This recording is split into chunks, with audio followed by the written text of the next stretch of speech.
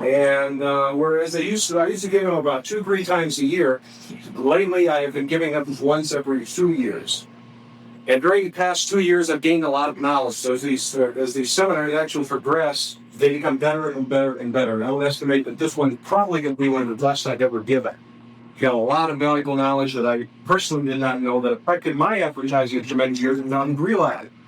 So we're going to go into that today. But first, the next segment, I'd like to kind of everybody introduce themselves. And I'm going to call on you. Start at, let's say, this end of the room. And it's going to take me a while and half a day to remember most of the names. George Douglas. George Douglas. And what I'm going to do is I'm going to ask you to stand up. And I want to ask you to look at the group and say, hi, my name is George Douglas. What? No, not everybody says that, just George. So do it. And then have him also say what company he works for, what he does with that company. I'd like to select the name, the company you work for, what you do for that company, how you found out about the seminar, what prompted you to go.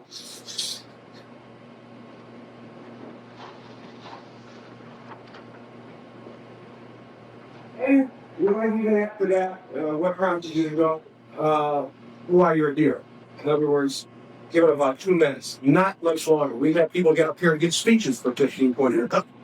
Just a few minutes. And this is kind of a way so that we can all get to know each other. You'll notice we pass out a seminar participation, a seminar participant sheet. And everybody's name and address is on that sheet. You can take notes on it if you like. You'll notice that there are stars next to those people who have attended the seminar before. For example, Brad Hayes here this is his third seminar. We almost had Drew Kaplan here. This would have been his fifth. He had been to every knowledge seminar we've had. So it's interesting to note that a lot of people had attended the seminar who have attended the seminar before come back. That should be encouraging to you folks who wondered, why the hell am I here? I mean, I know that's in the mind of a lot. We'll discuss that a little bit later. Anyway, let's start with George. George, you can stand up. George Douglas, Noblesville, Indiana. We could right outside Indianapolis. I'm with a company called Comtel Broadcasting Corporation. We design, manufacture, and sell 2 basic products. One is a automatic computer dialer. If you've ever been called at home, so I don't file on a computer, I make them. The second product we make is a computer voice stress analyzer, which is a stress analyzer that can hook to your phone and tell whether somebody's lying or not. It does a lot of other things. It's used in all sorts of research. Anyway, we make 2 basic products. The reason I'm here is to learn. Where'd you find out about this? I don't really know. I told you last night I saw your ad you ran years ago about the FTC, and I thought it was very gutsy, and I thought I'd come with. Okay. You're Brad? Brad Hayes. I'm president of BK Inc. Corporation, which is a rural land development company based outside of Washington, D.C. And I'm here primarily to address my fears. I fear seminars, something terrible. But I go to, and every time I go to a seminar, I learn something. Particularly Jody's one of the world's greatest failures. I learned all about design. In Wisconsin, I learned exceptional advertising. Anybody look for new handle advertising, because take it up here. Concept from Flinders. The last seminar I was here in Maui, I have opened up an entire new field, parapsychology and metaphysics. So I got into that fascinating stuff. This time, he's got to be with comedy, so I'm looking forward to it. This is that too. And I think I saw your ad, Joe, in a magazine, Direct Mail. I don't remember, but singing in the back of your breath. John Ives? Yes, good morning, John Ives. I'm a physical therapist in private practice, Poway, California, which is in San Diego.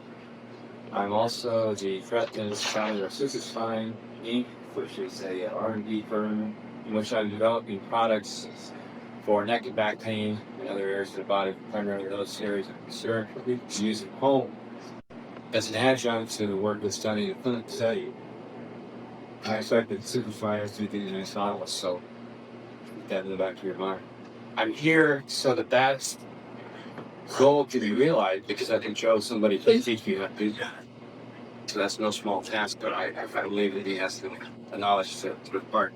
I heard about the program through Gary Halbert's newsletter, which I was subscriber to.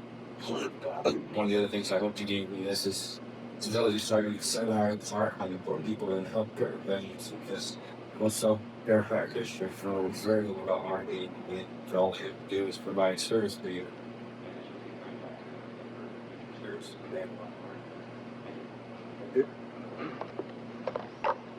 One thing I'm not like to make sure I'm from Farmingdale and I run a small company. Like,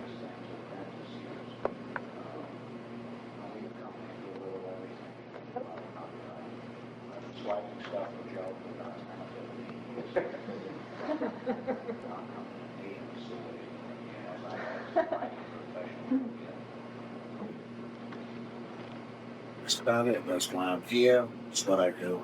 That's why. How do you find out about? I've been following your ads for a long time. Gary Halbert's letter. If you said. Okay. Let me just comment. Maybe a gentleman came here and said, hey, I can follow your advertising for 10, 15 years, and I think I owe the 55 points that you talk about in your seminar. I bet I know every one of them. So he comes to the seminar, he sits through the whole seminar, he comes up to me afterwards, he said, Joe, this is amazing. He said, I've been copying your stuff for years. I thought I knew all 55 points. They were all wrong. He says, you taught me 55 new points, and I never even suspected, and I really didn't know your advertising. So I like to been swiping my stuff for years, but he really doesn't know what he's been swiping. Find out. My name is Don Yen, and I live in San Marcos. What's your name this way? Don Yen. Don't get. Yeah, G-I-N-A. I live in Santa Monica, and actually I done a few things over the years. Right now, I'm kind of working with my wife in a business that improves eyesight without using prescription lenses and surgery. And our school is called School of Better Eyesight. Primarily, well, I'm kind of back in where I'm at. It's kind of the Harvard business right now, and I'm looking at getting into marketing product right now. I say says kind of a student of marketing and student of copywriting. Been some of Garrett Halbert, and that's where I now know about Joe Sugarman's newsletter. Also through I say some of Mark Gilson, and the day and some. So my next goal was to go up here. Thank you. Who is this guy, Gary Hill? Pablo in Miami, Florida. I'm the president of Fine Cosmetics and also of MDR Fitness. We market vitamins and cosmetics and skincare products. And I work with a group of leading doctors in nutrition and aging and skincare. And we help Joe Sugarman in the development of product and acceptance of products and putting back on data to make sure it's all acceptable for advertising link. And I've been looking forward to this seminar for years now because of this famous reputation of the seminar, which you learn. And sugar. Thank you, Pat. That is become a very, very good friend. She's a terrific lady. I feel really delighted to have her here. Let's start over there. My name's Jack. When I'm to the tree from Seattle, working across Lake, I go, drive directly to the other side of my lips, right? And eventually, not back similar right now, but eventually got involved with a small Hollywood's like Mike. He's a fine Brett Marlin female or space ass and cat vendors to concept, but right, always like done.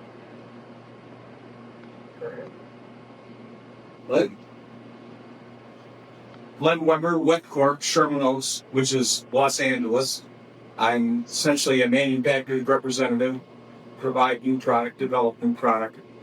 Or direct marketing people. I had the privilege or the trauma of being involved in a product which was repressed and hidden from public for many, many years. And it became known as blue blockers, which are sunglasses. I think all of you have these for it. JSNA has been a stimulating experience. There's no way that I would have missed this seminar, and it's a delight to be here and meet all of you as well. Thank you, and Linus Westell is the lay in the head copy on the blue blockers, and is famous worldwide as the lead.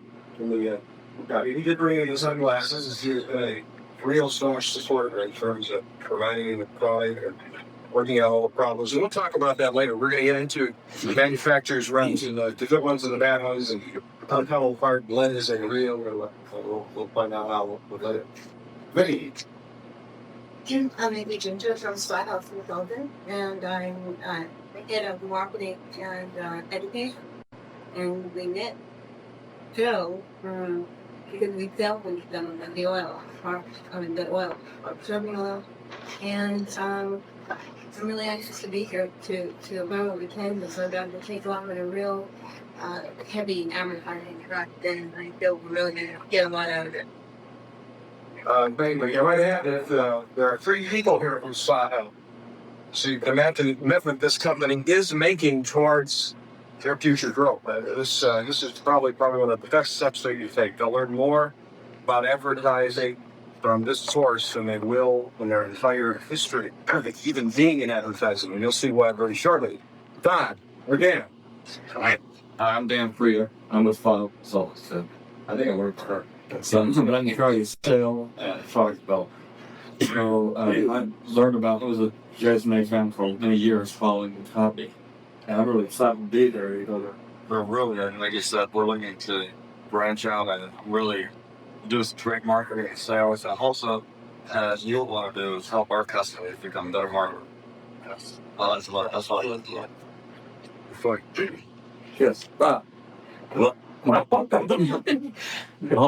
honestly, I didn't want you to notice how loud to share. It was very significant. I'll explain it in a minute. Go ahead. Your mom, Joe, is my Texas influence. So you were going to say something else. Well, what is? And I'm from LA. I'm basically an entrepreneur. I've got 15, 16 small businesses, and I would like to emphasize the word small. And I used to develop in the 70s also, and that was very successful. And what I really want to do, I've got about 10 products and about 4 or 5 of my own inventions that I want to get out on the market. And to do it, you really have to do it in a big way. And I've been to one of the seminars before, and I got all my other tangents, which I shouldn't have, so I came back to revitalize myself and say, this time I'm going to do it. Good. What Bob Cassidy mentioned, and I can understand why, is that he's a United Airlines pilot. And at the last seminar, I asked him, I said, Bob, I'm also an entrepreneur. And I know that it's very difficult to be a good pilot and a good entrepreneur. You got to be one or the other. So he says, Joe, I'm going to confess something. I'm a lousy pilot. If you ever want this poly tight step walk, wait for the next one. But anyway, Bob Williams, this is the second. He attended the personality seminar. He's always buying it. We met, we bumped into each other. Those last Odysseys. John Ford. I've never said the words before, but I like the way they sound. I'm not just. And I started First Travel Club about 7 years ago, and I'm president of it.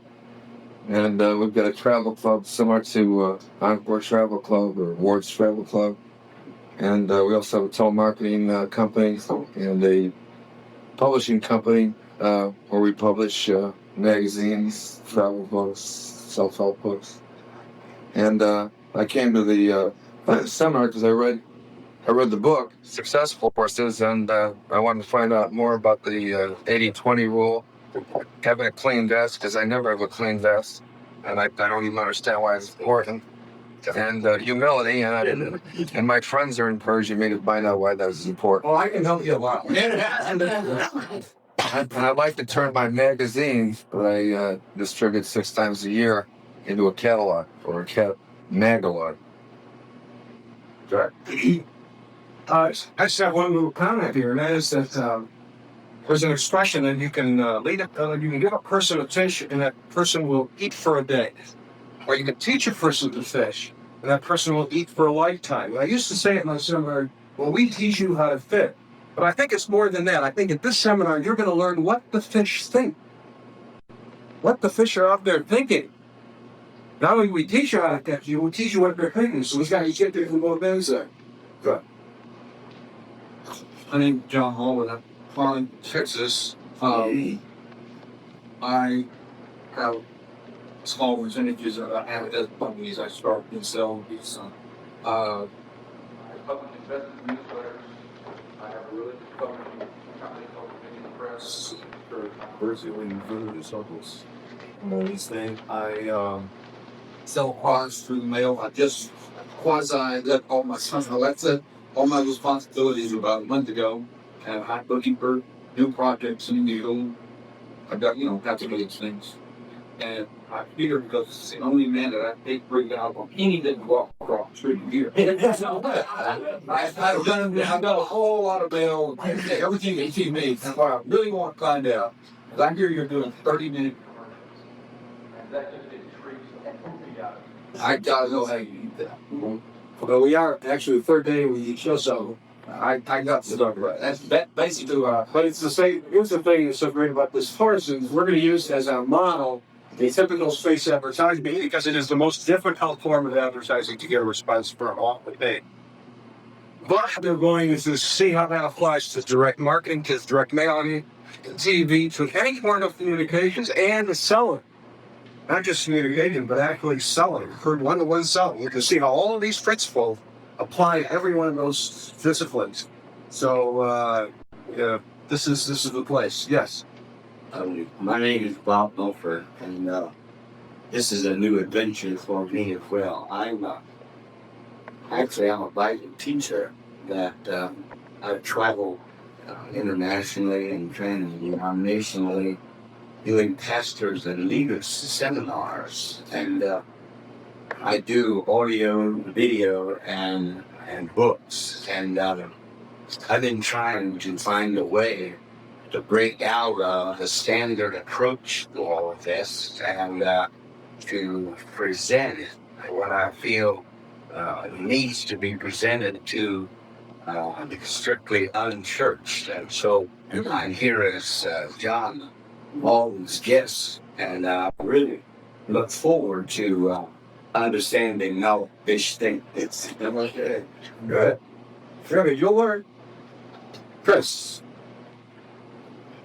Chris, I'm the Spinal Consultants. I was here with my partner, Dan and Mickey.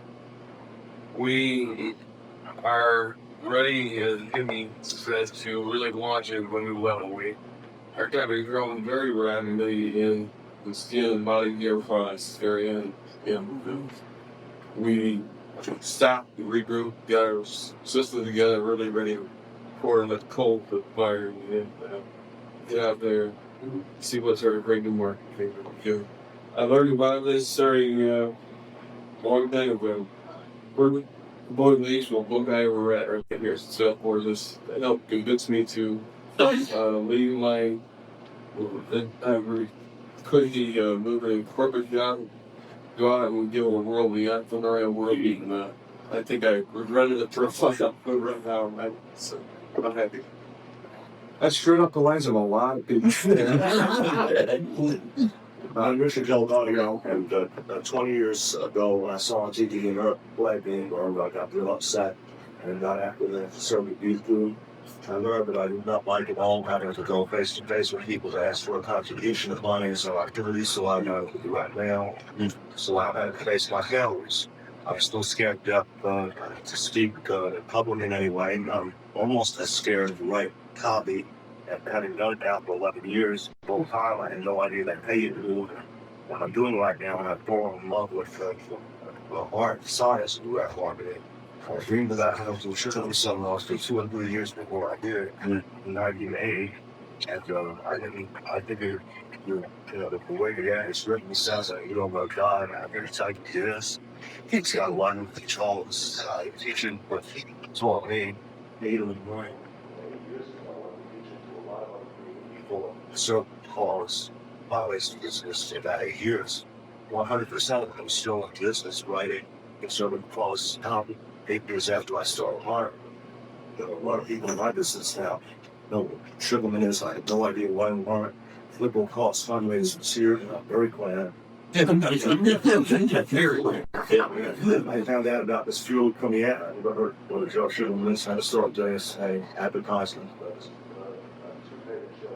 In Direct Walk magazine.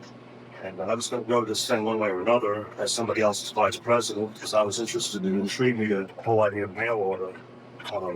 And the techniques that can teach us. And so my boss basically started to carry a few books on mail order and asked me, what are you doing with that? And I told him, I'm going to have a mail order business. And I'm in a conservative cause fundraising business. I figured this is not competitive to anybody he's doing. And I'm going to learn, but also. And he found out I was kind of talking about the Sugarman $7, and he preempted me. He sent me and spent a couple of $1,000 and used zero of what I've earned as far as the company's policy for that. Being the vice president for a lot of accountants, I'd be as welcome to the IT stuff anyway. Now, the last 2 years I've had my own business, and just recently I used one thing, Joe. Just 8 years later, and I'm still thinking of little things that I learned 8 years ago. I had a full-page ad, the world's ugliest classified and everything, like the demonstrating system. We're very conscious of all that. Thanks again, Joe. Just tremendous. We got a little exciting. Right, so that. Well, thank you, Richard. Richard, something that's interesting. He went back and he, to his staff, said, hey, you got to go to the seminar. And because we've got, I stepped over to explain the slippery slide that we have to, and they said, slippery slide. He says, well, yeah, I won't explain it. He tries to explain it, and they quite don't understand it because they didn't experience the whole process that we went through. And so he was very, very frustrated. The second thing that I think brought to my mind to what Richard said was that it's good to come back.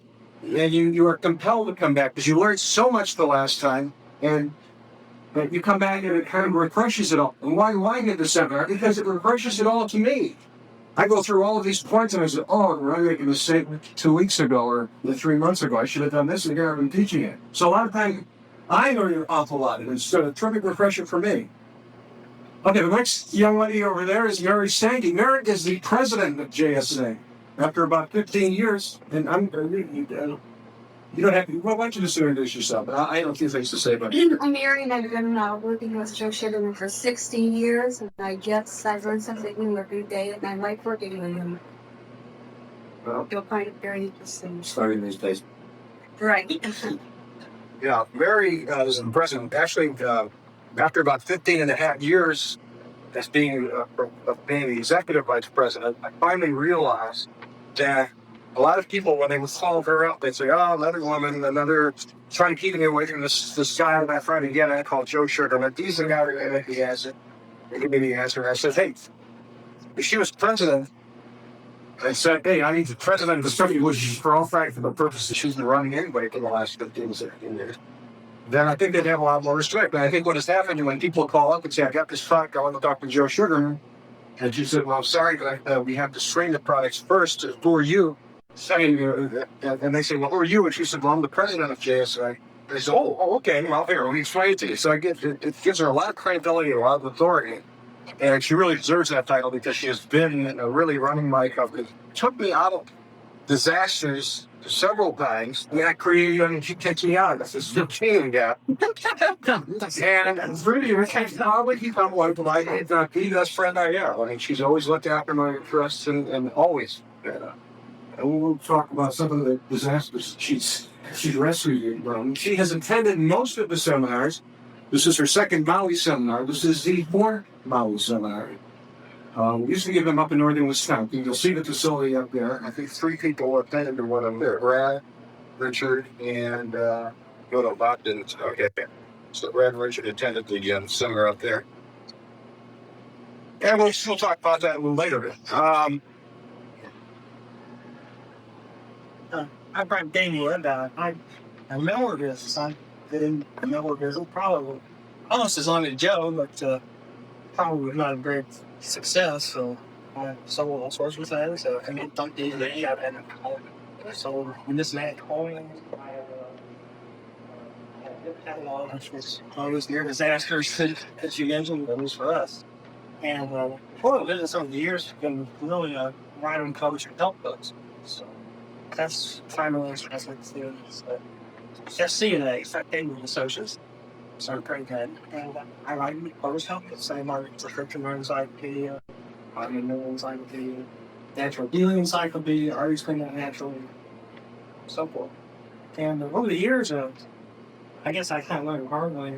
My aunt's been penning for the, I guess some of the principal judges and teaching. I noticed a couple of years ago that really were story interested in the ends really hurt their spot, particularly story type headlines. So I've just been doing this probably since almost day one, and so it's very interesting to see how my business has kind of evolved. You hear some things just was teaching. I've heard of you learning a lot of new things, making confirmations of things I already know, and it's really constantly very interesting. I followed Joe's career for 12 years ever since I saw Dan evolve pretty well. And heard him speak to Greg Markham the day before. Read the book Successful a few years ago. By the way, I'm going to put my hair on the knee, and he maintained that you shouldn't clear your desk. He's the chairman of IPP, so after trying to clear my desk for 2 or 3 years after reading Success Forces, I now come back to a kind of a semi-messy desk, a la Harold Janine. We'll check it straight in us, Frank. Yes, But it's I really enjoyed calling Joe's in a career long distance over the years. Because, ending, yes, the Finnegan's, the FBC, all that place. So it's a very interesting few days. Thank you. A couple comments. One is that these shirts, these Hawaiian shirts that you have, you can wear them, of course, anytime, but they are required dress to graduate. You all that word, I think, for graduating. So I just asked you down, and so you can look here. Leanne McCarthy. I am Leanne McCarthy, and I am a interior designer by profession. I've been on Maui from Detroit originally for about 3.5 years now. And after reading Joe's book, Success Forces, and hearing about his the seminar that he gave here last, I'm very intrigued and wanted to attend, and I'm real happy to be here. And we kind of recruited Leanne too to assist us in a lot of the preparation. You'll see that there are a lot of things that we have in store for you, and keep them very instrumental. Having somebody here now to look after that has been very, very helpful. By the way, you'll notice I'm doing a little pacing. I normally do a little pacing for these seminars. The reason we'll talk about the accident later is you probably don't know I was in a very bad car accident, and my ankle really had bothered. And if I keep walking, it doesn't hurt me too much. If I sit down and then step up and start walking again, boy, it was burnt. So I might need to be resting my feet up here. I hope you're not offended it. I wash them every day. And and I was pacing a little bit. Okay, now I have a real special guest I'd like to introduce you to. First of all, I want Gene Clark to stand up. I want to talk to him. Let's just stand up and say, this is way better, buddy. Yeah, Gene Clark. That's Gene Clark. The same as Gene Clark. Now I want to give you a little bit of background about Gene, because all of you will be seeing him today or tomorrow or during the course of the seminar, I hope, in various stages of undress. That's a question that's about you. Let me tell you how we got started. To give you a little bit of background. First of all, Brad, when he got up, he mentioned that this seminar was going to have kind of a health and fitness type of feel to it, and it will. Every seminar has kind of a thing that kind of weaves its way through.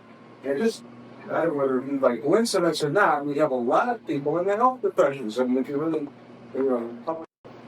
so it's very appropriate. I mean, we usually have a special guest at each seminar that kind of ties all these things together. It's very appropriate that Gene Clark is our special attraction for this particular seminar. Let me explain how we got together.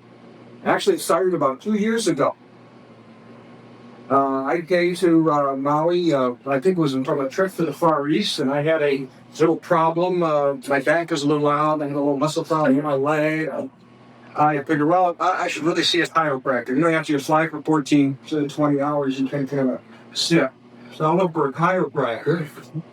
And before, so I was in the motel, and I asked this lady at the hotel, I said, is there a chiropractor around here that I can go to? She said, well, No, but there's a great carpenter down the street. He does a lot of carpentry work, and he does this new outline so you don't understand. I want a chiropractor. I says, chiropractor, they're the ones that crack your back. So, yeah, he does that too. He's one of these Hawaiian healer type people. Nice Hawaiian healer type. And then meanwhile, her husband comes in, and her husband says, she says, how about Kitty? Oh, geez, we got people come here who are sick and couldn't get out of bed, and he's come over, and boy, they were walking in a day, and people he's helped that were sick for a lifetime. Oh, boy, they're happy. So I said, well, okay, what do I do? She said, well, where's his office? Where's his clinic? She said, well, it's not a clinic, actually. If you'll go across the street from a professional building, there's a beauty shop, and in the back of the beauty shop is this little room. And you go into that little room, and that's where he has his office. But first, you got to make an appointment with the beauty shop. So I says, oh, okay, well, you kind of wondering. So I said, okay, fine. So I had some zones of it all, and I went into these 1 hour photo plays. First, I called up and I made the appointment, or I went over, I don't remember, but I made the appointment for that afternoon, and I went to one of these 1 hour photo shots, and I dropped off to a roll of film to be developed. Then I go and I did a Jeep, and I lie in the stable. And I'm lying in the face, I get undressed, and I'm just in my shorts, and I lie in the stable, and he starts working the bottom of my feet. And he's telling me things about myself. He said, boy, you've got an infection in your right kidney. You've got this, that, and just little odds and ends. You had an accident with your left shoulder, didn't you? I mean, he starts doing all of these things that are wrong. He's doing this to the bottom of my feet. And then he starts inflicting pain. He's pressing the bottom of my feet on my feet. I'm hurting. And I said, why did it hurt? He said, well, I'm messing your kidney area right now. Your kidneys need a little work. And then he presses another card. Oh, what's that? He says, that's your brain. It's a little screwed up. Why didn't you tell me that, Gene? So he keeps working on me, and his little leg rubs my body down, he's working on my back. And I got through it, I feel terrific. So I walk, and I had him, and he says, Joe, you really need a couple more treatments. So I said, Gene, I figured he was going to fish me for a few more treatments. So I said, no, I said, I really feel, no, Joe, you really need a couple more treatments. I'll do them for nothing, but just come back. So I said, Gene, you're not going to do it for nothing for me, I'll pay you. But that kind of told me that the guy really wasn't out to get more money from me. He really felt that was something else. So I said, okay, fine, I'll come back tomorrow. So then I go over to the 1 hour photo place to get my bill, and I walk in there, and there's a tremendous odor from Heifel sulfate. I don't know if you've seen it, photo process. And I'm smelling this tremendous odor, and I said, who dropped the bottle of Heifel? And they looked at me, and they said, nobody dropped the bottle of Heifel. I said, well, the smell in here is horrible. So it sounds like this all the time. What he had done is he opened up my smelling. I did not realize it, but I had not been able to smell that good. I mean, smell things that good. So he opened that up, and then he did a number of other things. So I had any more treatments. I flew back to the mainland, and I wrote a report about all the things that he had done to me and all the effects I had. Because what happens is when he fixes something and it goes away, you forget about it. You ever realize you had it? So about 6 months go by, and I decided, well, I need a break. I know what I'm going to do. I need to get on my back because I feel a little sluggish. I know how terrific I feel after working with me. I'm going to bring my computer and all of this copy that I want to write. And I'm going to spend a week in Maui and get more treatment. So I came here and got 3 more treatments. And in the process of the discussion, I was talking to Gene. I said, I really believe that you can cure cancer by working on a person's brain. Because people... I think cancer is mentally induced. I know my feeling. He says, yeah, that could be. And he says, it's possible. Like, well, cure cancer. Well, he's a very modest guy. He's not going to say, yeah, cure cancer. I could be from an FDA or some mental institution and arrest him, because who ever cures cancer? But he says, yeah, it's possible. So I said, well, if I ever come across anybody who has cancer, I will send them over to you, and we'll go from there. Well, I left, and it was about a month later. I'm going to tell you the whole story because it's really appropriate. About 12 years ago, I wrote an ad, and we're going to see the ad in the materials that I'll be passing out. I wrote an ad. My mom had just died of cancer. You ever known anybody who died of cancer? Usually it's a very prolonged thing for a lot of people. She turned into a vegetable, and she was just lying there. And you felt really helpless. Here you're an entrepreneur. You can go out and do anything you want. You can, slash finally out the door. dare to do anything, and you can't help your own mom. It was really a very frustrating experience. And so about 3 months after she died, I said, I know what I'm going to do. I'm going to raise money for the American Cancer Society. So I took out a big full-page ad in an advertising agent, and I kind of bragged. I said, I'm the highest paid copywriter in the world, whatever. And I said, my email was $52,000 an hour, an hour. And I forget the exact, I'll go ahead and read it. And I said, and the reason I can justify that is for my company, I write copy. And they copy that I write, it turns into ads, and then they turn into mail order ads, which bring in product, you're earning a lot of money from that. And I always spend X amount of hours, and we earn X amount of dollars, and therefore my fee is $52,000 an hour. I would like to write copy for you for nothing. I'll go to your office, I'll work for you for 6 days, 12 hours a day, and I'll write the greatest copy I've ever written for you, and it won't cost you a penny. All I ask you to do is send me a check made payable to the American Cancer Society, and I will gather all of these checks out, and I'll put it in a hopper, and I'll have my computer pick a winner. And the person that wins, I will work for. And all the rest of the money then gets contributed to the American Cancer Society. And I ran the ad in an advertising aid, which was an appropriate place for the ad. And I raised several $1,000s, and we picked the winner. And of all places, the winner was from Chicago, which seemed like a lovely, you pick another one because I figured, well, that wasn't fair because everybody will think that I picked the one that was closest to me. But I picked the one that was from Chicago. And I called this girl up. Her name was Carla. And first she couldn't believe it because that morning she got into a train wreck. I mean, she actually got into a train wreck. It was a big train wreck. A few people got really badly hurt. She finally gets to the office. She gets a phone call. It was me congratulating her. She couldn't believe it. But anyway, she finally calmed down and we agreed to get together. She says, look, my boss is about to go bankrupt. A guy named John, Jon, John. He's about to go bankrupt. It was a sports business. He says, your help really won't feel that much good, but you've done a lot of good so far. We just like to have lunch with you. And I said, okay, bye. Let's come over, we'll all have lunch. The boss, you, and myself, Albert, for lunch, and we know each other. So they come over and we got to know each other. And Carla was a very effervescent 23-year-old, 24-year-old young lady. And she said to me how she was touched by the ad. And John would talk to me about, well, he's probably get out of his business and go into something else. And went on and on. Now, 12 years later, it was January of last year, I'm at the Portland Direct Marketing Club, and I'm getting a speech. And after the speech, I get off the podium, and up walks this guy's name is John Spolsel. And I say, hi, John, how do you do? It's been a long time. This is fine. You're Carla. And I said, no, what about Carla? He says, she has cancer. I said, no, you're kidding. He says, yeah, the doctors are giving her a year to live. Her remove the breasts, and she's in really bad shape. I said, oh, you're kidding. I says, John, I just came back from Hawaii, and I met this guy who says he might be able to cure cancer. I said, let's give it a shot. I said, look, you think she would be willing to go to Hawaii? And I said, I think she'd be willing to do anything. So I said, well, let me contact her. So I contacted Carla. I said, Carla, I said, you won this. I said, but you really never took advantage of the prize. Now you're going to take advantage of the prize. I'm going to send you to Hawaii. I got this guy named Gene Clark. Yeah, this is a wild shot to work on sending Gene. He's going to work on it. And I think maybe he can get rid of that cancer this year. And I'm going to pay all the expenses for the treatment, for the flight. I never won the contest, but I never really paid off. Now is my chance to pay off. Yeah, isn't this interesting? 12 years this whole site was up. So, story goes on. She told me that she had filed a lawsuit against the doctors. She had breast cancer a long time ago. They had x-rays, and the doctors never saw it. It was so obvious. And she filed a big lawsuit because of that. And the cancer had spread and it gone to her bone marrow, and it went all over her body. So she filed a big multi-million-dollar lawsuit. But anyway, she decided she'd come to Hawaii. She comes to Hawaii, she sees Gene. And in the process of seeing Gene,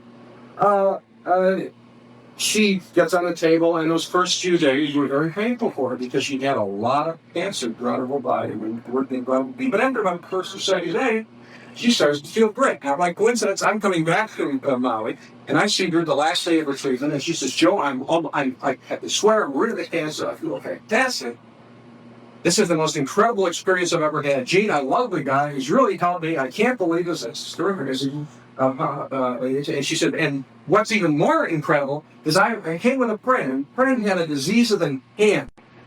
And that it was very painful. There was a nerve, so that was from tightening. And when she tried to close her hand, it would be so painful that she couldn't close her hand. So the doctors had to cut the nerve, which meant that she could never close her hand. And now she's getting it in the other hand. So I sent her over to Gene, and Gene worked on her. And in one treatment, he did what those doctors couldn't do for months and years. And without an operation, full cancer, she can close one hand and there's no pain in the other. And now she's cured with God. I said, that's terrific. She said, not popular side of the whole warmer boss. I'm supposed to. And he's telling me, he's got an eating problem, an eyesight problem. He's got a few other problems. He's going to come over here. So I'm witnessing all this. You go back, you take your test and find out if you're better. So she goes back. And John Foster, by the way, comes over and he gets treated, and his knees were always bad. He's a basketball player. He's now the general manager of the Cortland Trailblazers. And his knees all of a sudden they're better, and his eyesight improved, and all these other things that were wrong with him. I forget offhand, Gene, but there were a number of things. And he just felt like terrific. He went back, and I'm watching all of this, and I'm saying, my goodness, this is terrific. I said, this is incredible. He says, we've got a real thing here. So then I started studying Gene, and I started watching. Some of the people would walk in, and they'd literally be crippled. They'd walk out healthy. John also, by the way, had migraine headaches all his life. Science problem, migraine headaches. It takes Gene one treatment to get rid of migraine headaches for the rest of your life. He has treated a number of cases, people who had cancer. And in particular, in one situation that I was personally involved in, I had a friend who had possible breast cancer, and spoke to Gene about it. Got a hold of Carlo, so Carlo could explain that this guy was a legitimate, real thing. That individual went out there and got rid of the problem. This has been going on and on and on, and Gene has been probably one of the biggest secrets here in this island. Getting back to Carla, Carla went back and she had tests from the doctors, and the doctors found that the cancer in one area of her body was totally gone. And the cancer in the bone marrow was just, or around the bone marrow, somewhere, was just barely there. That just some radiation treatments and some chemotherapy would probably get rid of the last part. And I told Carlos, you should come back to Maui. Just spend some time here. You don't need that. Gene, it's just a little bit more to you, get rid of it. Just, well, I got my job, I got to do these other things. So she decides to stay there, and that's why therapy and so forth and so on. Now, it's December. It's December, November, I think it was November.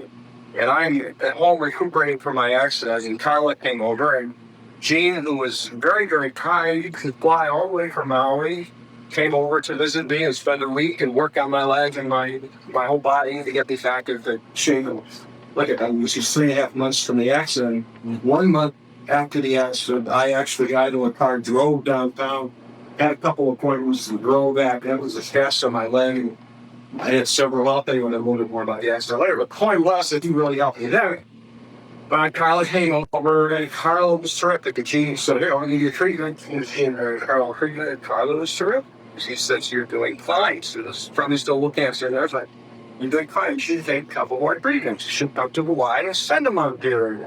So she says, well, I've got these obligations. Meanwhile, so January, and I'm here being treated by Gene, again, the rehabilitation, studying up for the seminar and all that kind of stuff.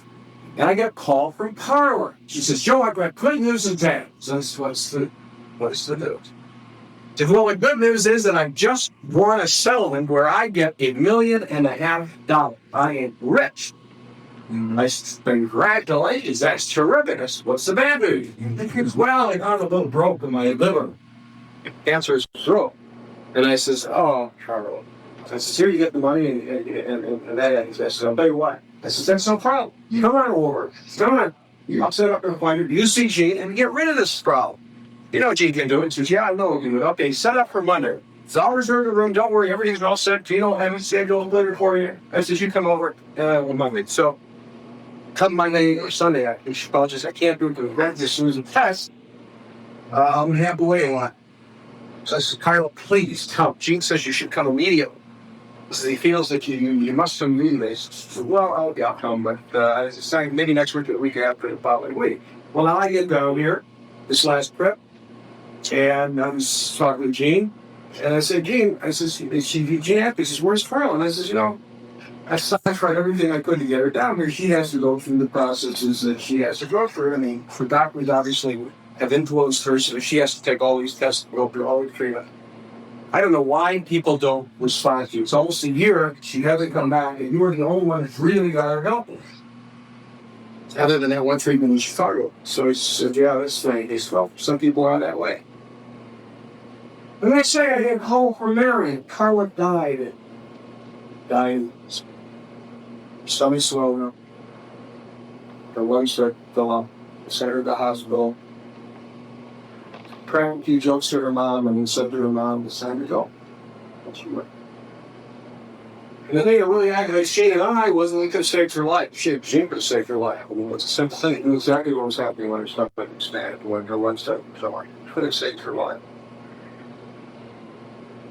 So I say to you, if any of you receive any benefit from this seminar at all,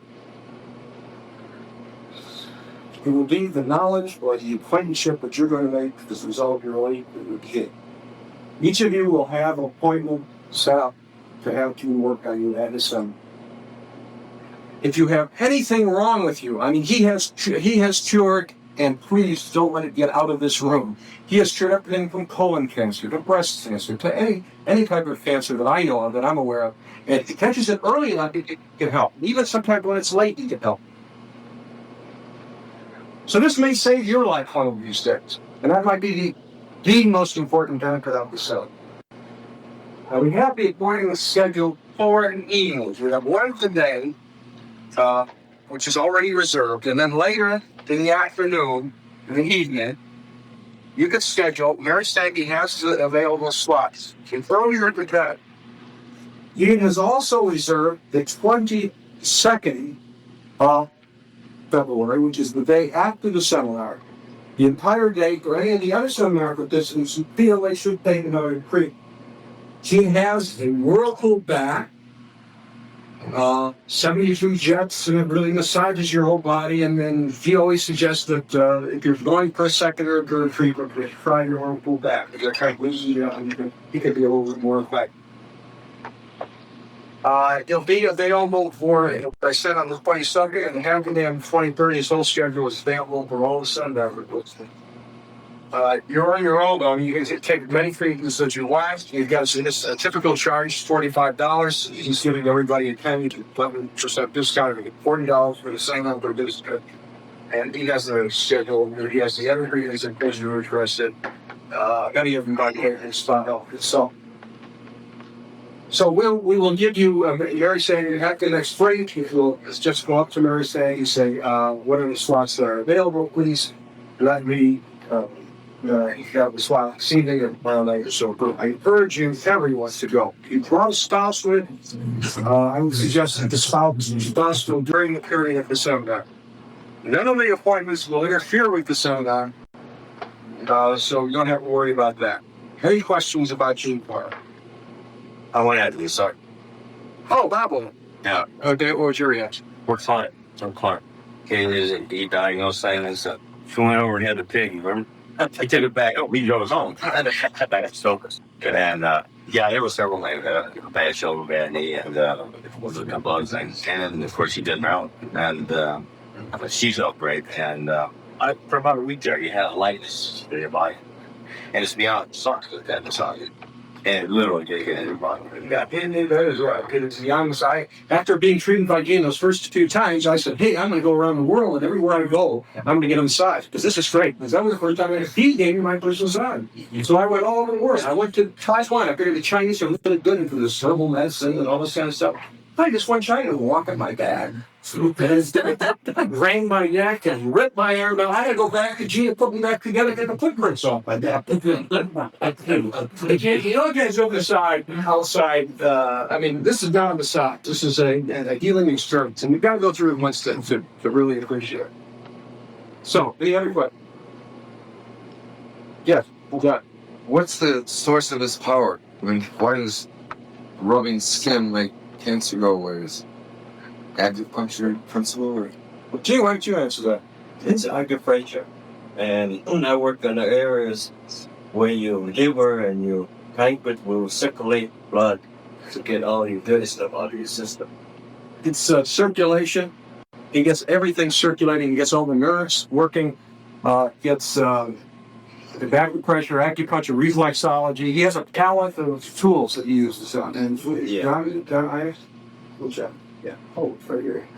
John is very similar to that. He's a physical therapist. He uses a whole palette of things. And it'd be interesting to have John and G get together. This would be a real meeting of the people that I respect. Anyway, yes. I want to share something. 3.5 years ago, I had viral meningitis, and I got out of the hospital. I have horrible bulges and muscle on the right side of the back of my neck. I stayed there for like 3 weeks, and I went to a fellow who does what's called deep level therapy. I've heard of that. It made me similar. It's rather crazy. Cancer. And then 3 days of one treatment, that muscle just relaxed, went in, everything in the leg. And so my personal experience is that there are benefits to science therapy. I'd like to say one other thing is where the power comes from. And Gene's power, everybody else's power, in areas like this come to a great position. That's right. That's right. I really believe that. He's a channel for us. Gene is a channel for a guy right there. It's been picked. It's good.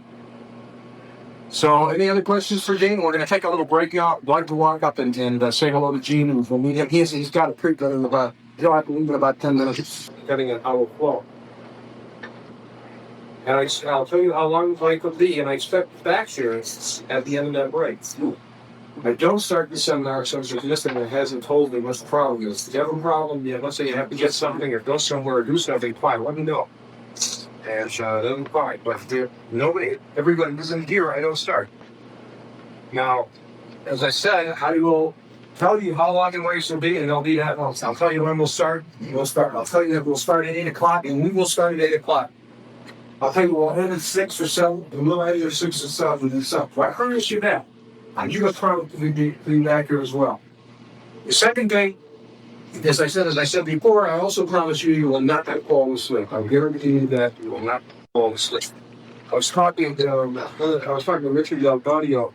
Richard said to me that as a result of the last seminar, he didn't bring himself when he got to talk. And that was that as a result of the last seminar, he made contacts and friends and found resources that he never had before, and have resulted in a strange benefit to him. And that's one of the advantages of the seminar. We have, by virtue of the price of the seminar, brought together people who are very, very serious about the subject and are really here to learn and really here to benefit from this course. So you all have really something in common. The other thing about the seminar is we have probably created more millionaires as a result of this seminar than I could imagine any other seminar given anywhere in the United States by any group. By that I mean people have come here with their last dollar, literally their last dollar, and attended the seminar, walked away, and 6 months later have made a fortune. There are some people now running $100, $200 billion a year businesses that they directly could associate and link to the vendor. So, another example was an MBA graduate who was a failure. He had failed in just about everything. That MBA, in fact, a Harvard MBA. This is not Johnny Goldman, who also has the Harvard MBA. And this guy and failed all the businesses. Finally, after about, I think he had run a couple of years of these seminars, he decided to attend the seminar with his last $2,000. He came to the seminar. I felt a little antagonistic towards me because here I never even graduated college. This guy's a Harvard MBA, and B is a failure. Here I'm sitting in this beautiful home in Wisconsin, teaching these people who come to me that spending thousands of dollars. And he had to stay in with it, and I could feel it for the whole seminar. And then finally, at the end of the seminar, he comes up to me and says, Joe, I just want you to know, I know everybody really had a good time, they really benefited from it, but I just want you to know, I just want you to know that. He lied. So about 3 months later, he called me up to show, and he had this great contact I've written an ad for, and he gave some help. One of the things about the seminar is that you help seminar with this. It's very knows that the seminar participant calls them, or sends a letter, or needs help. Generally speaking, depending on my schedule, I'm out there very, very quickly getting in the ad, or writing or editing a copy. In some cases, actually writing an ad. Don't count on that, but I've done that on occasion. So this guy calls me up about 3 months later and he says, Joe, I heard this ad, and he says, well, send go. Anything to look at. And I look at the ad, I read it over, I made a few changes to it, I call him back, I said, you've got a real winner here. I said, this ad should make you $1 million. What this guy had done was found a loophole in the tax law, which will save employers thousands of dollars. But in order to benefit from this loophole, they had to buy this manual for $250, which probably costs about $10 to produce. So you can see the profit there. But for a businessman, so it's worth every penny. So I told him what to do, where to place this first, and the best thing he knew how to from the seminar. Calls me back a few days later, says, Joe, he says, you're right. The ad is pulling like crazy. I'm on my way to make $1 million. Well, halfway through that, he made about $500,000. The government saw the tax loophole. There's a special section of Congress, but he had made enough money to launch his new company, and that, of course, became quite successful. Yeah, a UPS driver. I was going to share a few of these things together when I get into the meetings. He had a UPS driver who had been picking up packages from mail order companies in California, and he would see that these thousands and thousands of boxes he picked up every day. It was this little company. It's saying, all they do, man, put boxes together. So he said, I'm going to get in the mail order business. So he saved the UPS driver's money and flew out to our seminar site in Minocqua, Wisconsin, and we have an ad that he wrote. It's in our annual. So there's all kinds of people. Drew Kaplan has a company in Industries. I don't know if he wants me to tell people what his volume is. It's a pretty low profile. This volume, he's very, very, very successful. He has been, a lot of you might think he copies our style, which he does. But Dak Industries, DAK.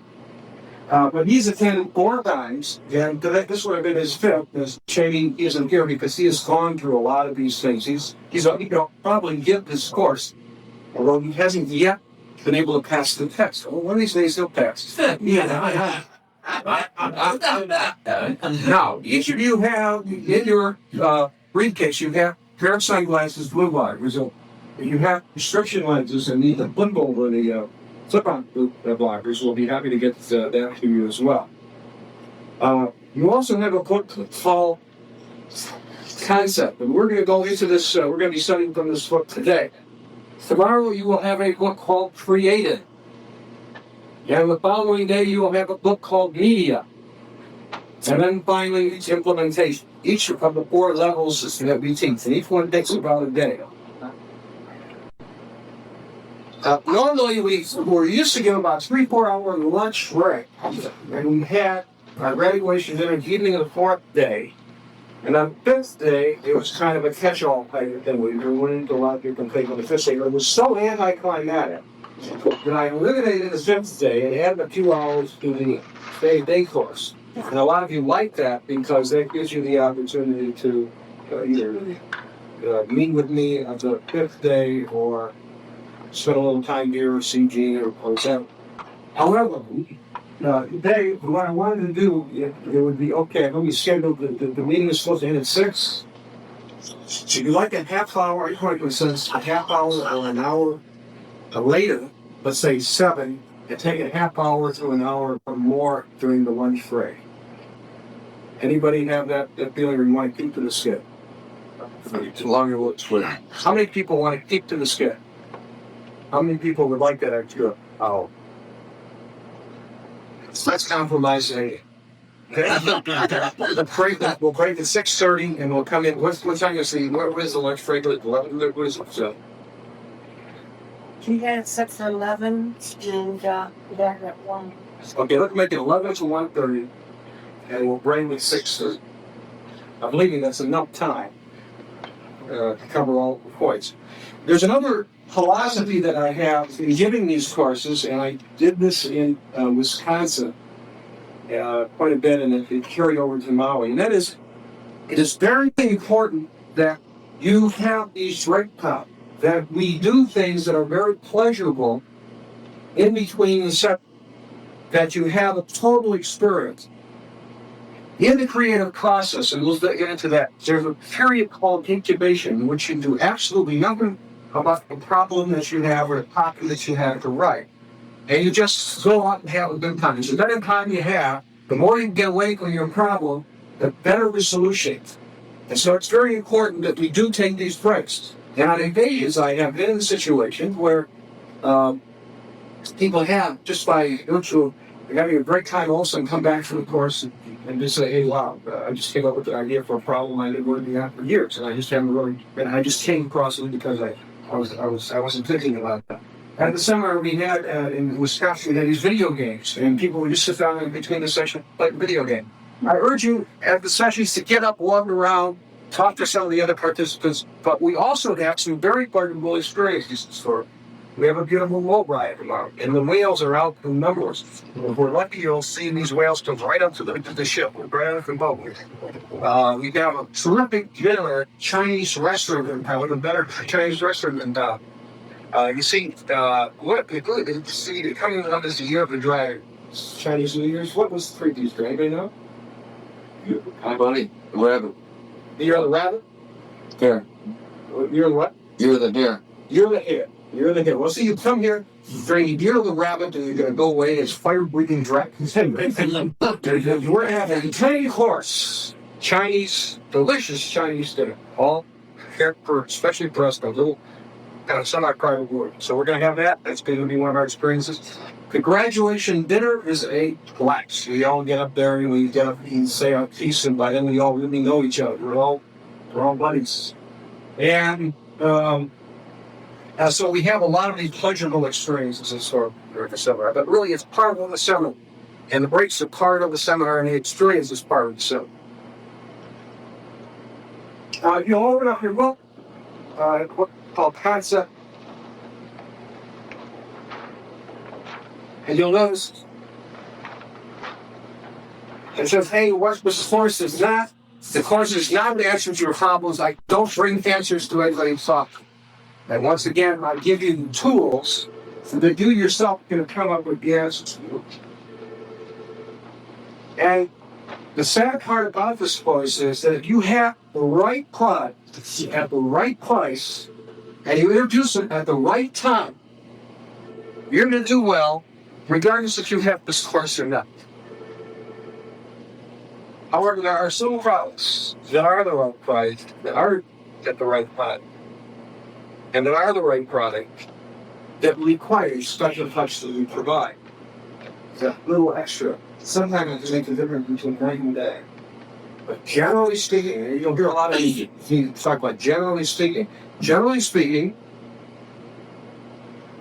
the right product at the right price, at the right time, will have an enormous impact and be very sustainable. Of course, you've got to have some of these other things going for you. A lot of them are common sense. But this course will teach you things beyond that. You'll see that the Wiggins analysis. Wiggins was the guy who said when he came to the seminar, thought he knew the 55 points. And he did. So we're going to go over the 55 points that Wayne thought he knew but didn't. And I talked to you about each man who fit, of course, that very chauvinistic is teach a person how to fit. Yeah. And we went into that. And the other thing I try to do in this course is open your mind. We all tend to fall in the slot. You're going to discover that you yourself are going to fall into a slot. And you're going to see it. You're going to experience it. And the idea of this course is for you to open up your mind and realize that the biggest success stories are when you open up that mind and start reaching out in areas that maybe you never thought or dreamt that you could reach out in. This doesn't mean that you have to be creative. I know a lot of people here say to themselves, I'm not very creative. You're a little conservative. I'm sure there's some very, very creative people here. How many people here don't consider themselves as creativity as being a strong core? Anybody? Obviously, it's in there, so you can. It's Mike. This is not a part. I got people here who never written anything in their lives come to this course and who were not creating, and who, by opening up their mind, were able to sit down and write copy that was absolutely incredible. And he came as a result very, very successful. So don't feel that you have to be super creative or super writer. You will be when you leave, or you'll be better than you were when you came here. But you don't have to be creative. You'll see why I do so. Now, what I teach is different than anything else. You know, Gary Ballard is a terrific, creative genius. These are very few people in this industry, and you'll know that the real geniuses in this industry don't win the writing awards, don't get put up in DMA as generally your I was, so I'm glad you got to see it. I don't think they touch you now, you had a year back. But anyway, these people are generally a little different. Generally speaking, they've gone through a lot of experiences, and they have their own way of viewing things. And I noticed that a lot of people here were here as a result when they get to Gary Albert's newsletter. Gary has a very unique way of looking at things too. My way goes a little bit, it's a little different. And basically, what I try and do is explain why these things work. Why these things work. What really works. You know, we all, from a conscious level, think we know. But from a subconscious level, there are things that are going on that will absolutely amaze you. So we start covering some of those. But the 5 basic principles that I teach to be boiled down by things here. The invisible frequency, we will discuss in a moment. The slippery slide. 55 points. Soothed constraints. And what we call the buy environments. If you can understand those 5 points, you will by the end of this session, you will get out the basic principles. Then the course goes to discussing the various aspects of how the principle apply to every form of advertising, to everything we do, to life. Yeah, you'll see how these things work. Let's talk about the invisible frequency, just as first note.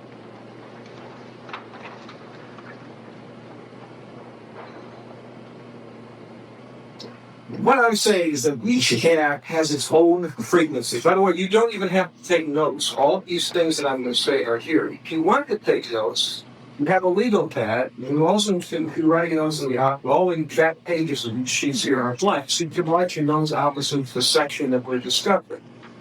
The legal pad is for the writing process. Because we're all going to sit down. We have about a couple of tests as I got just challenge, I should say. In which you will be asked to write a topic, or to write a headline, to write a subheadline, or whatever. And we'll be breaking these up in teams, and you'll be working together with others to do certain things. So, the legal pad is really for your writing. Although, if you have a computer that has taken over the writing process, and we'll get into the computer and why it's good. So in the copy here we say, I'm saying that you can imagine 2 identical tuning boards. And you have a consumer. And the consumer represents one of the tuning forks. And you have another tuning fork. And if you flip one tuning fork and the other is the exact frequency, the exact shape, the exact size, what will happen to that second tuning fork? Anybody? Say something. Right, it will resonate. It's going to be go boing. All of a sudden, the tuning fork will pick up that frequency and go boing. And basically, in an ad, you have. Well, let me ask you another question. One of them, I took two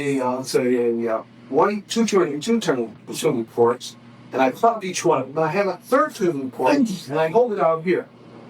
Will that third tuning fork resonate? You say yeah. Anybody? Say no. Well, I haven't really finished the question. Everybody's saying yes, so no. May not, and may. The idea is that these 2 tuning forks will resonate at a certain frequency. Together, you bounce what's called beat frequency, and beat against each other, produce a frequency. And if this other tuning fork out there is the same as the beat frequency, not necessarily of the 2 little tuning forks, then it will vibrate. But if it is not, it won't. And basically, in an ad, you have several factors. And all of these factors have to be so tuned to create a vibration and that it will be picked up by this person over here who's the consumer, and it has to vibrate with them. Ever hear these train? Boy, that's ye. No, I didn't feel that. Because I really enjoyed reading that ad, and I'm really looking forward to getting that product. Then you know you really got that frequency. And to get that to work, you have an ad with 100 different elements. I've discovered 60 of them. There are 40 that maybe I'm not even aware of that I do subconsciously. And you have got to get, and they're all represented as tuning forks. And you've got to plug every one of them and get them working just in the right harmony to get that consumer to vibrate. And so, in some cases, it's really gut feel, serious, but in other cases, it's learning these 55, 60 points that we're going to score. And once you understand, and they're not very hard to do. I mean, there are a lot of what common sense, a lot of them are going to open your mind, I'll give you one example. We took a question here today. And one of the questions was, we talked about syrup and sans syrup type. For years, I have been using a sans syrup type. And we'll discuss that a little later. And I have discovered that it is the worst typeface in the world to use for comprehension. It makes different 3 or 4 times the results, or comprehension. And so obviously for years I was using the wrong tuning fork, and I always stopped that. That was the point. I always taught my students, I said, well, you really have to choose a typeface. Choose a syrup type, syrup type, because sans syrup isn't as easy to read and isn't as, but the reason I use it is I want my ads to stay. Well, that was the biggest mistake I've ever made. But I learned it. Thank you. Correct. But the point is that there are all of these things. Now let's take all of these different frequencies. So it is extremely easy to fail in print advertising. We're going to, again, use print advertising as the base. It's very, very easy to fail because if you're on one of these tuning forks, any break 3, you really are on, and it doesn't work. But if you're on, if all these tuning forks are on, I mean, your sales can just go up the roof. You can create an entire. You realize what this course will do? If you sit down after you leave here and write that magic ad, and go through the processes that we're going to discuss, and that ad runs, and it's success, you created this. You created a business that never existed before. That's the potential of what you can learn to read. Let's look at the examples on this page. For example, you have price, purchase justification, trial period, service time, ease of ordering, credibility, which are just on the point. And they're not tuned in exactly. You could really be off. And you could have a very, very successful product. But let's just take 3D elements. On the next page, we notice this little graphic. Let me just show you what I mean by relationship with each other in terms of obtaining one. If you have a product that you show a consumer, and consumer looks at it as though that's the 1995 product. That's the perceived value that consumer has in that product. If your price is low, that's that little bar to the left. Then you notice the credibility. You notice how much higher you got to be on credibility. In other words, you have to provide more credibility to the product. You got to say, well, the reason the price is so low is you're still getting a very good product. At least we're selling it for $14.95 is because we're discounts. And we've been in the business somewhere. So sometimes you have to increase the amount of credibility you have and keep put the price low. You notice that you really don't have to justify purchase of that product because the price was low. So you don't have to spend as much time justifying the purchase. Do you see how that relationship goes? But let's go to the next one. And let's say you offer something and it's at $19.95, it's the right price. Do you have to add much credibility to that? No, because people perceive the price to be correct. And you have to justify the purchase. Not so much, maybe a little bit more than the previous example. But now let's go to the point where the price is high. You're overpriced. You have to add a lot of credibility to the purchase. You got to say, well, the reason it's more costs a lot more money is because we add this little old thing here and the add a gadget here, and that's why it costs more. And then you have to justify it more. You have to say, no, really, because it costs more, you're probably wondering, why do I have to pay more for this? And so you have to justify the purchase a little bit more than you would have to do this price of the way point. or I should say at a lower point. So you see all of these things are fluctuating, you're constantly fluctuating in that, and you will learn these, and you will understand this very, very clearly by going to course. Now, in terms of the next stage,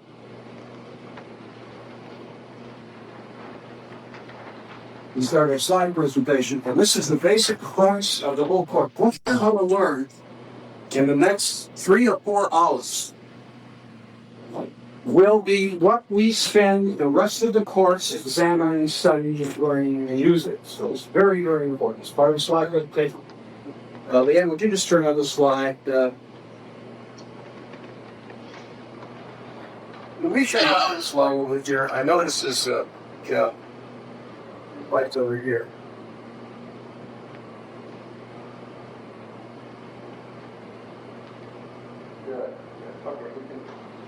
Turn it on low. Okay.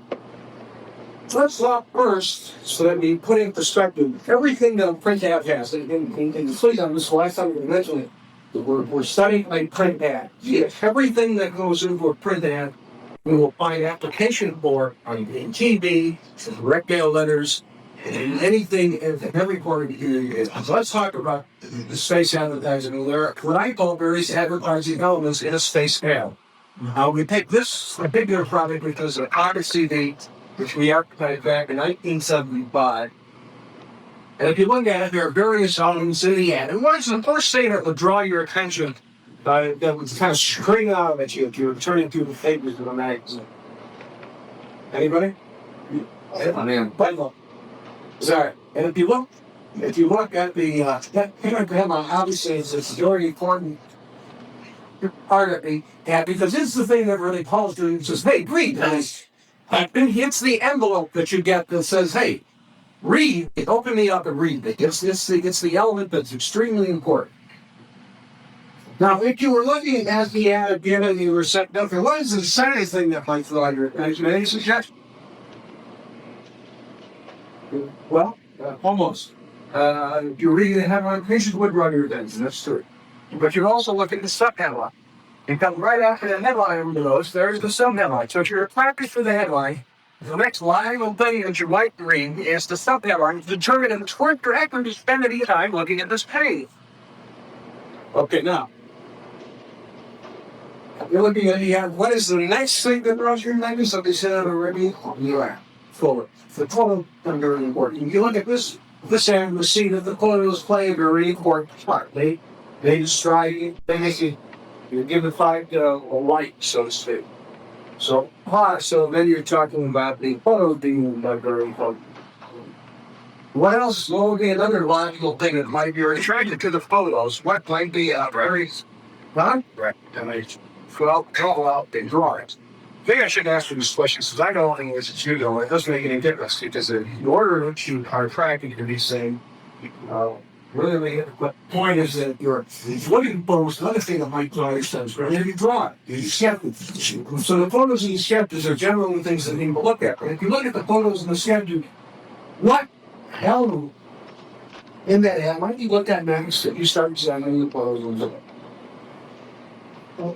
in fact, the reason you attach to everybody last year to get this is to look at the photos, the sketches, if they want to find out what the picture is all about. Remember, nobody has started reading. We're going to discuss that to the next one. Then they might look at the ad and something else might attract their attention. And anybody have any ideas on what that might be? Well, the logo. And the reason for the logo is because they might want to say, well, this one's really interesting. Who is selling this product? Who is the company? What company is behind this? Another thing they might look at is, if you're looking at this ad that kind of draws your attention, is what's called the action vehicle. And in the action vehicle, and against all your look, the action vehicle is what you do for it. Now, in many ads, it's a coupon. So 10 years of this coupon. It should be a coupon. For years, we used this, and the reason we did it is because we wanted our ads to look like editorial, not like advertising, not like other mail order ads. It was very aligned to this fact. Then, since that has changed, we'll get into that very short or later. Anyway, so it's the action vehicle. The vehicle that you use to take action for this department. The other thing that might attract your attention is right down there in the same area is what?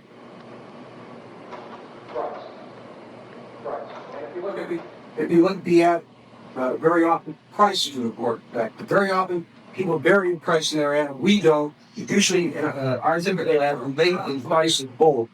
People who look at read our ads, always know that they can glance over any time and look at the price. There's a price is another factor in the chat ad. But it's the advertising element. Another one might be, if you look at the ad, there are called paragraph headings. You'll see there are quite a few of these paragraph headings. Look at all. Look what it does to the copy. It really brings it up. Of course, we're getting into paragraph headings later, but that's an important element but also have in the ad. The other thing is the general layout of the ad. In other words, the layout of the ad, how the ad looks.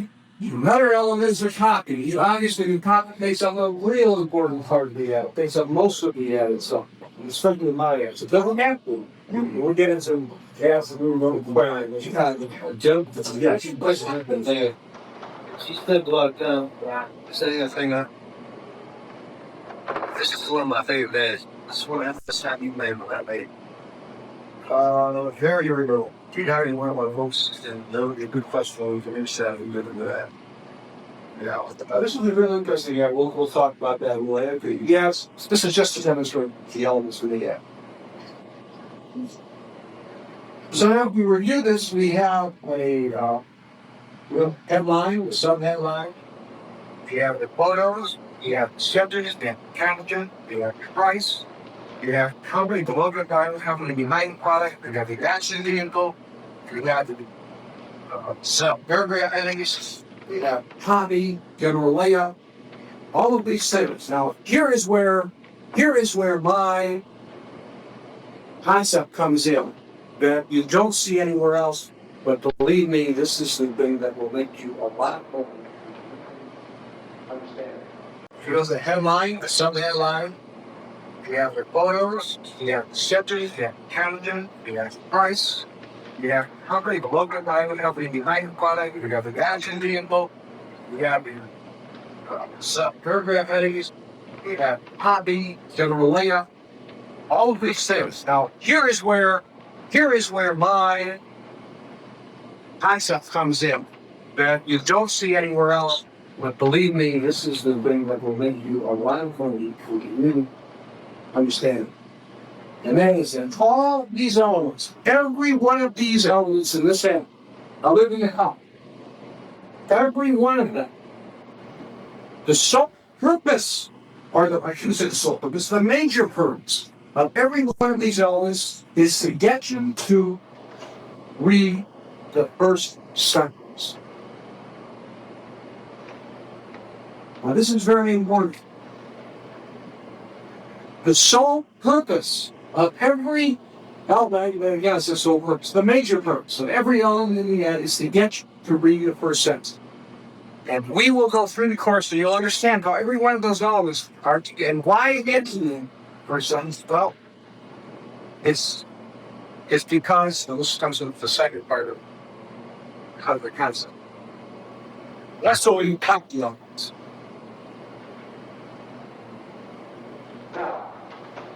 Let's talk about the lead sentence.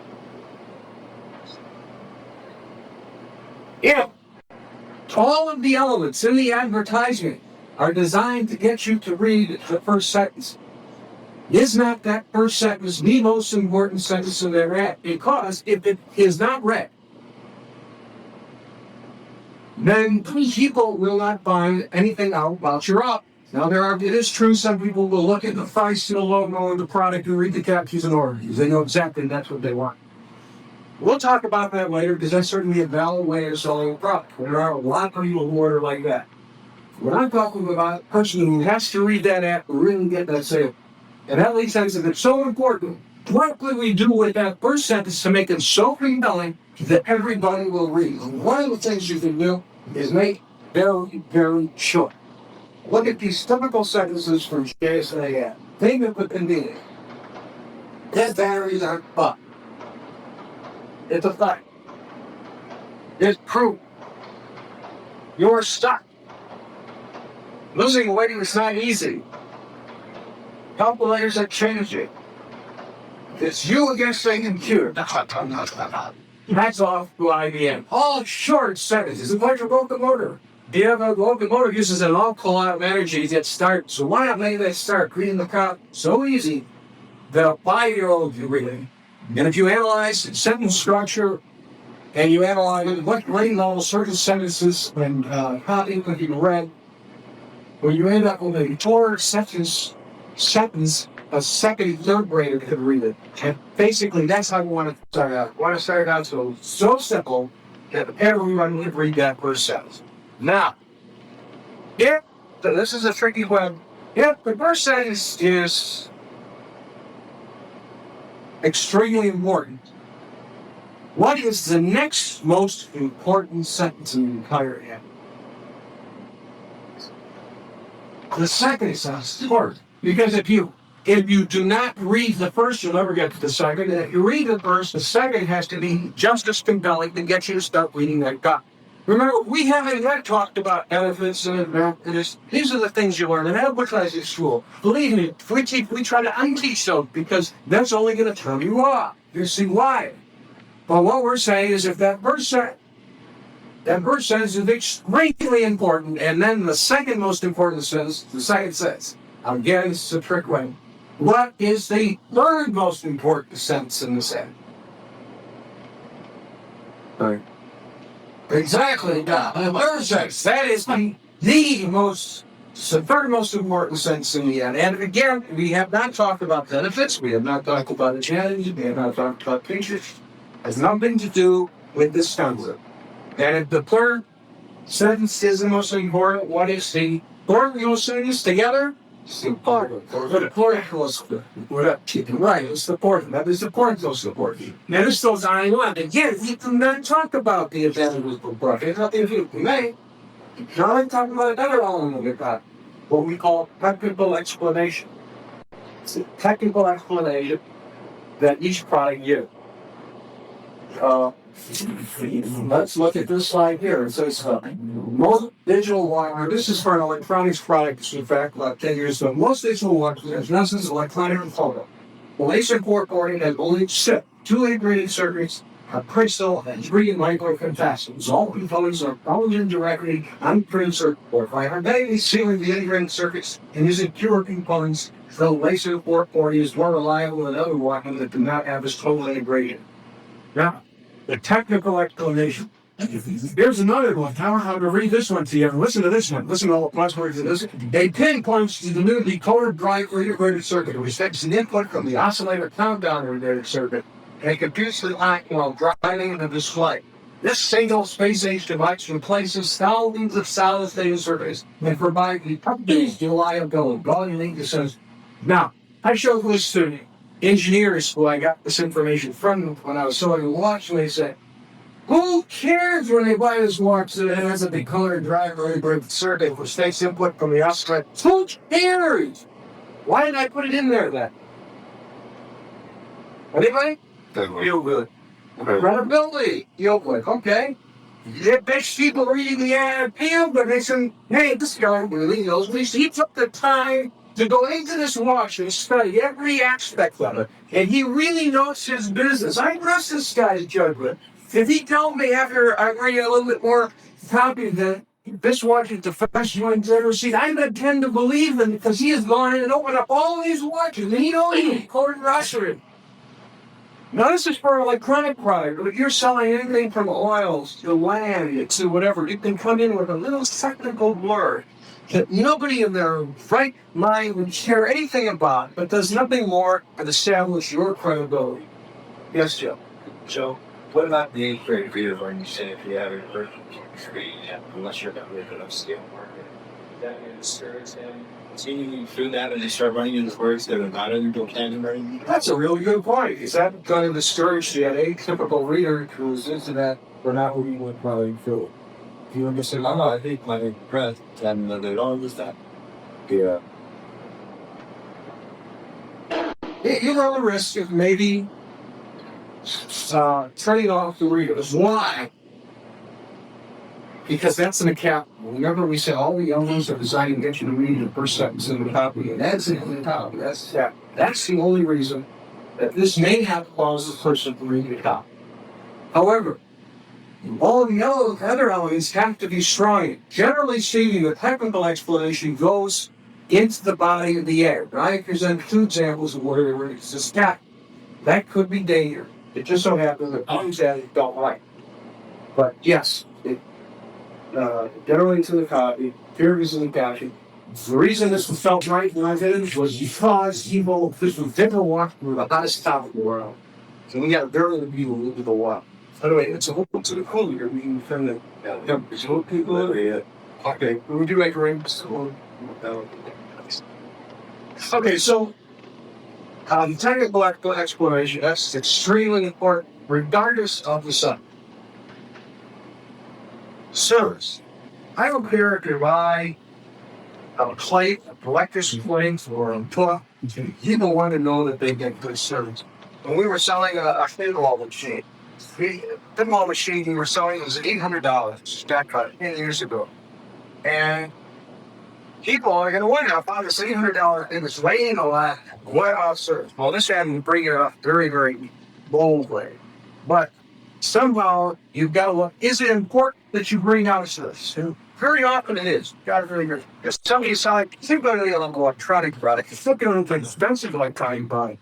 I'm trying to be able to bring that up. Trial period. You don't do a mail order ad unless you put in a trial period. And trial periods, 30 days, 2 weeks, whatever, they're very important because that lets people know that they have it out. If they don't really like what they're purchasing, they can send it back. You see, mail order gives tremendous advantage. You know that advantage is, we'll discuss that a little later, it's curiosity. Curiosity. That consumer cannot touch and feel and pick up that product, see if they like it. And so their curiosity must be picked so strong, so powerful, that they buy it. But the counter and at retail, their big thing, by the way, is instant gratification. They can pick it up and look at it. If they like it, they can take it home. And so mail order does not have instant gratification, but it does have this curiosity, which is the strongest thing going for you in mail order. Young, whether it's expecting the trial period rather than it's JT, so they get for you, better to expect it with a trial period rather than saying it's guaranteed sent back. Well, you can call it a guarantee. The problem is a lot of people confuse guarantees with 1-year guarantee. Or it's a 1-year warranty, it's a 1-year limited warranty. When we guarantee this for 1 year, it doesn't sound like a 1-year trial period. But a lot of people say, you try this free per month. But really, we're talking trial period. That's the terminology. What? By the way, what is the difference? Is a 30-day trial period better than a 1-week trial period? Anybody have any comments about that? It's supposed to be. What's that? It's supposed to be. A month trial period is Supposed to be. It's better than a 1-week trial period. In other words, you get less return with a month. I haven't tested myself, but it's Let's return to the year trial period. longer usually the better. Exactly. The longer your trial period, the less immediacy that person feels to have to examine and decide whether or not that person wants that product. So what happens is the person accepts the product and says, well, I have 30 days for return, or I have a year to return. And so I'm just going to take my time, and they use the product, and they get the enjoyment out of the product, and then a month goes by, and they say, gee, I have these returns made. But they kind of put it aside. And if it's a year warranty, they ensure that they're aside. Because I'll mark on my calendar on such and such a day to return the package. And they mark on their calendar a year later to return the package, and then a year later they get to that go, and they say, what did I mean? So what I'm saying is the longer the trial period, you're actually better off. A lot of people are fearful of having short trial periods, and so the longer the trial period, the better off you are. By the way, when I was starting, this is a typical trial period was 1 week, 2 weeks, we came out with 30 days. And it soon became the norm. What's interesting is that if you are a leader in a particular segment of the industry, people tend to copy a lot of the formats that you do. For example, in all of our ads, we used to say at the end, if you're not happy with this purchase, we'll give you a prompt and courteous refund. Now, I know there is such thing as a prompt refund, but have you ever got a refund that's courteous? think about it. Box curious refund. Well, we can correct in emotionally it sounded good. Well, now everybody says, not everybody, quite a few people right after that came, started using prompt inquiries. Shit.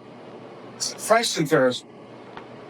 If you're selling a product, it's always a good idea to consider. These are points that you want to consider when you're writing about. Consider the price comparison of the product. In other words, what are the other products selling for? Is it worth mentioning the fact that another product sells for a lot more money and yours is a lot less? Or mention the fact that yours is a lot more, but it has certain advantages. What a price to you. For example, here's a good example of price comparison. It says a $275 pulsar uses the LED technology. You've required pressing the button each time you work for the product. Even a $500 solar powered synchronized watch, in our opinion, can't compare with the same thing. Look at his 5-year warranty, and no solid state watch can compare sensors quality, accuracy, ruggedness, and exceptional value. The sensor is selling for $100. So we use these entire price point for branded products to compare. So price comparison is very important. Ask for the order. Now these aren't necessarily the correct order, but the whole idea is you've got to imagine yourself as a salesman. And you ever meet a salesman that doesn't know when to close? Are you ready to buy something and they just keep talking? They just don't go into stock. And then they finally stop and then they don't ask you for the order. And you're saying, well, I'd like to order. You're almost confident fast yourself for the order. The point is that in an ad, you've always got to ask for the order. Even at the end of all of our ads, we say, order and no obligation today. It's a small sentence at the very end, but we're asking for the order. Now that makes sense. Sound you want to get every one of your ads. It doesn't have to come cliche after a while. It doesn't have to have any effect. But it does. It does subconsciously. You've got to, at one particular point, ask for the order. And usually at the end. Order and no obligation today. That probably has appeared in practically every one of our ads. Yes. I think it back to your front first. Can we use cleaning better price comparison? Should I say, if I'm going to sell a part, should I say, Joe Sugarman would sell for $10, here's $5. Same product. Sure.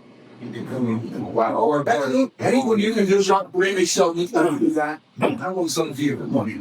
Absolutely. Anything you can do to compare price point. Yeah, I want. You don't compare price point if you're the same price. Now, if you're higher, you might want to compare the prices. You might want to say, we're higher, but, and you have to justify the purchase, you have to justify why yours is a higher price. But very often, whether you're a higher price or a lower price, you want to compare prices. That's a very valid. Top forward price comparison now. You're getting an obvious knockoff right now. It's blowing my mind. Then Lip Locker ad was coming out a very similar ad. It's $10. It's massive all over the country. I can't understand that. Yeah, well, you haven't seen our next campaign. First of all, it didn't affect us initially. You were on television doing exceptionally well. They were running your ads all over the country. We have a lawsuit against them because they were literally lifting sentences out of our ads, tinker theirs. They were providing an inferior product, still are. We found the lawsuit. We found out that their sales, they didn't see the fact that their sales weren't affecting us. Now, it's not just them. There's about 3 or 4 other companies doing the same thing. We expect for the next time I manufacture. So now I'm going to mode 2. And mode 2 will be a very aggressive campaign, which I don't want to reveal now. You're going to find that I'm very, very old about everything that I've done in the past. And I'll tell you things that nobody in their right mind would expect me to say. So the sometimes we become very, very close, very personal. But when it comes to current stuff, I really enjoy telling you about it. If it's a mistake and failure and it hurts, and I don't like to talk about it. Or it's confidential because we haven't done it yet, I don't even know it. But you'll hear a lot of very insightful things to move along. Any other questions? Yes, John. Yeah, they got that final period. So you have a product to sell that's informationally based, say, and do you get into 1-year trial? Is there any experience that there's value in having product return? The reason it's returned, a demonstration that in fact the information was acted upon to say that it tested the client should be value in that. Some people never even use the product and then return it. Does that matter, or shouldn't you care? You're talking about what? Yeah, it doesn't say that. Well, I know that I love books. I love to read books. I have very little time to do it. So what I might do is go to the library and buy 4 or 5 books, put them in my bookshelf, and never read a single one. And I have the biggest collection of books that I haven't read of anybody here, I'm sure. And a lot of people do that. They'll buy them. It's the nature of that particular product. By the way, every product has an nature. We'll talk about books a little later. But in the nature, you focus, a lot of people buy a book and put it in their bookshelf just to have it in their bookshelf. A lot of people buy it to read. They never get around to reading it, discover they still have it, and then they want to return. Finding out why they're returning it, or why they didn't act on it, I think is a lesson in utility. It could be helpful. I think give you a few insights. But very often people really are not going to tell you the real underlying reason why they're returning. They're not going to admit it, and they just didn't have a chance to read it, or that they, sometimes they don't, or sometimes they'll admit that. The point I'm going to say is, a few insights, but I don't know if it's really worth that long. The related question is, what if you get an emergency, then what if you pick out 6 questions that they must be ready to answer the questions, but they have to qualify if they in fact did their homework, read the material, sent back the questionnaire indicating 6 answers were correct, then you clear their fund their money. That's the deal out. Right. What if we send out one of those books and a customer sends back a questionnaire and isn't filled out and he wants the refund? What do we do? Give him a refund. Give him a refund. What do you want? Well, what John is saying is, what they might do is reduce the amount of return, because the guy may say, "Oh, I got paid what's in this thing to get my refund." That's ridiculous. You might not realize that you're a nice guy. You're giving this money back anywhere, which is the proper thing, by the way. Which is the proper thing. If you ask the customer to do that and you don't state that you're doing that in the ad, then it's deceitful. When he gets that, and he has to go through the whole process to return. That would be stated in the ad. We're going to go stated in the ad. We're still being search for that. I mean, we'll go into that. But see, there was some great about attending a seminar that I'm getting, and a guy like Gary Melbert, and guys like Mark Charlton, is that we have been in the business. We know all of the tricks and all of the things that can go wrong. We're still working. And we're doing this every day. We're not failures to a product to seminar teaching because we can't buy a job. If they really look around and find out who's doing it, these are people that never really made it. They're out there. We're in there day to day, and we know what's really going on. Anyway, author summary. You've heard that expression. You tell what you want to say. You repeat what you just said. And then you repeat it again, and then you summarize what you just said. And that was true. What you should always do is state all the facts in an ad, and you'll always notice that in my ad, especially if there's a lot of points, I'll summarize the offer in the end. I'll say, okay, now you studied this thing on Fireball, and you understand about the service, how we're going to give you the service, and I'm going to return it, I'm going to pick it up at your door, and I'm going to you summarize the offer, and then you go into the well, now you've been understanding why we want you to buy it, or we want to obligate. But what is it? Very end, you have to try to summarize everything that's basically said in the ad. Product explanation. A lot of people don't. I've seen ads where people try to sell a product and they explain all the technical features, but they don't really explain what the product does or what it is. So, our point here, it might seem kind of stupid. When you're writing your ad, you should look for these points and say, "Did I explain what the product does?" Sometimes you overlook. We'll study examples of those. Sexual orientation, out there with women's live, and everything you've got to realize that your ads have to be either non-sexual if they're directed towards a broad market or marketing.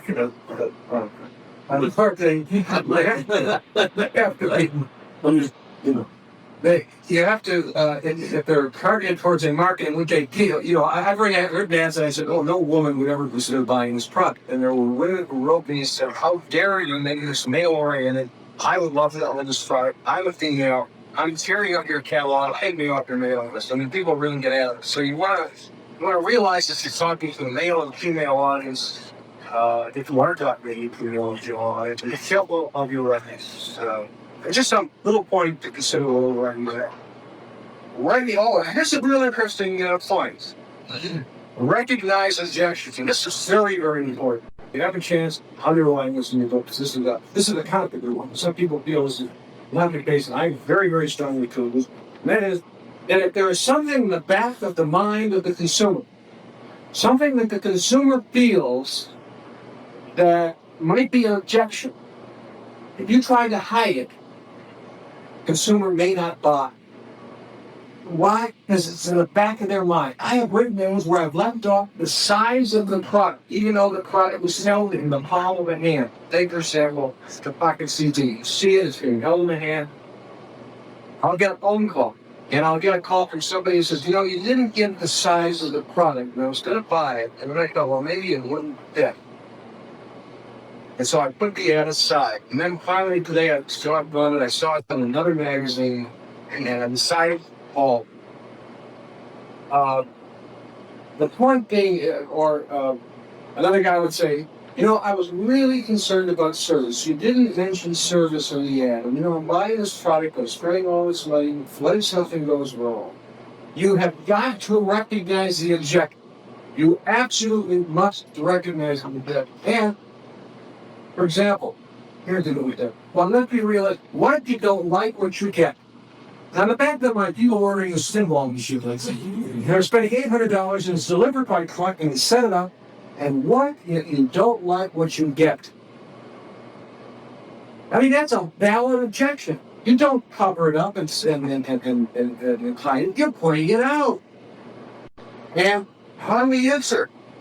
We say simple. A toll-free call to JSNA and we'll arrange for the pickup of your unit. And we'll pay all the pickup and return costs. And you can play it for 1 month before you make up your mind. In other words, we raise the objection, then we resolve the objection. So one of the keys is you resolve the objection. You raise the objection. You resolve the objection. You do it. Because if you leave it up to the consumer, if you try to hide it from the consumer, it doesn't work. That can never flip to double, triple, quadruple response to an ad. That little item.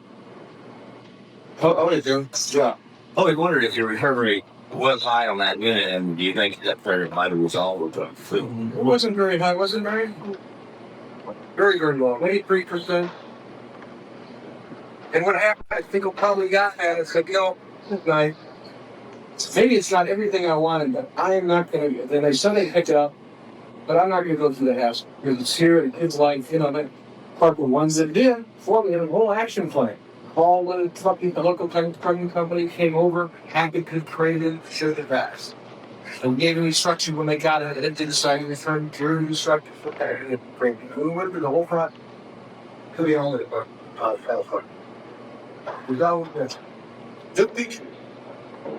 When you're doing a product, and it is a little different than anybody else's, you should point out the feature. A lot of people forget to do this. Every product has something about it that's different than you. So you want to point out to the feature.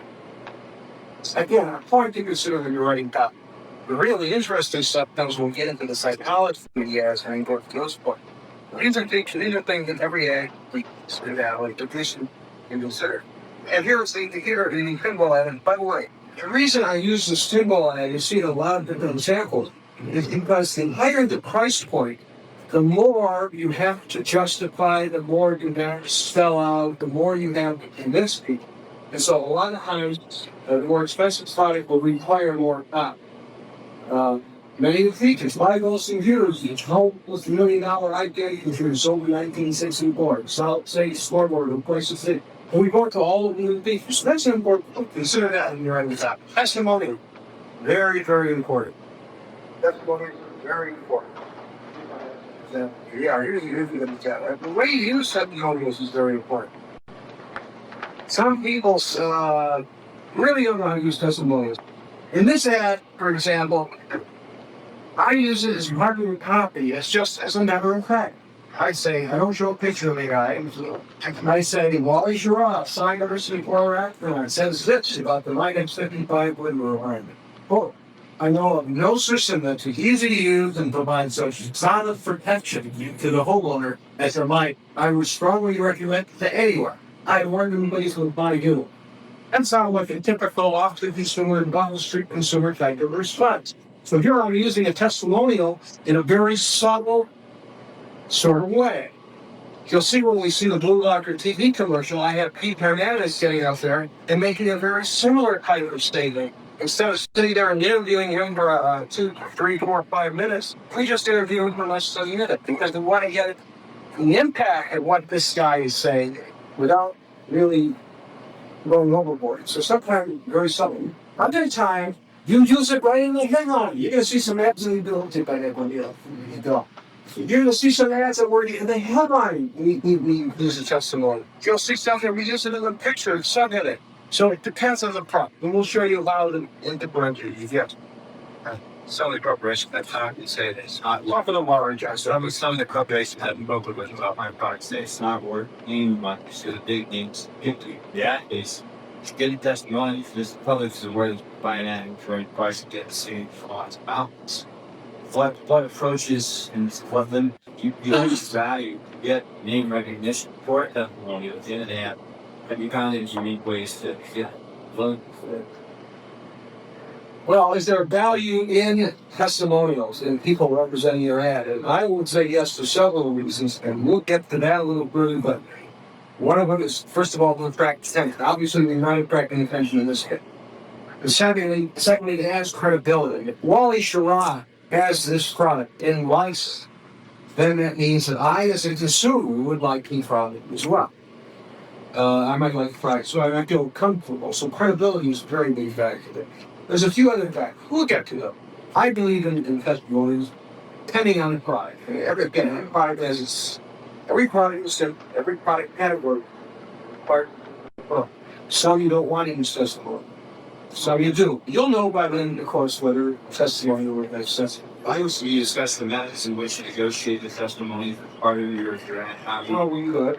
That'd be a question when we cover that. Remember, yes. Yeah, I just have a question. I wonder if you could clarify that a little bit. I use testimonies often on my ads, and it's usually been a kind of a neutral factor, which has just generally been satisfied users. People like that.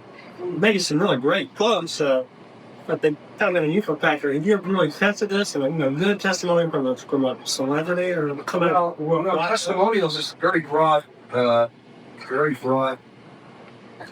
Subject. I mean, testimonial could be from an average consumer who just to see his name in print was delighted, or for $1 would put their name in. So we have a virtual which nobody was paying. Not a single individual. Every second. Rhythm. You want to keep that copy. You want to keep a rhythm. You know what rhythm is in copy? It almost sounds like concerto. I mean, you read copy, for example. I'll just say, when I lower my voice, it would be like the end of the sentence. So my ad might go like,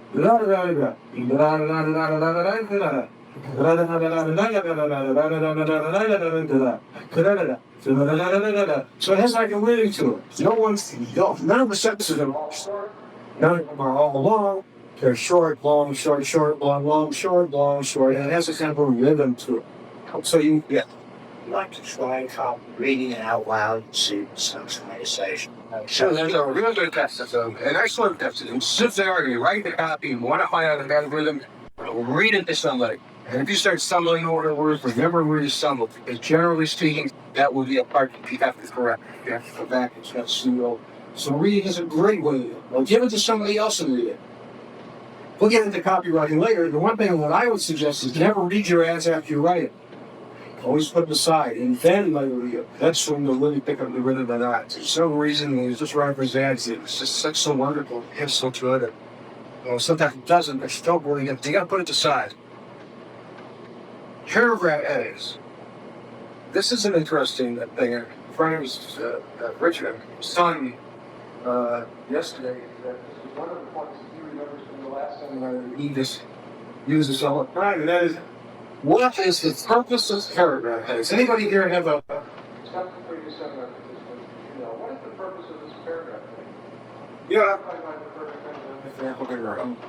yes, I was saying this for the reader.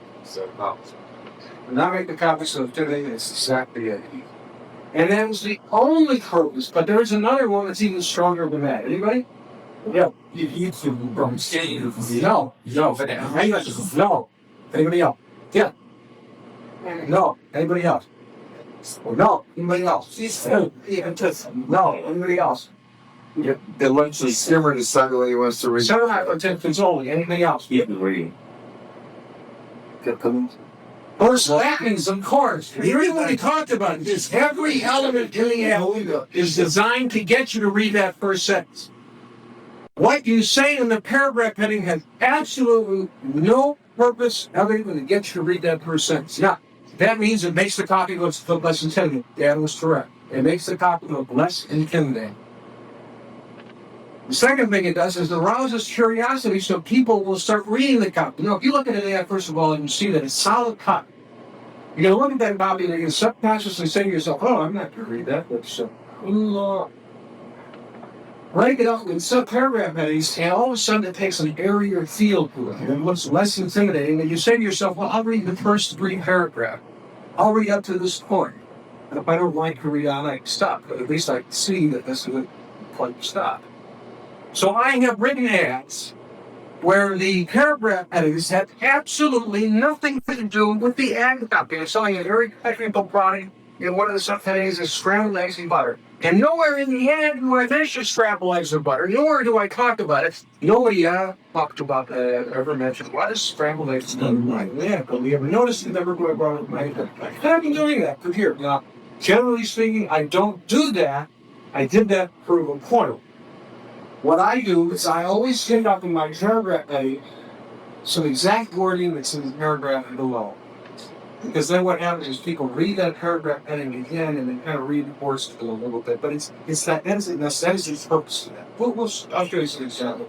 What do they go for anticipating? Bill, anticipate. You have work that work makes it simple. Yeah, it gives you a little anticipation. But again, the sole purpose, the absolute purpose of that one thing is to get you to do what? Read the first sentence. If you can remember that about every element in an ad, you hold with you the secret of this course. That's the very serious about the secret of the success. Yes. You know, when we just last day, right? When they first have to ask the question, you state your names. By the way, everybody to learn your name and believe as well. Jump home. But when you use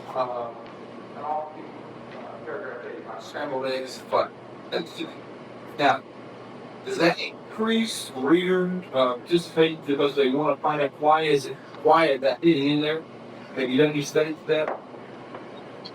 John, have you done it? Yeah, well, hey, let me ask you the question. If they are interested and it arouses their curiosity, what are they going to do? They're going to read the thing. They're going to read that first sentence to find out where the hell, or you might say, well, they're going to read that paragraph. But if they read that paragraph right in the middle of an ad and don't find the answer, what are they going to do, John? They're going to echo that first sentence, find out what's going on in that ad. And nobody ever called you on that. No, this thing is frustrating people. What is that?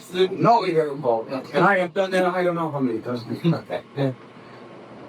I've seen it. I've been born 20 years. You need anything? That's why you're here. And you know. They've done that for me about the time. Like, free to one year is like, what you do? You know, I keep reading the whole stupid ad quiet that I never find it, but I let you all that. And they never called me, though. Look, I have had people. I remember read in Scientific American on a medical, and he was over ale. And I had somebody write me and say, you know, I looked at this ad, and it was a lot of copy, but you compelled me to start reading it. And I wasn't interested in your product. I don't read advertisements, but I started reading your copy, and I read through the entire thing. I just want you to know that you wasted 5 minutes of my value. And that was probably one of the best comments I've ever read. This is what you're trying to accomplish. And you do that through those little things I'm talking about. Yeah. They're little prayers. Typeface. Yeah. I didn't realize how important this was. They ran a study. We're going to go into that study. They ran a study in Australia where they took some educated people, studied their comprehension levels, showed them ads that had Sarah, the sans Sarah type, and different letters, italic versus regular, and what happens when they put in a red headline, all these things, which we'll get into. And they found that the comprehension levels, for example, if you were trying to attract 1 million readers who saw your ad, and started to read it, 600,000 were comprehended it entirely. We haven't had a Sarah, that's what the little curl is. Whereas if you use serif type, that is the like the helveticus, or you don't have the little curlies, you will get 22% of people will comprehend. So the 220,000 people will understand and comprehend your ad versus 600,000. How does that all happen? But we're going to that way. I'm just thinking. So typeface is very important. Typeface is the personality of your ad. If you use the certain types of typefaces, people feel more elegant when they read it. Providing the person is very readable. You never want to put a typeface that is hard to read because although it might look fancy, it's like talking to somebody with an accent. The fancier the type is, the more difficult it is to understand that person. And who would you want to represent you in a sales presentation? Would you want somebody with such a strong accent that everybody can find it difficult to understand what they're saying? Or would you like somebody who can articulate and pronounce each one of the words clearly and distinctly? Would you rather have somebody like that? Would you rather have me up here and lecture you than, let's say, G? Might be hard to understand. You might be able to understand him after a while. You're used to his accent and everything. But you need to say anything. You know, advanced typeface. Typeface is extremely important. But how important, I never realized it was. I studied this went over a period of 2 years and covered all the different aspects of much study that ever went into comprehension and typography. There is no other study that went into that. Yes, Frank. Joe, you did. You know, your name is Frank. Anyway, yes. Joe, you did a lot of stuff events and I can do this one. I can't do it, Frank. You're going to have to enunciate clearly, speak very clearly. I can't understand your accent, Frank. What I was saying, Joe, is couldn't you perhaps in some of these situations just run a split right test and vary your typeface and see what it does? You want to do that? Yeah. What's the quantitative? We're going to get one. Okay, we're going to get into that. But the point I want to make is that another consideration when you're producing an ad, you've got to consider typeface. You got to consider layout. If you put your picture in a certain place in the ad, it is less responsive, less comprehension. There's less comprehension of the ad than to put it in another place. It's sometimes dramatic. So you've got to know where to put the headline, where to put the picture, and it makes an important difference. And Claudia and I we're going to go into the fastest way. We're going to show you some of those little tricks we did for ad where we tested one version versus another version versus the third versus fourth, and the results were really pro. John Ford. Yes, sir. I don't quite get what you said there. I thought I heard you say that the more busy type is, like Old English, the harder it is to comprehend. But then I thought you heard something contradictory that said sans serif without ornamentation is the worst, and serif with ornamentation is the better. I mean, now We're going to get into that. There is really no conflict. You'll understand that very clearly when we get into typography, and you'll see the kinds of typefaces that we're work. I'm telling you, it's a real valuable aspect. I've never taught before. And when I discovered it and started to test it, it's very, very sophisticated, very, very interesting. You may pick this up. My name is Frank. Frank Dayway. We may pick this up later on. A couple theories along that line are one, the little peak on the serifs need the eye along the line. We're going to get into that, Frank. Okay, that's absolutely correct. We're going to get into that. This is physical facts. Physical facts. All of the ads you should have with physical facts. Remember I told you an example of a guy that didn't order because he didn't know what the dimensions were? It really didn't make any difference to it. He was just curious. But it blocked him from providing a problem. So what you've got to do, because you've got to express the physical fact, height, width, sound, weight. Don't try to hide any facts, because that will throw me out for sure. If you're trying to hide something, generally that's the one question people will want to know. So express the physical fact. Price. Now again, this is a checklist, but I've seen ads where people are running higher ads to 11 when you forgot to put it in the pro. Sometimes people put it toll free number and say call for more information, and they don't list the price of the product. You know they're trying to hide the price. And people automatically used to expect to them. I think that's a mistake. I really think. But again, this is something you have to test. Maybe in certain products it will work and others it won't. But I always make sure that the prices of the product. I like people to look at this. I like it both. how do you feel about that? You're next week. You're gonna. This first day you have to say your name, full name, and you have to repeat it for each question. With a little burden on you, but this is the way everybody's going to learn everybody's name. So John Ford. On the TV ad, at Spot, how do you feel about putting the price as a mass as opposed to actually saying in the voice? Oh, just put it. In other words, in a TV commercial, you just show the price without making it on your voice. Well, you can do that. Why you gotta look at it from this perspective. The reason you have it on TV and you're seeing visually is to get across the price point. And the reason you mention it vocally is to give it another dimension. So that was one of the great things about television. It's not only audio, it's video, it's motion that you see, hear. And every time you bring in a new element, it enhances what you're doing. So I think if you're going to mention it, you should verbally say it. There are a lot of people who might not be able to see the price on television, or maybe in the kitchen while the price is being announced, and maybe it's the price point that makes it attractive to them. So I would just think you want to bring out the price. Joe Danway. I use a lot of seminar flyers on those. Usually charged prices, you have a struggle to find it. Are going to be addressing those things today. Single pay, can they what does it cause you to do? Philosophy that we could come. My philosophy is I have it so that it's always in bold and it's always at the end of the ad. Why do I do that? Because in a sales presentation, you ever sold somebody? Picture this: you're selling somebody, you're describing the benefits of the product, and all of a sudden, a little light bulb lights up in the plastic, and that person says, "Yeah, I really like that. Come, use it." Now you never know when that question is going to come up in a sales presentation. It could come up in the very beginning, it could come up in the middle, it could come up in the end. You never know. So by putting it always at the end, always making it so it's easy to find, I answer that question right off the bat.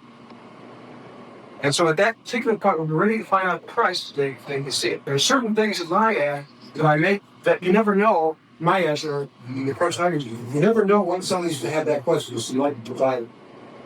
Now, in the case of these seminar outlines, in seminar folders, yes, it's a good for it.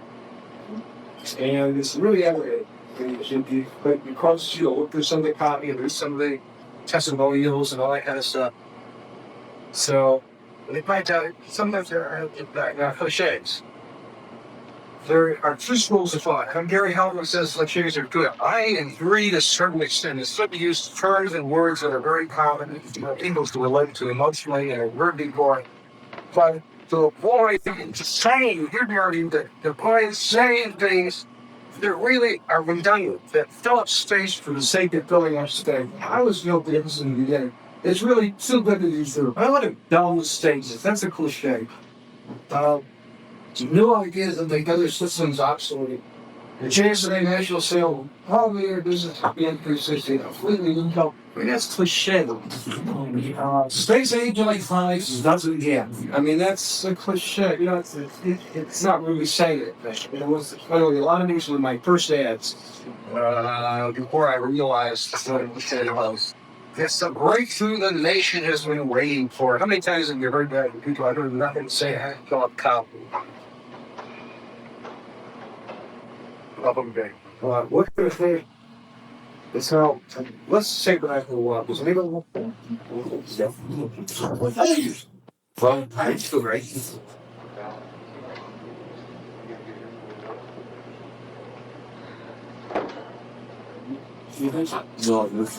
Yeah, I got small. That's big.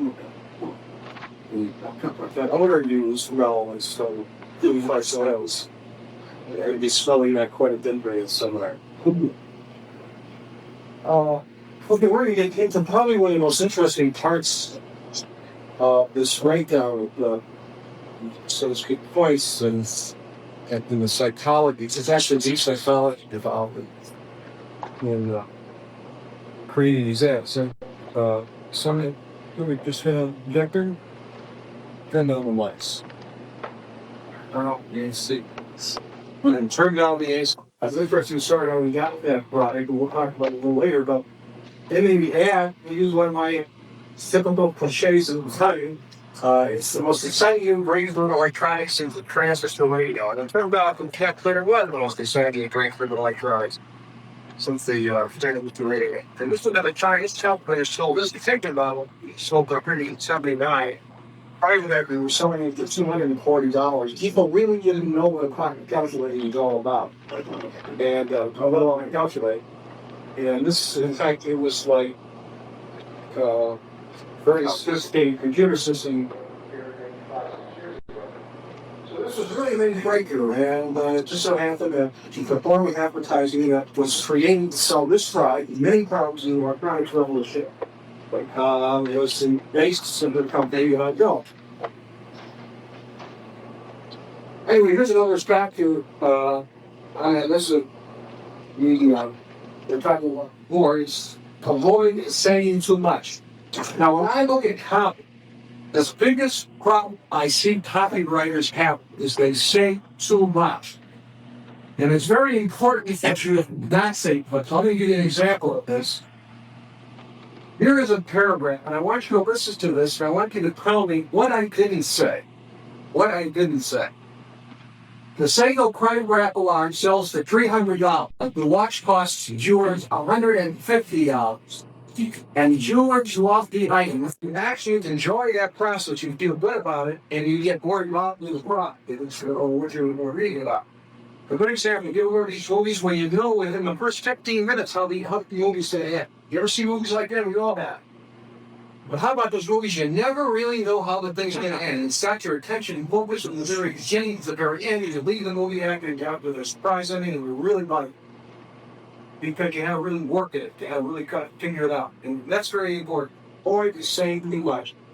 Rehearse to that. In other words, don't say too much. We're getting to copy. We'll see where that applies. Oh, you're not really interested in parts. Like Kyle. I contend that there are a lot of reasons why people buy. If only years like the advertising. I have a different things that I heard from that. I have written 300 separate distinctive different ads. Probably 300 space ads, and who knows what each catalog of it. And each one of these ads, the product had been in the first one of these ads, there was a response to the ad. Every time I made a mistake, I finally figured out why I made a mistake. Every time I had success, it was easy to determine why I had the success. Through all this experience, I was able to figure out why these things work, why they didn't work. The real reasons, not the reasons that they teach you in school or you hear in the seminar. Let's start with fuel. Value and proof of value. Do not convey the fact that the consumer is getting value. I don't care how wealthy you are. You feel you're being taken advantage of, or you feel you're paying too much.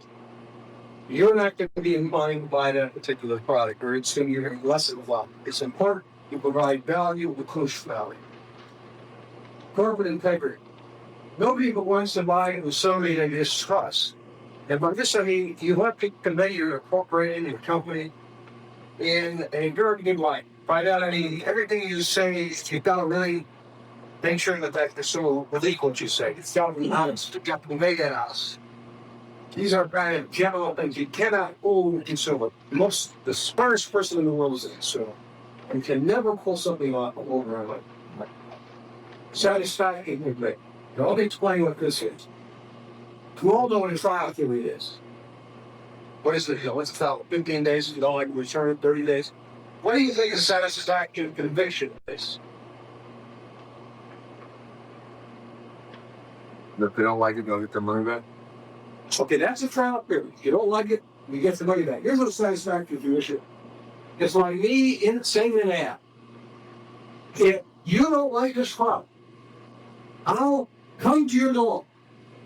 I'll pay you the amount of the product back. I'll give you an extra amount of money. I'll give you a free gift, and I'll pay the product back, and you can use the product for 3 years. That's the hell of it. Something that the general public will pay that I'm going to get ripped off.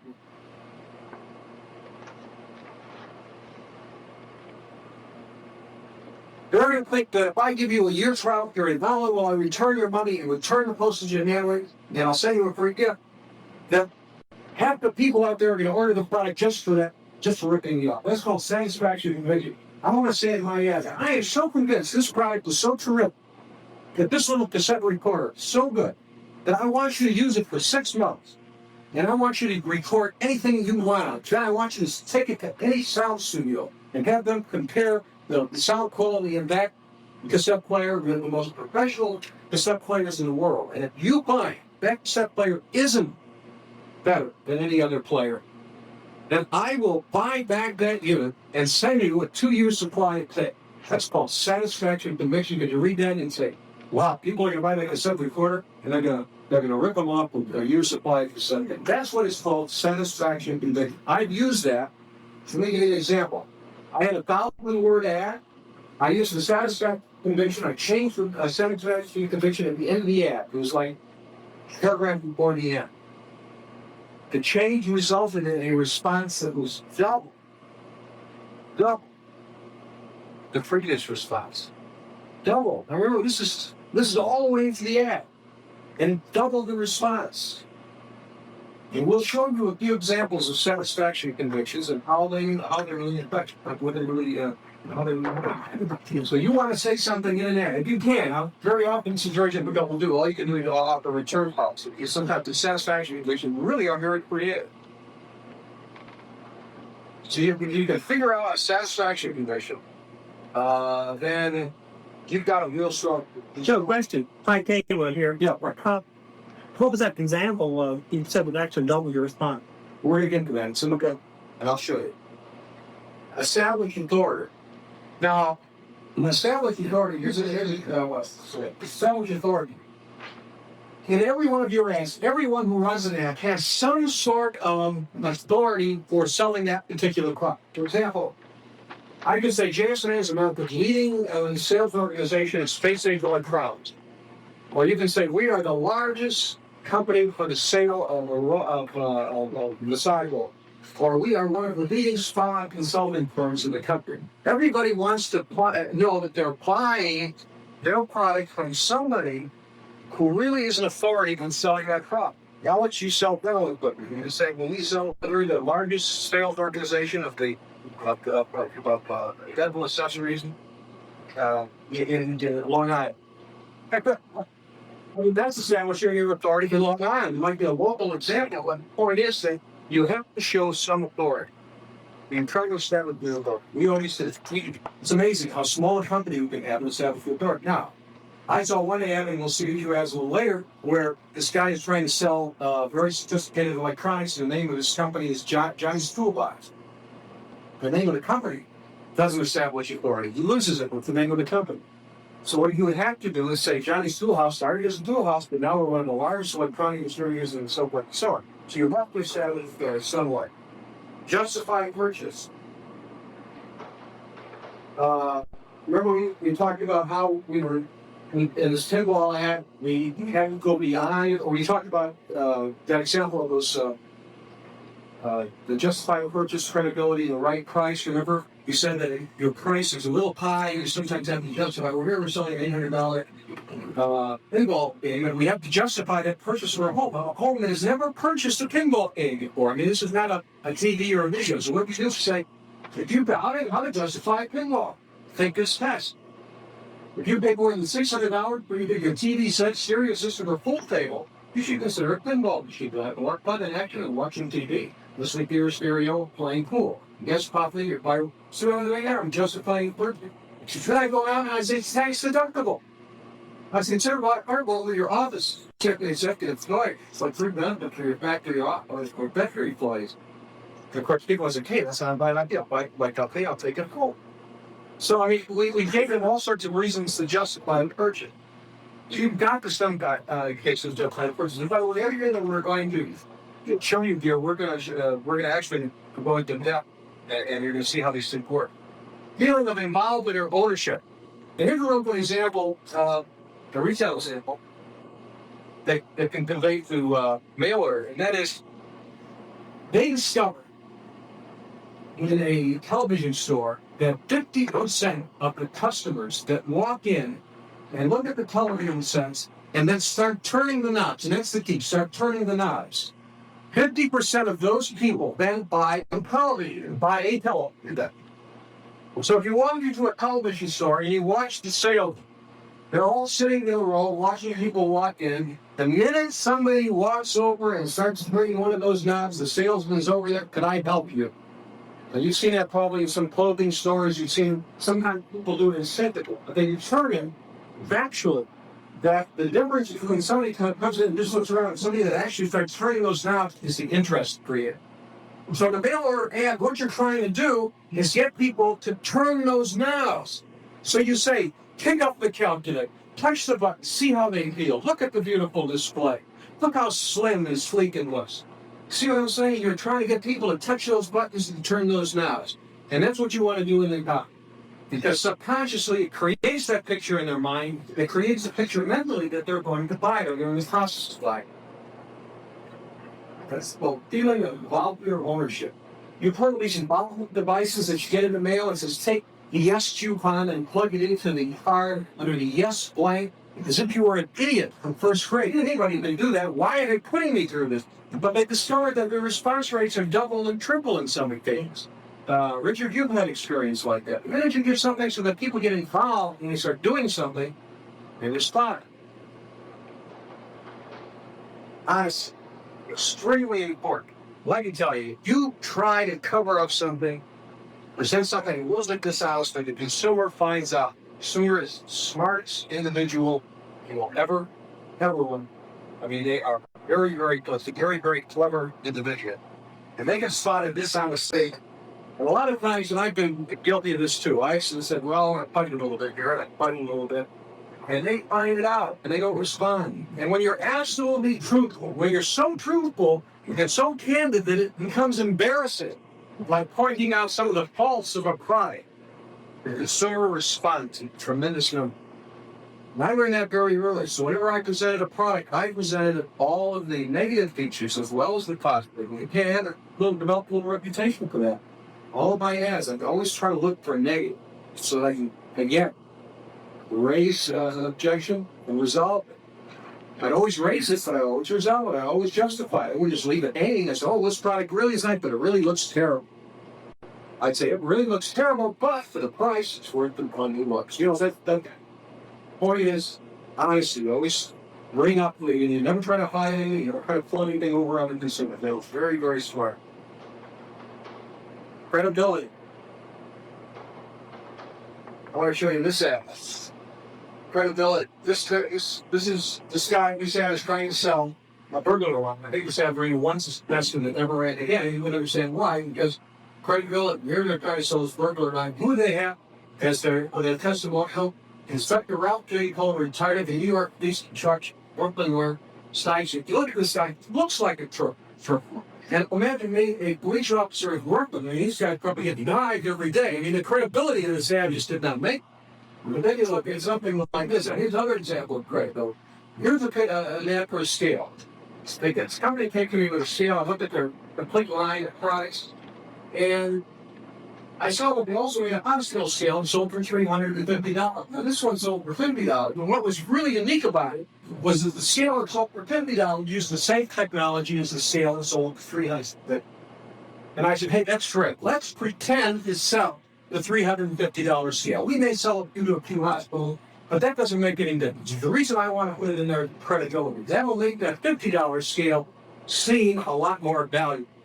So we ran this ad, and my absolute surprise, we sold one $350 scale. We sold a lot of them. But we also sold a lot of the $50 scale, of course. We became their biggest customer for the hospital scale. There was no other distributor or dealer in the entire United States that sold as many hospital scales as we did. And of course, we became the biggest sales organization for that sale, $50. Then I said, hey, this hospital scale is very nice, but let's just. We don't need a big ad for the $50. We can actually run this in a smaller space. Let me run a small version of this ad showing just a $50 scale. Which is the same ad, but it bombed. It bombed. And we went back to offering the hospital scale, and it did real well. So what the hospital scale did was they had a tremendous amount of credibility, including profits, because we did sell a lot. Another example of credibility. Here's an ad. We'll have it in the package. Here's an ad that offers a pocket calculator for $69.95. I tell the people I'm not going to tell them the brand name. I'm not going to tell them all of the features. I'm not going to show them a picture what it looks like. What it looks like. I am not going to tell anything about it. They have to take it by ship. They have to say whether the postage and handling is the $3 that we said. They have to check somebody $3.45. And I'm only going to accept a $1 word. And I established the credibility by the fact that we were the experts. We started this industry. Here's where the calculator market is going. The only reason we can't mention the name is because the man who were selling his product too low a price. I ran this as a test. Actually, it's a joke. It was an ad that is Aspire This, which we'll get a little later in the course. So Aspire This ad that somebody else wrote. I wanted to see if I can create so much curiosity, credibility that people would respond. And we sold like 2,000 calculators off this test that. But then you were not involved nationally for that. And I started about thousands and thousands of calculators. And you start writing it. And then the point was that here we not only going to show the picture of never told, brand name, never told, it's just about it. You kept certain things out. Credibility would be a very column of lost curiosity. Another example of credibility is this burglar alarm. Again, we used Wally Schirra as our spokesman. We also, you'll notice, the ad doesn't scream at you. It doesn't say, "Wow, your neighbors are being robbed. Your crime is going up."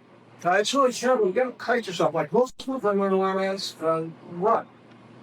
And this brings to a point. Really, I mentioned before that every product has its own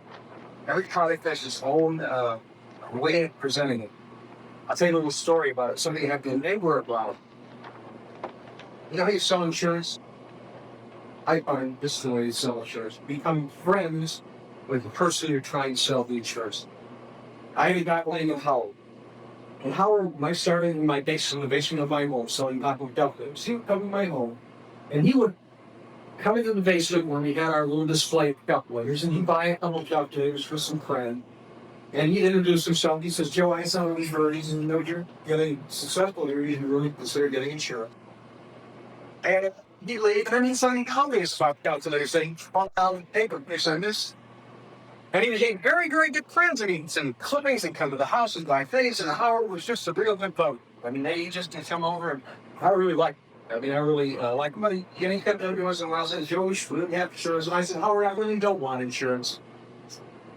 Then one day I wake up in the morning and I see an ambulance right next to our neighbor.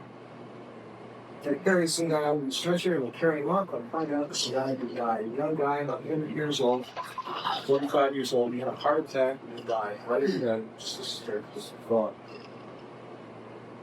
I say, I bring up the phone. I say, "Halford, the insurance you were talking to me about. Maybe I should talk to you about it. I got a family, a home, and a kid. Nice little business here." So the point was, until it comes into my own life and affects me personally, it's something that I'm not going to consider mine. If I really feel I'm involved. And in the case of a burglar alarm, you don't string at people and tell them they're being attacked and there's vandals in your neighborhood right now and the crime rate is going out. All you do is just say, "Hey, we're JSA and we sell the most advanced, most dependable, excellent burglar alarm ever. If you ever need one, you'll love this one because it's very easy to install. You know, it was somewhere installed order one today. And a lot of people cut this out. In my opinion, a lot of people cut it out. And when they needed one, we would get orders from ads that were almost years old because they cut that out and they said, "Yes, if I ever need a burglar alarm in store." Yeah. And that ad ran 3 to 4 years. 3 to 4 years. Again, credibility. Here's another credibility. When buying an expensive product, was he absolutely satisfied and the surface of the solid company saying you had a good work? Fireball, backlights, and stakes up and down in business the same because you want it. James May, American largest single sort of space agency of products, also is the same number. Further assurance that you're investing in your pay. Here's another example of credibility. Here, the name of the sponsor. And by the way, as a note, JSA, and we'll talk about that later as well. We got into this, but we used Picasso. That adds credibility immediately to the song. You see what we're doing there? The credibility is just bully. The simplicity simplicity. You provide a complicated offer, a complicated layout, a complicated anything, and the response will definitely drop. So simplicity. You want to keep your ads as simple and easy to understand as possible. And a lot of times I get into trouble. I start offering all sorts of gimmicks and ideas and concepts, and then I look at it and say, my God, this has been complicated. I have to start shopping. Why do you do your ads simple? So every once in a while you did a trick. And what do I do is even this contrast. These are things like contrast. We'll discuss contrast later. I'm not even going to get into that because you'll see it visually like human relationship. But in some cases, they use to put people with the problems. That they either see the size or see the fact that there's one. For example, you'll notice in a lot of my ads, I'm holding the product, so people see the relative size. There's people around those pinball games, so you see people having fun. But you gotta be careful when we show people in an ad, because other people have an emotional response to other people. For example, if I appear in a print ad, you'll notice that in just about all of my print ads, exception just cover, but very recent. In all of my print ads, there's no picture. Whereas if you look at chart writers, where your adult library is always in the catalog, it's all pretty together. Now, there are a couple of reasons why there's no picture. One is I really like the privacy, but the second reason is there might be a bunch of people out there that say, let's say I have 100 people that want to buy from you, that say that 10% of them just absolutely will not buy it from anybody who can be here. Or there might be another 20% of people out there that just say, I don't like much of that. And so all you're doing is diminishing your response by virtue of putting an individual or person in the ad. There are a lot of people, for example, and you take Lee well, it just so happens that he has a good presence. Comedy was failing. He had to stand up and say, hey, we're really real people. And I am the person that's going to take this company and make it grow.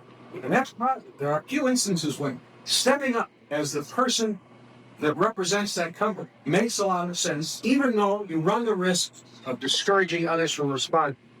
In a case of a serious problem, like when I was fighting the FTC, where I stood up and said, okay, here I am, this is me, and this is what I'm doing. In the case of that cancer campaign, I put a picture of myself there. Here I am, here's what I'm going to do, and so forth and so on. In the case of crisis, essentially you have to, where it makes sense to want to see the person behind whatever you're doing, then you step up there and you put your picture out. Short of that, you use the pictures of very attractive models.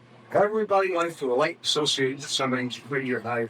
You feel good about looking at it. You feel good about looking at a picture of a Carrie Bandman gathering around at a pinball game with a really cute-looking boy and a cute little girl, husband and wife, like a typical family. You feel good when you look at that picture. And so there, that makes sense. You have to get it. You do use pictures to people. You've got to get people that appeal to a very broad audience, make other people do it. Another example, of course, as I just said, holding at the pocket CV, like holding at the actual device. It used to that sort of, even sort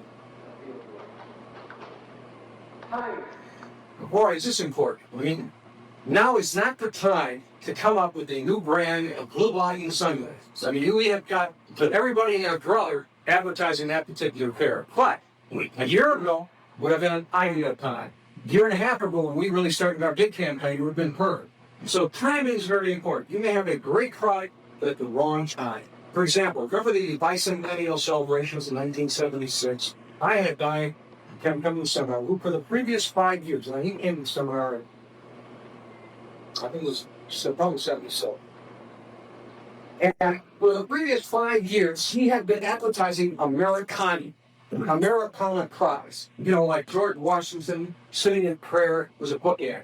And then he had another one, a little salt and pepper shaker set from Jefferson's time. And he had all of these terrific antiques, and he was a historian. And he just loved this particular product ad. This was his favorite. And then all of a sudden he realized if bicentennial was coming, he figured he's going to do real well. And indeed, his sales started to take off. And then when the bicentennial fad was over, his sales plummeted. What had happened was the consumer associated his product line with something that was over, that was finished. He had reached crescendo, the thing was finished now. It was no longer a bad item. or the time of the year. So this timing, then he couldn't understand why I was selling it. They go somewhere. And he eventually took some of these historic items and turned them into jewelry items. That's what was his salvation. He turned them into jewelry items. And then they sold as jewelry. And less emphasis on historical items. So timing is very important. Nature of product. Remember I told you each product has different nature. Remember I just explained to you how burglar alarm has a different nature of type of product than the than the way other people have been advertising. In other words, you don't scare people, you tell people very calmly, and this comes into your life. We're ready because we got this. But every product has a way to sell. For example, books. Books, this is a beautiful example. With books, you use tremendous curiosity. You say, hey, you'll read this book and you'll learn how to turn flowers into exotic oils that begin to cure all the diseases that you have in your body. You know, I mean, if you read the book, you read all of these incredible things this book is going to discuss, but you don't explain any of it. Because people, in order to satisfy their curiosity, must buy the book. That's the way you sell. And we'll see a few books sold a little later. The one that Joe Cargill sold, The Lazy Man's Way to Riches, and we're going to look at that ad. So that's the way every product we have to look at a little different. Yes, Jeff. Yeah, John Ford, you said every product has its own way of presenting it, its own feeling. How do you look at the product and figure out what that is and what feels correct to it? Well, we're going to get into a lot of it is experience. Most of it is common sense. You've got to say to yourself, if I personally was going to buy a burglar alarm, what would it feel to me? If I was going to buy a book, look at other book ads. If you're in the travel business, look at the way all of your competitors are advertising their product. But more importantly, we're going to get into some of the psychology and some of the techniques used. You're going to get a better feel as to how we position it. But you'll discuss some of your products. We'll see how it wins. And looking competitors to determine what the commonality is, and looking competitors to the position of different. No, you look at competitors for everything, for commonality and for positioning. You want to position yours in a unique way. You want to take yours away from everybody else. But obviously, something is working for them. If they're continuing to run their ads, something is working. What stuff tells you to find out is to find out what actually they are doing that is working. And you can find out generally. Now, a lot of times, what's working is not what's obvious. And but we're gonna by the end of the course. See, a lot of questions that are coming up today, you'll have answers for yourself by the end of the course. They just hard fast. Right now, I would say health, fitness, people into themselves during that. What other fads are happening? Anybody know of any? I know that this so fad that happened. Every product that came out that has something to do with this so. Or I mentioned this bicentennial, 1976, when everything had an Americana. Anybody else think any walking go more of a fan now? The walking, walking. Zero aerobics is very, very hot. Aerobics was very big, and yes, 1 minute everything. What's that? The 1 minute everything. 1 minute manual, instant this, instant that. People are now working. So things like, in fact, some people are working with what bands and how started you emerging from that phenomenon? Microwave ovens, instant this, VCRs, I mean, all these things, you gotta look at what's happening now and determine what the current band's at. Now, you want to relate to that. Remember the Planet CD ad?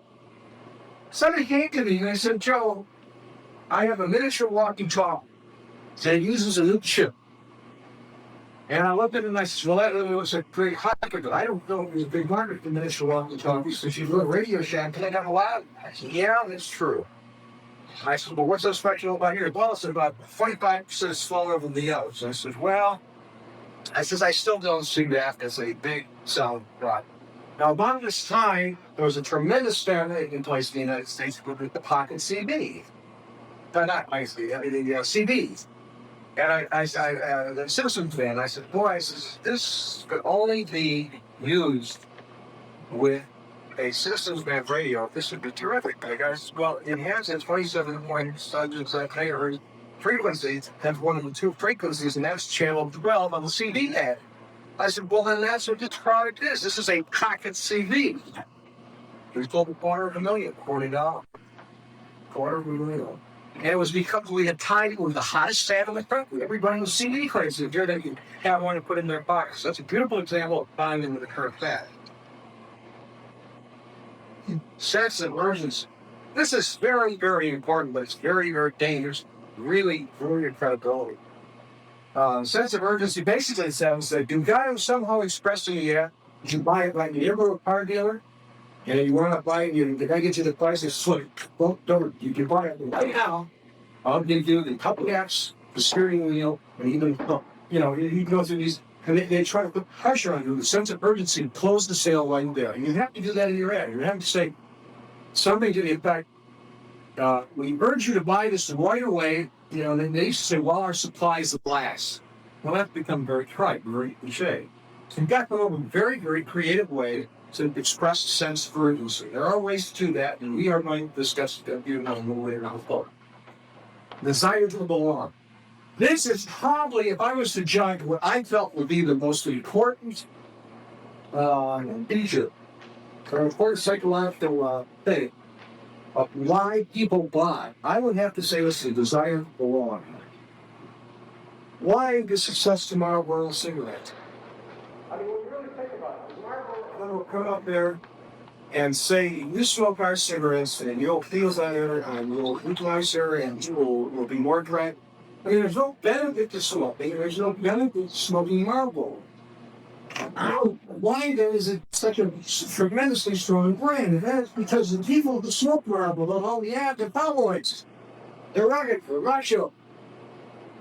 And the people that smoke Marlboros have that kind of desire to belong to that group of people that smoke that type of cigarette. Let's take Mercedes.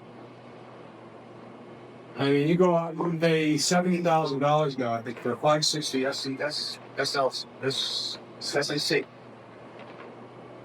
Or any Mercedes for that matter. I don't know if it's a Mercedes for less than $30,000. And you say, why is that individual buying a Mercedes? Well, let's get a clue from the Mercedes ads. If you look at the Mercedes ads, what do they say? They say, this has rapid engine steering, and it has a special collapsible front, and it's very safe, and it's got a high quality leather. And it goes through all of the logical reasons why you buy a Mercedes. Now, I used to buy Mercedes. I had Mercedes for like 12 years. And I'd pay a lot of money for the Mercedes, and somebody would come up to me and say, Joe, why did you buy this Mercedes? And I would say, well, it's got rapid things, it's got 800. I give them all those logical reasons that I read about in those advertisements. But really, I bought it because I wanted to belong to that. Yeah, or any Mercedes for that matter. And I don't know if there's a Mercedes for less than $30,000.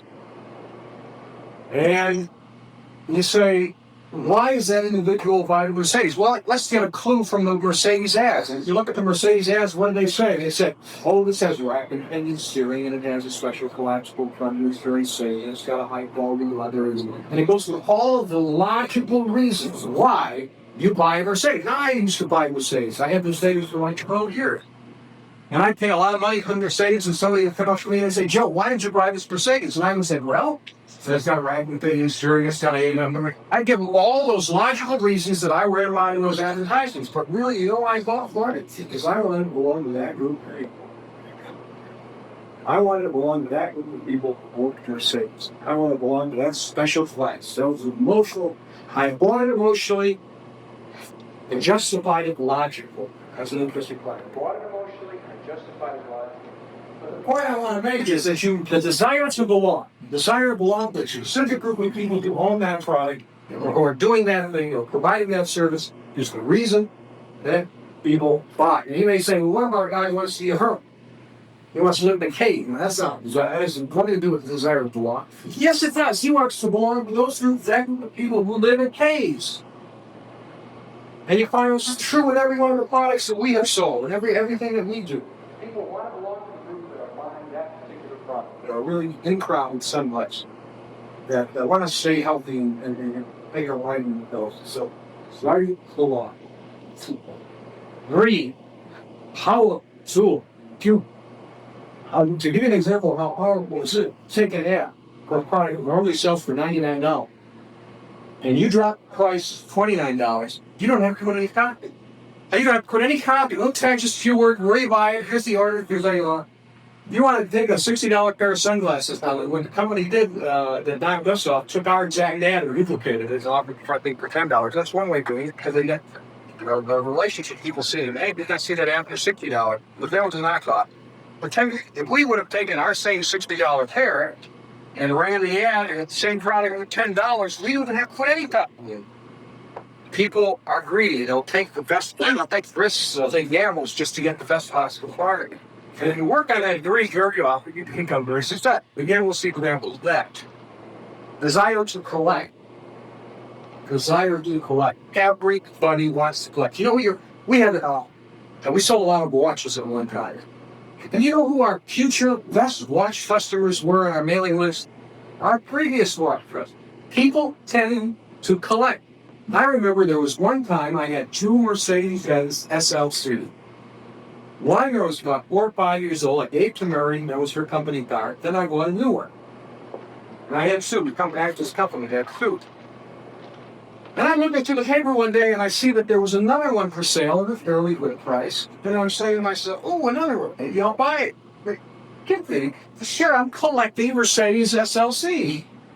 The point is that once you buy one and maybe you have 2, your tendency to buy the third, of course, is very strong. So if you're selling a particular product line, don't think that because somebody has it already, that they're not going to want another one, or the upgrade please. For example, I was at one time owned 12 cameras. I got into photography and I really got into photography for my catalog, and it's just love the every conceivable type of camera. If you come out with another camera, I was a hell of a good customer. If you came out with an advanced one, I was a good customer.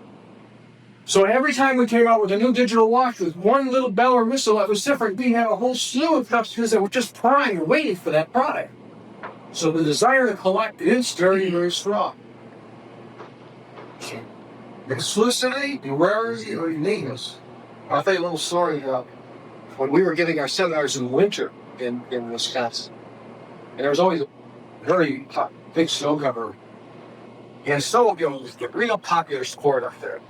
So when I would go to my seminars, we have about 16 people, and I decided I'd go out and I'd buy 8 snowmobiles. And I'd take about $1,000 a piece for them. Yeah, sure enough, in the back there, Brad, we were one of the seminars, and we had Ringling Brothers, Fireman Bayring, this like seminar like this driving these snowmobiles, these sites. And the president of Mattel, big corporation, broke his arm driving one of our snowmobiles, tipped over going like 60 miles an hour. Another guy at home broke his leg. I think it was the last time we held a seminar at snowmobile. Yeah, but the point is we had a client. I didn't need any more. But every year, not every year, but the next year I decided I would see the new crop of snowmobiles. And so I went to the local snowmobile sales headquarters for this particular brand that I had. And I walked into the store and I saw this really slick-looking snowmobile and bucked to the salesman and I said, wow, I said, that looks nice. No, it doesn't sell for it. It's $2,600. $2,600?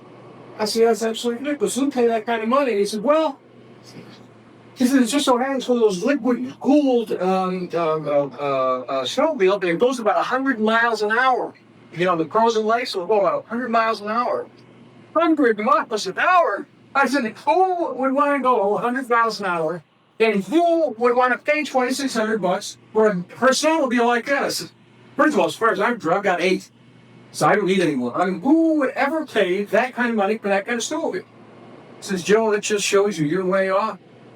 We were only allocated 2, and I've already sold 1. I said, I'll pick the other. The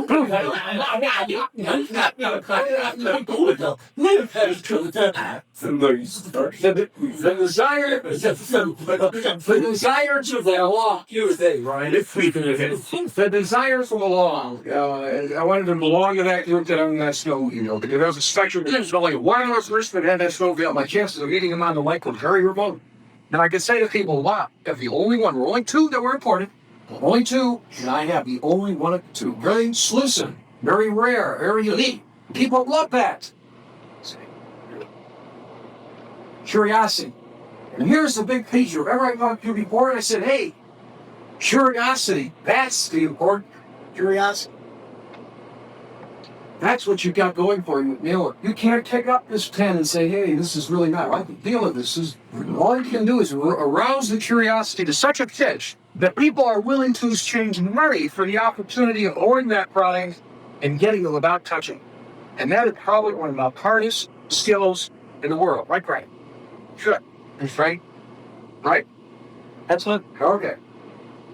That is one of the hardest skills you can produce. It was in the accounts to exchange money, something that people can't touch or see or feel.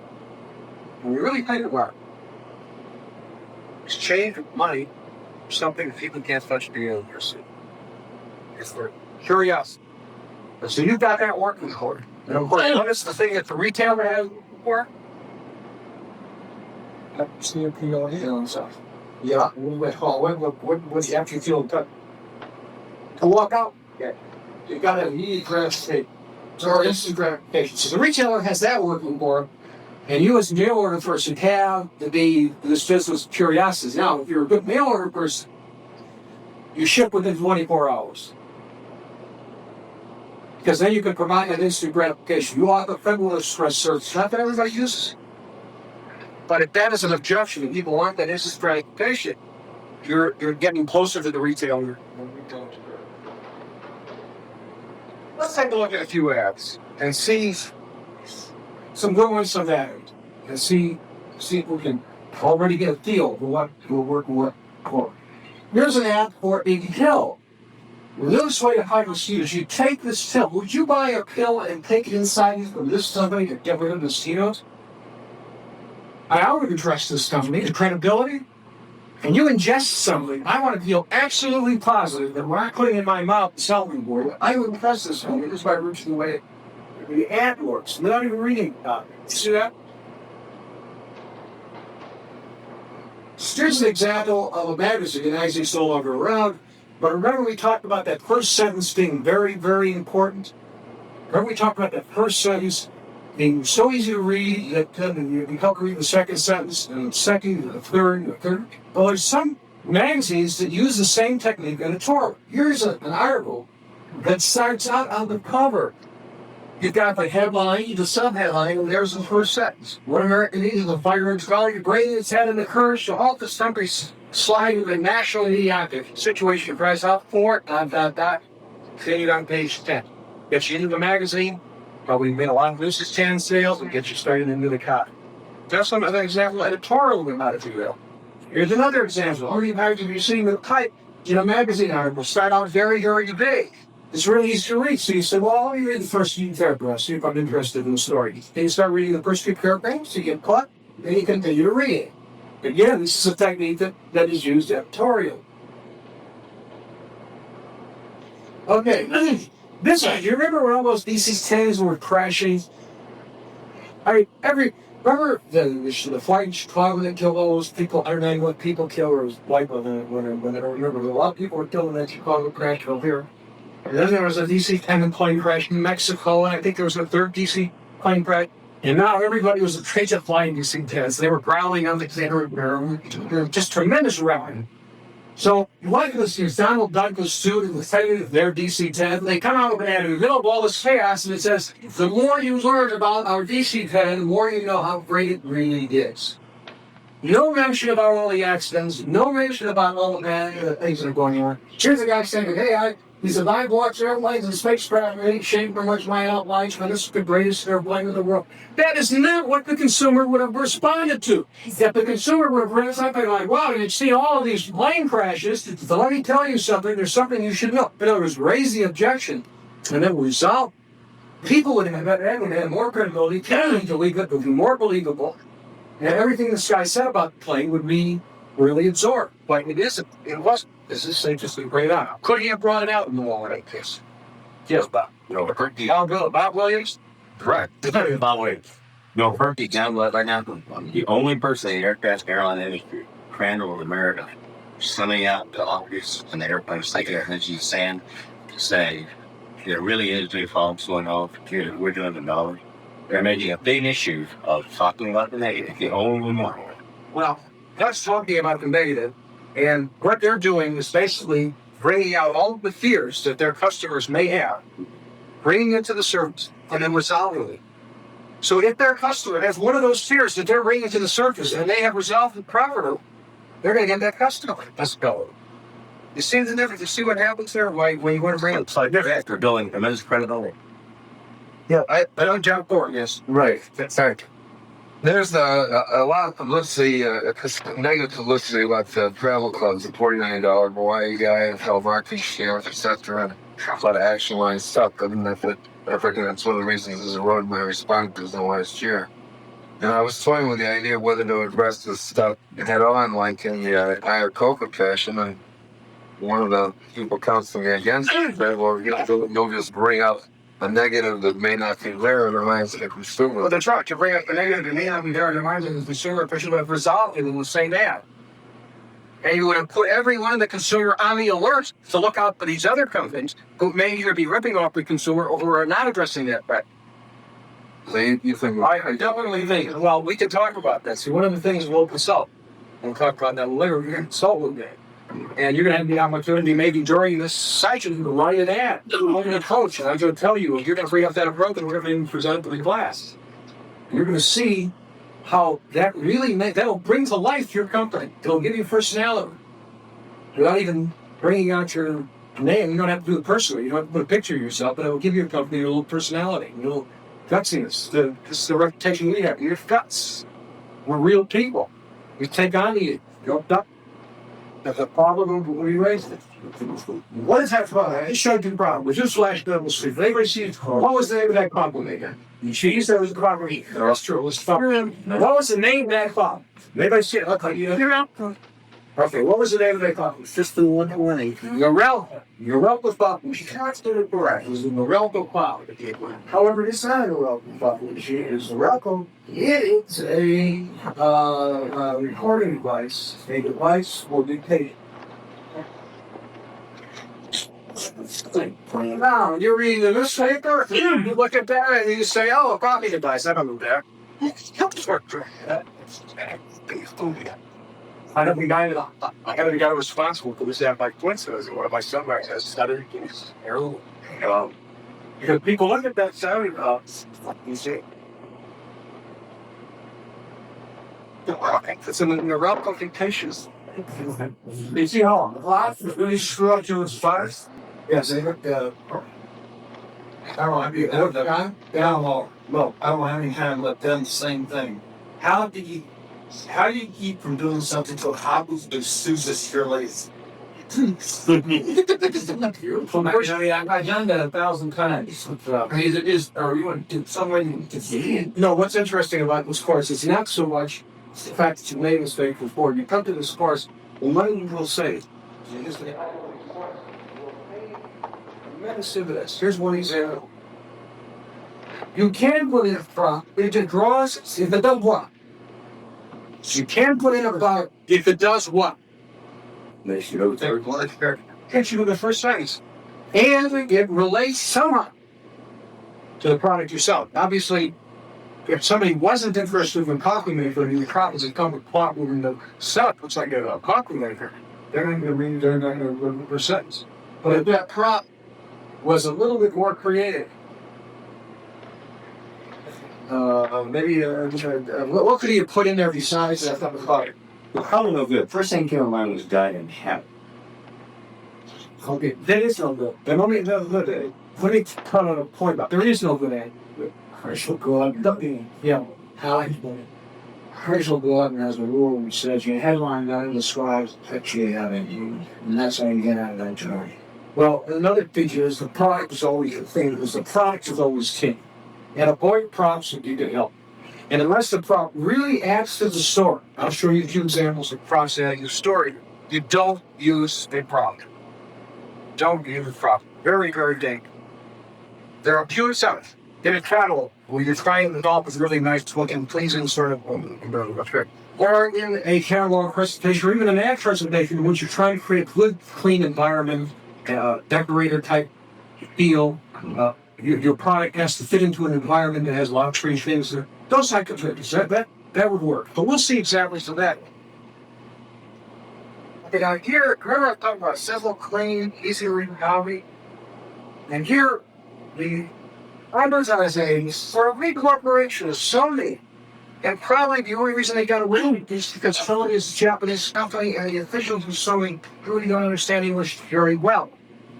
And so here this advertising agency comes to Sony and says, hey, we've got an idea. American communications is really boring, so we want to come up with an ad. They're huge, really boring. And so they came out with a headline, all caps, very difficult to read. Because now it paired the American business find a more stimulating way to get into a result. And now listen to this first sentence. It says every day, American business spews forth a virtual endless stream of inter-office memos, conference reports, training manuals, brochures, telex, phone calls, slideshow, letters, telegrams, direct mail pieces, annual reports, press releases, and newsletters. I mean, yeah, I'm falling asleep. How many people read past that first paragraph? I mean, they really developed that thing beautiful. But I wonder how many people read that. And that appeared in a lot of different ads. Duke Air. So you don't have to measure response. When you don't have to be responsible to your client and show him that you are getting sales, you are bringing in response. There's no way to train it. You can get away with work. You can try it. I hope these I actually didn't want an award. I'm sure I said it for the advertising award the year. They said, boy, is that creative. Well, they carried that thing throughout. It was one of the dullest ads in the like hard B, because you don't, well, the point is real well. There's burglar alarm ad. It says, like this, it happens. This is the burglar alarm where you master alarm will buy an ad. Now, what's wrong with that? The thing that's wrong. That's just a 30-day trial period. That's all that is. That's nothing novel or innovative. And they got it in their headline. And again, another thing that I don't like about it is you'll notice our ad did not show parameter of the house. The reason we didn't show parameter of the house is because every house is different.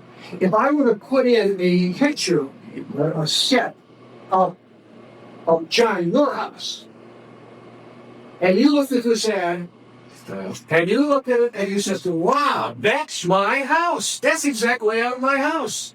You would relate to this product. It's only first. But if you look at that layout and say, hey, my house is anywhere like that, you start turning the page. So aside from all the other things that it had wrong with this, when you put in an element and it doesn't relate to your audience, they're going to bypass. Build yourself a portrait through price of the t-shirts. That was sharper. This wasn't bad, but I didn't see it run very often.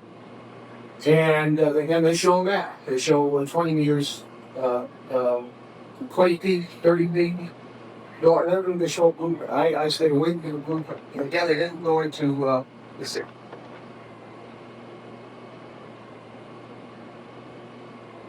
Well, anyway, it didn't do well. And now this one, too complicated. Too complicated. Now, I not to say that complicated ads don't work. So look at the headlines. Mobile arm, the special type home security system that can actually prevent perfect, but nothing for I guess there's two things from a credibility standpoint really don't work. New computerized home security system for charging the home computer just like for regular TV. Then it has all kinds of blocks. It has the pictures and the diagrams and it has this block and that block and this block. Once again, if you're interested in the security system, you would cut this out and possibly spine with them. And you have it, I think, in our one with your study, you can see that it really isn't that compelling. And it's very complicated and it's very busy.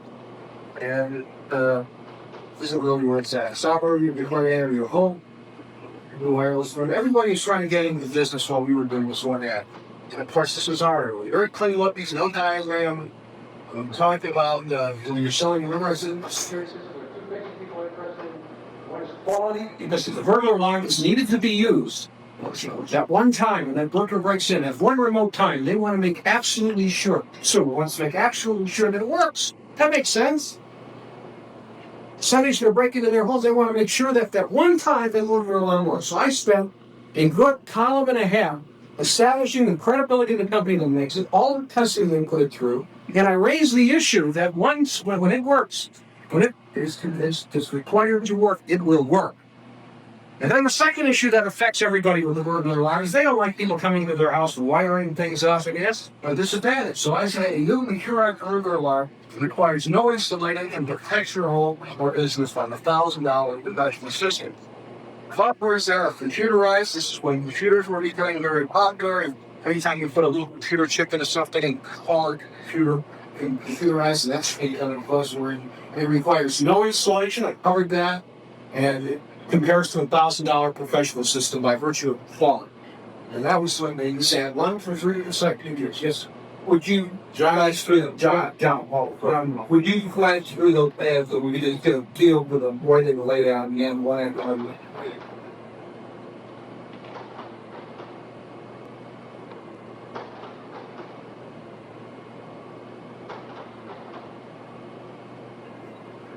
would you analyze just the sharper and why we do better than there? I honestly don't know. So sadly, except for one couple basic reasons. One is we spent about 600 words establishing the quality of our product. Our product was $200 product versus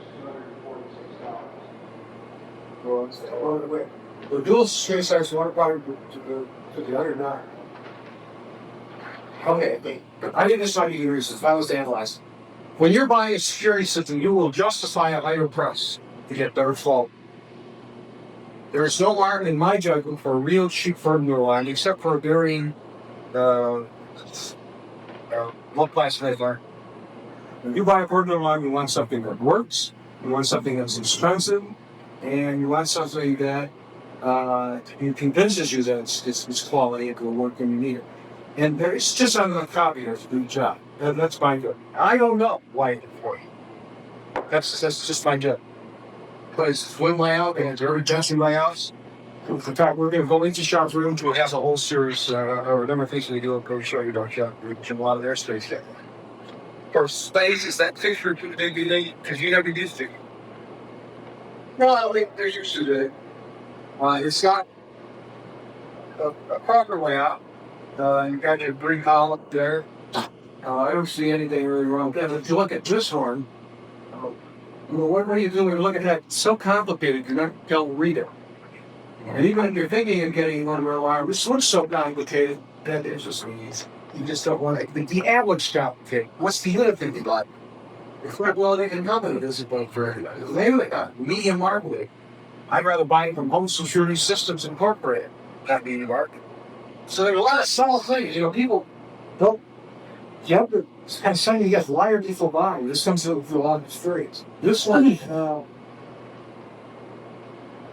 same price solid, $199, but then requires installation. People refill one installation.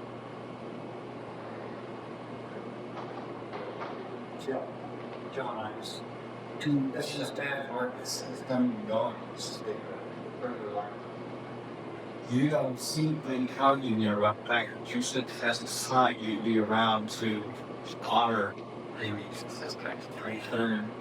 The units that somebody to any deal is necessary out there. JSA? Yeah.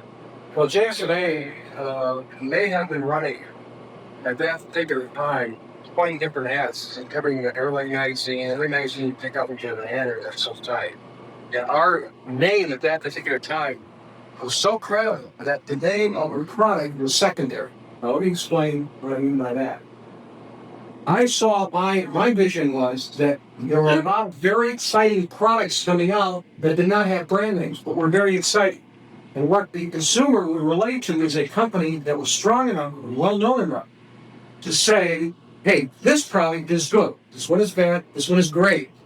In other words, I didn't like consumers' union of product.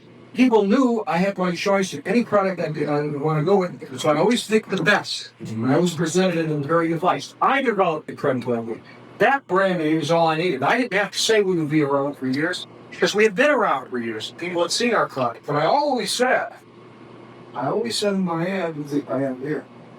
Yeah, here, I say it. JSA has been serving a consumer for over a decade. Further assurance that your investment is well protected. So we did bring that out as well. Okay, here's the top answer here. I just want to show you this from a purist standpoint. That was done now a system with remote or less than the other people in charge of this callable information. We need your opinion, so premise. We need your opinion. Read this ad, and we just want your opinion. It was a lot longer. I want to sell you a California fence review. And sometimes the passions are used for rock fast. There's another callable ad. Now, all this was running about the same time that I was running my callable ads for you ad. And all of these ads that you're seeing here ran maybe once or twice, and then ran again. This is a beautiful example of what not to do. First of all, if you're going to, remember we talked about the goal layout? And I said to John, it isn't your showroom layout, you would like to have, well, there's a telephone at the top. And is that related to any telephone that you use? No. There's a telephone here at the bottom, and at that time that would relate to any help. The guy couldn't create. The other thing he did was he used throughout the copy very bold letters for the name of the prop. He said, Spectrum Printing Machine, or Spectrum Printing Machine, Spectrum Printing, last in there, big subheading, quote cutter. So it's a peddler. And his hands looked like a peddler. It was like somebody sitting at a fruit stand saying, get your potatoes and your cucumbers right here. If you step right out, then we got the greatest cucumbers. And this is the way I copy to quit. Plus, he wasn't relating to anybody. He only ran this once, I think. That's 10 wins. There's another telephone with Rica. And everybody's trying to run this off. We have a picture of somebody holding on to them next to the telephone. So they got one and sell theirs, and we decided anything. There's another example. We better get a little in Marvel. This thing sold for 3 years. We sold this product 3 solid years. And it's called Element Answering Record, and we had a little answering computer for you to your next cell phone call. There's our little element to the pager. We show the electronics and the tripod and the advantages of the but basically, we ours was more expensive. We had 2 years. It was $259, and the other I think was $179. We sold 3 more expensive, but we were cheaper. It was because we eat souls. Now, these ads are here in the various locations in these books, and so we'll have a chance to look over them and see why they work through why. So then we go into the reasons simple shifts. Joe, I know this is good reading. The actual curtain, considering layout, why would you cover a copy of that photo?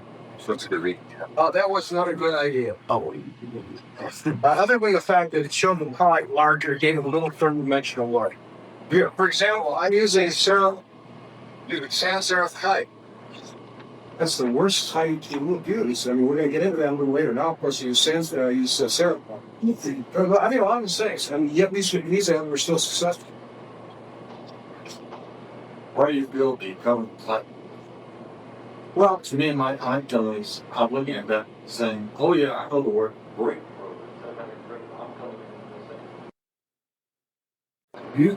we don't know how much more it may cost 3 months from now. I guess when they were saying it started to go up. But my point is, it's a very confusing ad. It's shouting at you in all different directions, and it just really didn't have anything to do very well. Now, he did have one ad that did very well, and that was this one. And what was interesting about it, I don't know if you really knew why. These guys that have successful ad every once in a while probably don't know why. He did what was very important, and that was that he developed a concept. We're going to get into concept.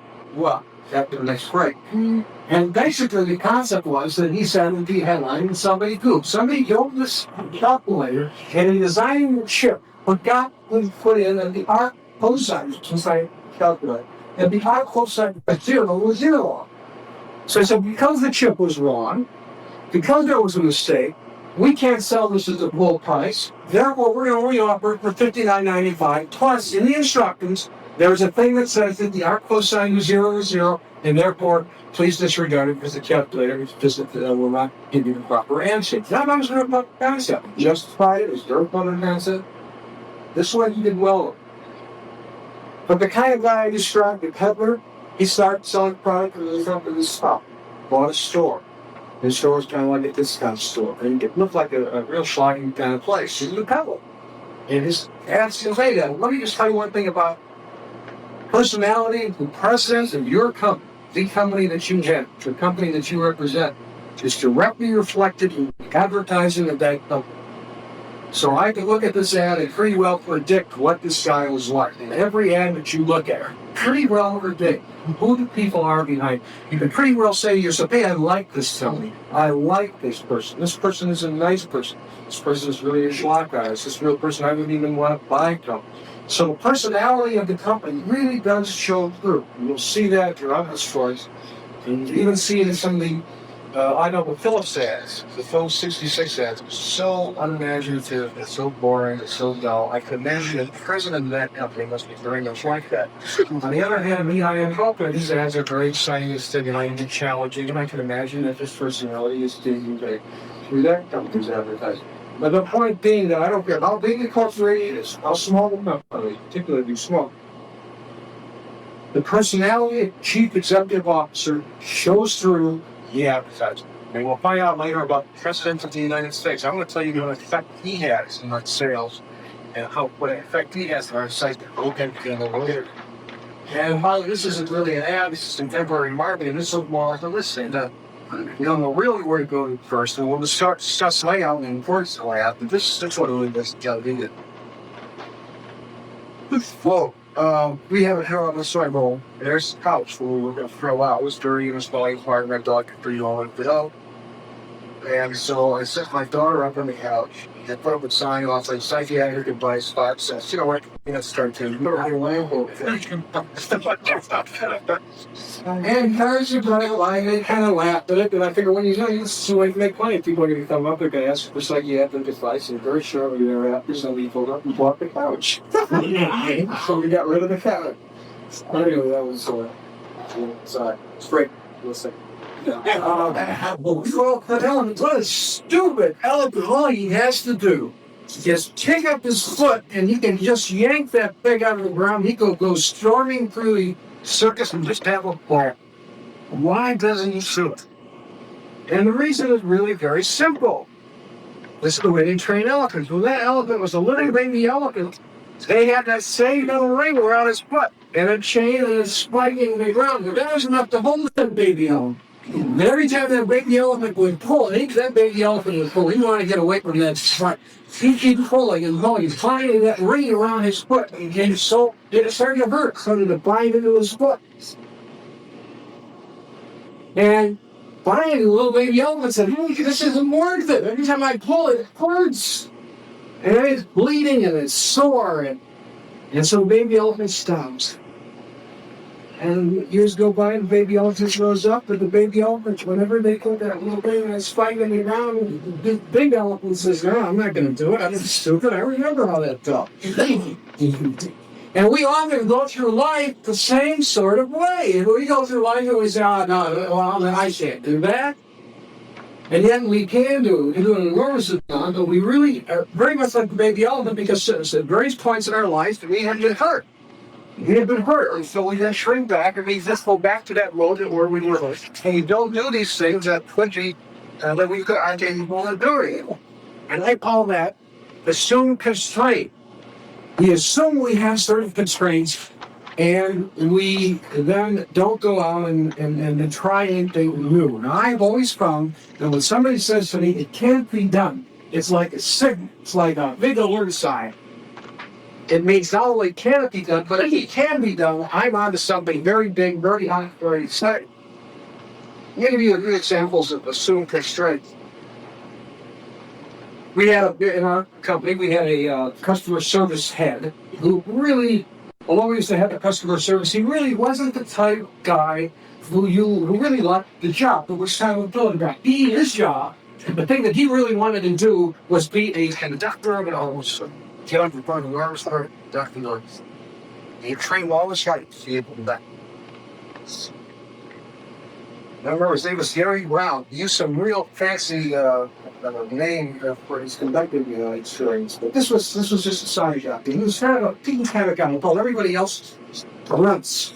They used to do all the grunt work, and he told more like an executive. His vocabulary is very good. He always was talking down with people.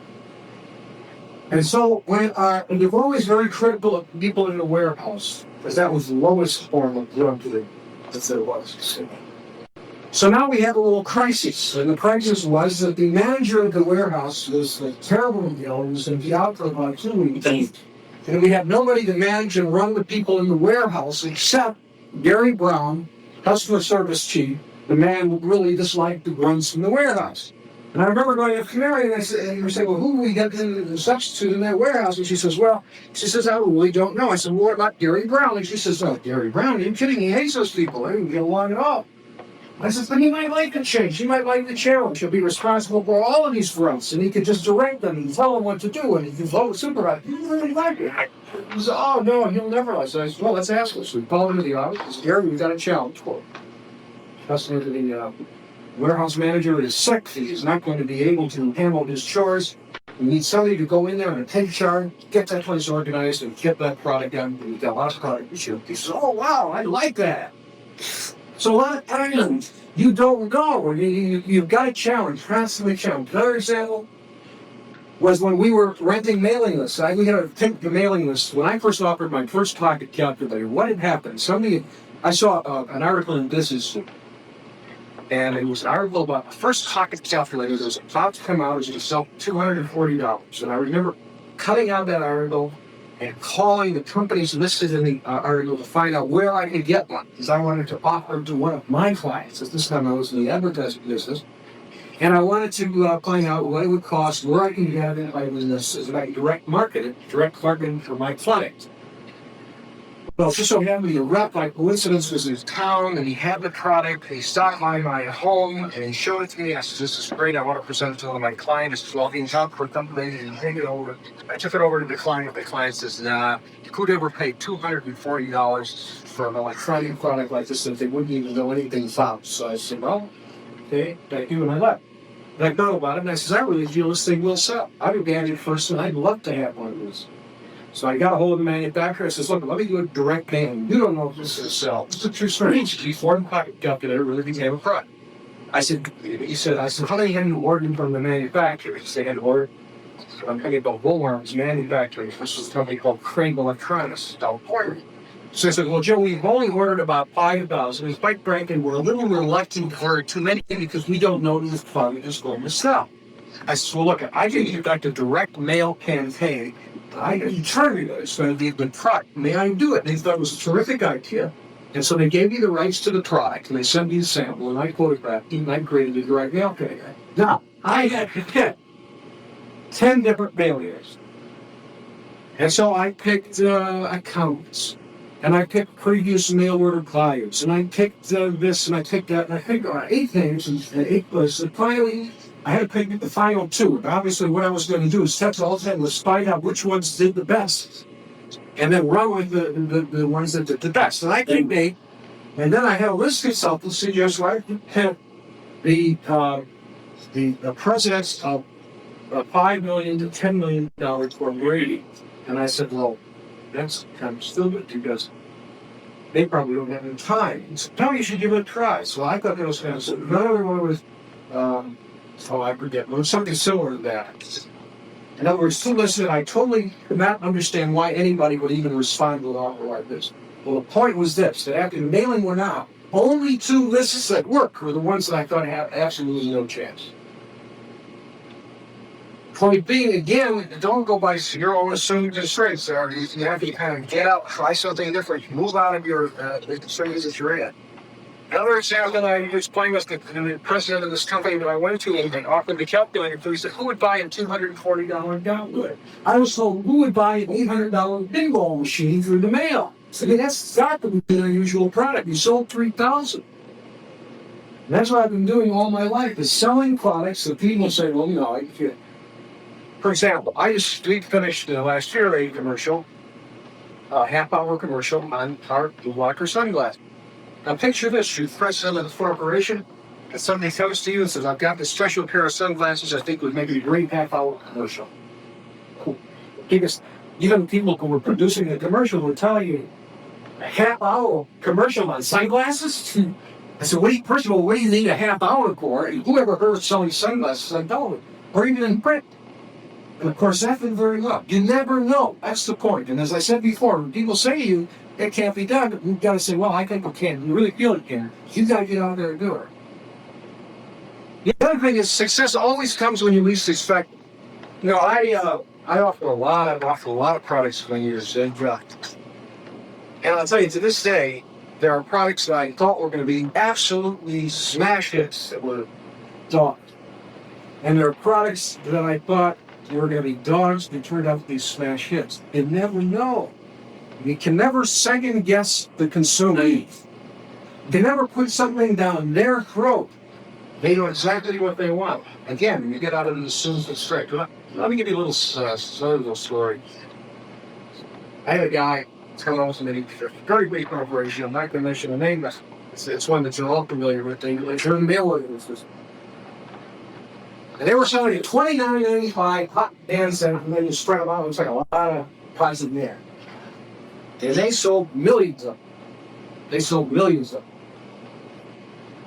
And the guy was really guilty about selling stuff because they were so cheap, so thin, that after about 6 months, the volume was high.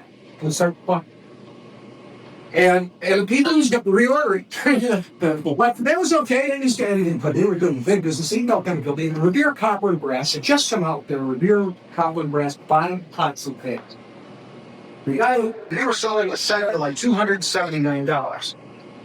In the tradition of the blue blocker knockoffs, this guy's at a thing. I can knock that off for $49.95. And it was retail $49.95, but go to one place and order for $1 million of them. And then sell. Consumer will love that, so it's junk that you can sell. So he goes to Hong Kong, commits for $1 million pots and pans, you run the ad and box. Nobody wants to pay $49.95. It's an old series, top and bottom, pots and pans. And he says to me, you know, Joe, I was really upset. So I say to this time. And he said, you know, that is good. One of the stupidest things I've ever heard. The consumer is the one that has to vote as to which product they want. The consumer wanted the thin, cheap pots and pans. They weren't waiting a year, 2 years, 3 years to keep the same stuff. They just wanted it for 6 months. They were telling you that was a big success by the fact that they were buying it. You were trying to force down their throat what you felt was clack, that you felt was good product, that you felt they wanted, and they didn't really want. So you don't do that. You leave the consumers select what they want. We never have to impose our will on the consumer. We put up the product, and we let them vote. And if they vote no, I don't care. Fortunately, 99% of the time, you're not going to make it work. If they vote yes, you got a winner, you're right.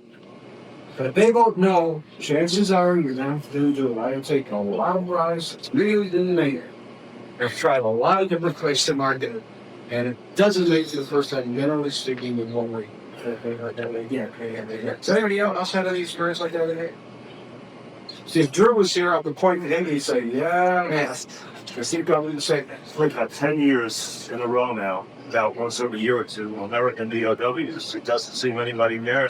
You know, I'll get a client come up, but he'll say, we got to do something about DOWs, MIAs, that's falling off Vietnam. And I get excited, and I say, yes, we've got to. We're going to convince them, and once the video goes out, right straight down the cliff. well, again, Up record it. It'll happen again. well, wait a second. You put down that letter for the young veterans maybe 7 or 8 years ago, and it was falling flat. But today, those veterans are the in thing, and maybe you're mailing with them. We saw Rambo last year. Oh, right. How's the time? Long. It's still Something like. Well, anyway, again, it's timing, and yeah, we've got product. I'm talking about product. So if you have a product, it is a movie. Now, some of you may say, hey, wait a second. This is the only product I have.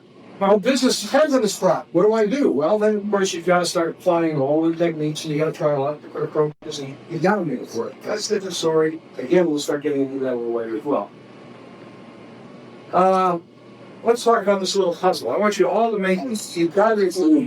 And when you assume that strength, you've got like these 9 little points. Okay, I want you to draw 4 straight lines. 4 straight lines And with those 4 straight lines, they're all connected. You can't just draw one line and then skip down and draw another one. In other words, 4 straight lines and connect all the dots. I suggest doing it in pencil lightly here. 4 straight lines. You've done this before and you know the answer. Please don't do it. I mean, please don't say it. Did everybody understand? Or just work back one word. Right, one page is full. Before these. Yeah, it's so constrained. If you are big, it's gonna assume you take these and draw. Now again, the rules are this. Listen to the rules. You draw 4 connected straight lines and cover all of the dots.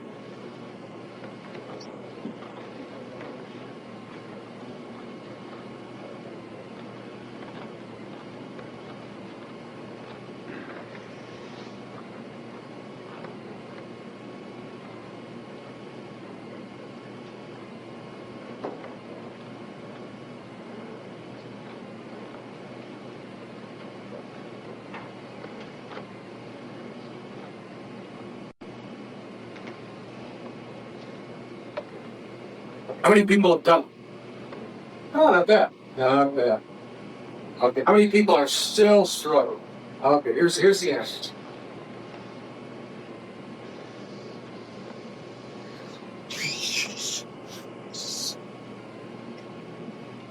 That's the definition of assumed constraints. You're all constrained mentally into this box. You see that? But you didn't have to stay in the box. You could have gone out of the box, down, up, and around. That's how you got to think in terms of marketing. That's one of the P's. It's one of the ways I mean more creative. That's again assumed constraints. You're not constrained with that. You think you're bubbles.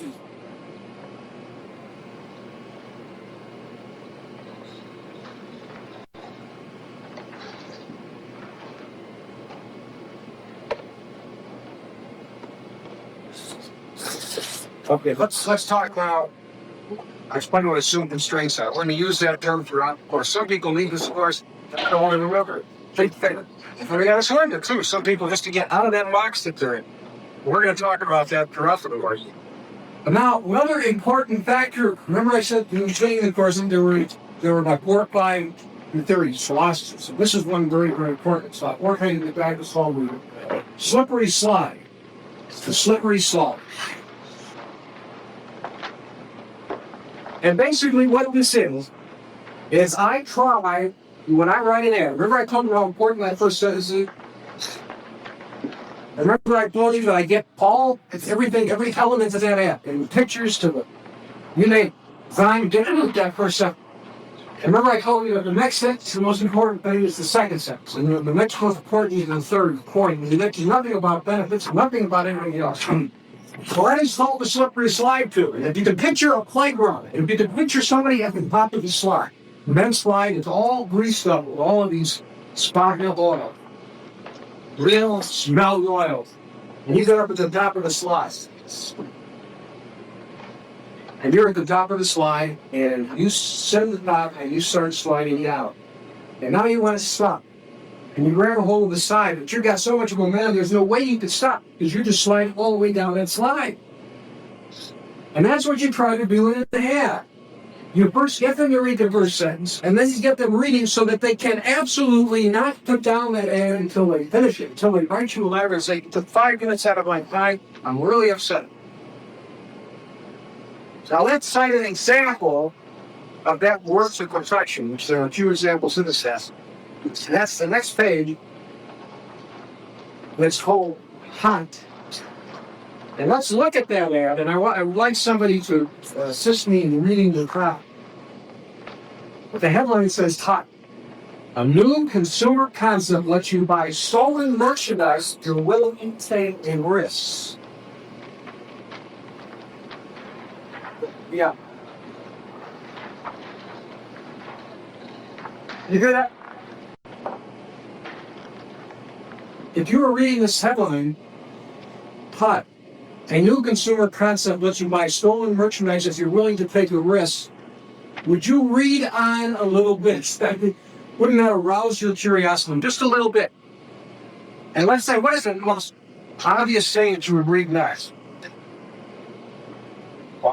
Impossible to trace guarantee. Okay, so your eyebrows down to that. You still haven't committed yourself to read the copy.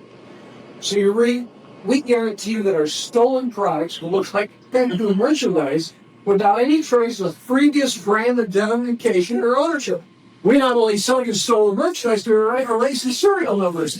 I mean, if you're going to read this, you're going to read on. I don't care what you say. I'm just going to read the first paragraph, and I'm going to turn it over to some of you, but I want you to see how they just brand you and stop pulling down. It says, we developed an exciting new consumer marketing concept. It's called stealing. That's right, stealing.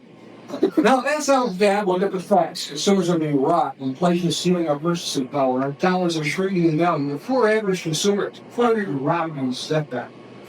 So the poor consumer tries to strike back. First, he courts consumer groups. He lobbies in Washington. He fights price increases. He looks for value. So we developed a new concept of value. Our idea was to steal from the rich companies and give to the poor consumer. Save our environment and maybe, if we're lucky, make a buck. At this point, you still don't know what's going on, but it's still, you're going to read on. You're not going to stop. You're starting to slip down this line and go away. You're like, oh, this morning, you still haven't found the concept. You're still convinced that we'll do something illegal, but how can we be advertising it? So you read on. Dan, read on. A bottom layer rock. To explain our concept, let's take a typical clock radio retailing for $39.95 at a major retailer, whose name is very not mentioned and will be sued. It's a call the manufacturer of model 72 to make. The manufacturer sells the unit to the retailer for $16. The Uncle Henry problem. Let's say the retailer sells the clock radio to your Uncle Henry. Uncle Henry brings it home, turns it on, and it doesn't work. So Uncle Henry trudges back to the store to exchange a lousy, rotten clock radio for a new one that works loudly and rotten on Uncle Henry's works. Now the Becker one goes right back to the manufacturer along with all the other clock radios that didn't work. And if this major retail chain sells 40,000 clock radios with a 5% effective rate, that's 2,000 loudly rotten clock radio. Consumer particular rate. Consumers are protected against never seeing these products again because even if the manufacturer inherited them can't recycle those new units. Jack put a label on the product clearly saying that it is repair, not new. And if Uncle Henry had his way, the label would also say that the product was lousy and rotten. It's hard enough selling a new clock radio, let alone one that is used. So the manufacturer is looking for somebody willing to buy that product for a super fantastic price, like $10. But who wants a clock radio that doesn't work at any price? Enter Consumer Zero. We approached the manufacturer and offered to steal that $39.95 radio for $3 per unit. Now think of it. The manufacturer has already spent $9.72 to make it.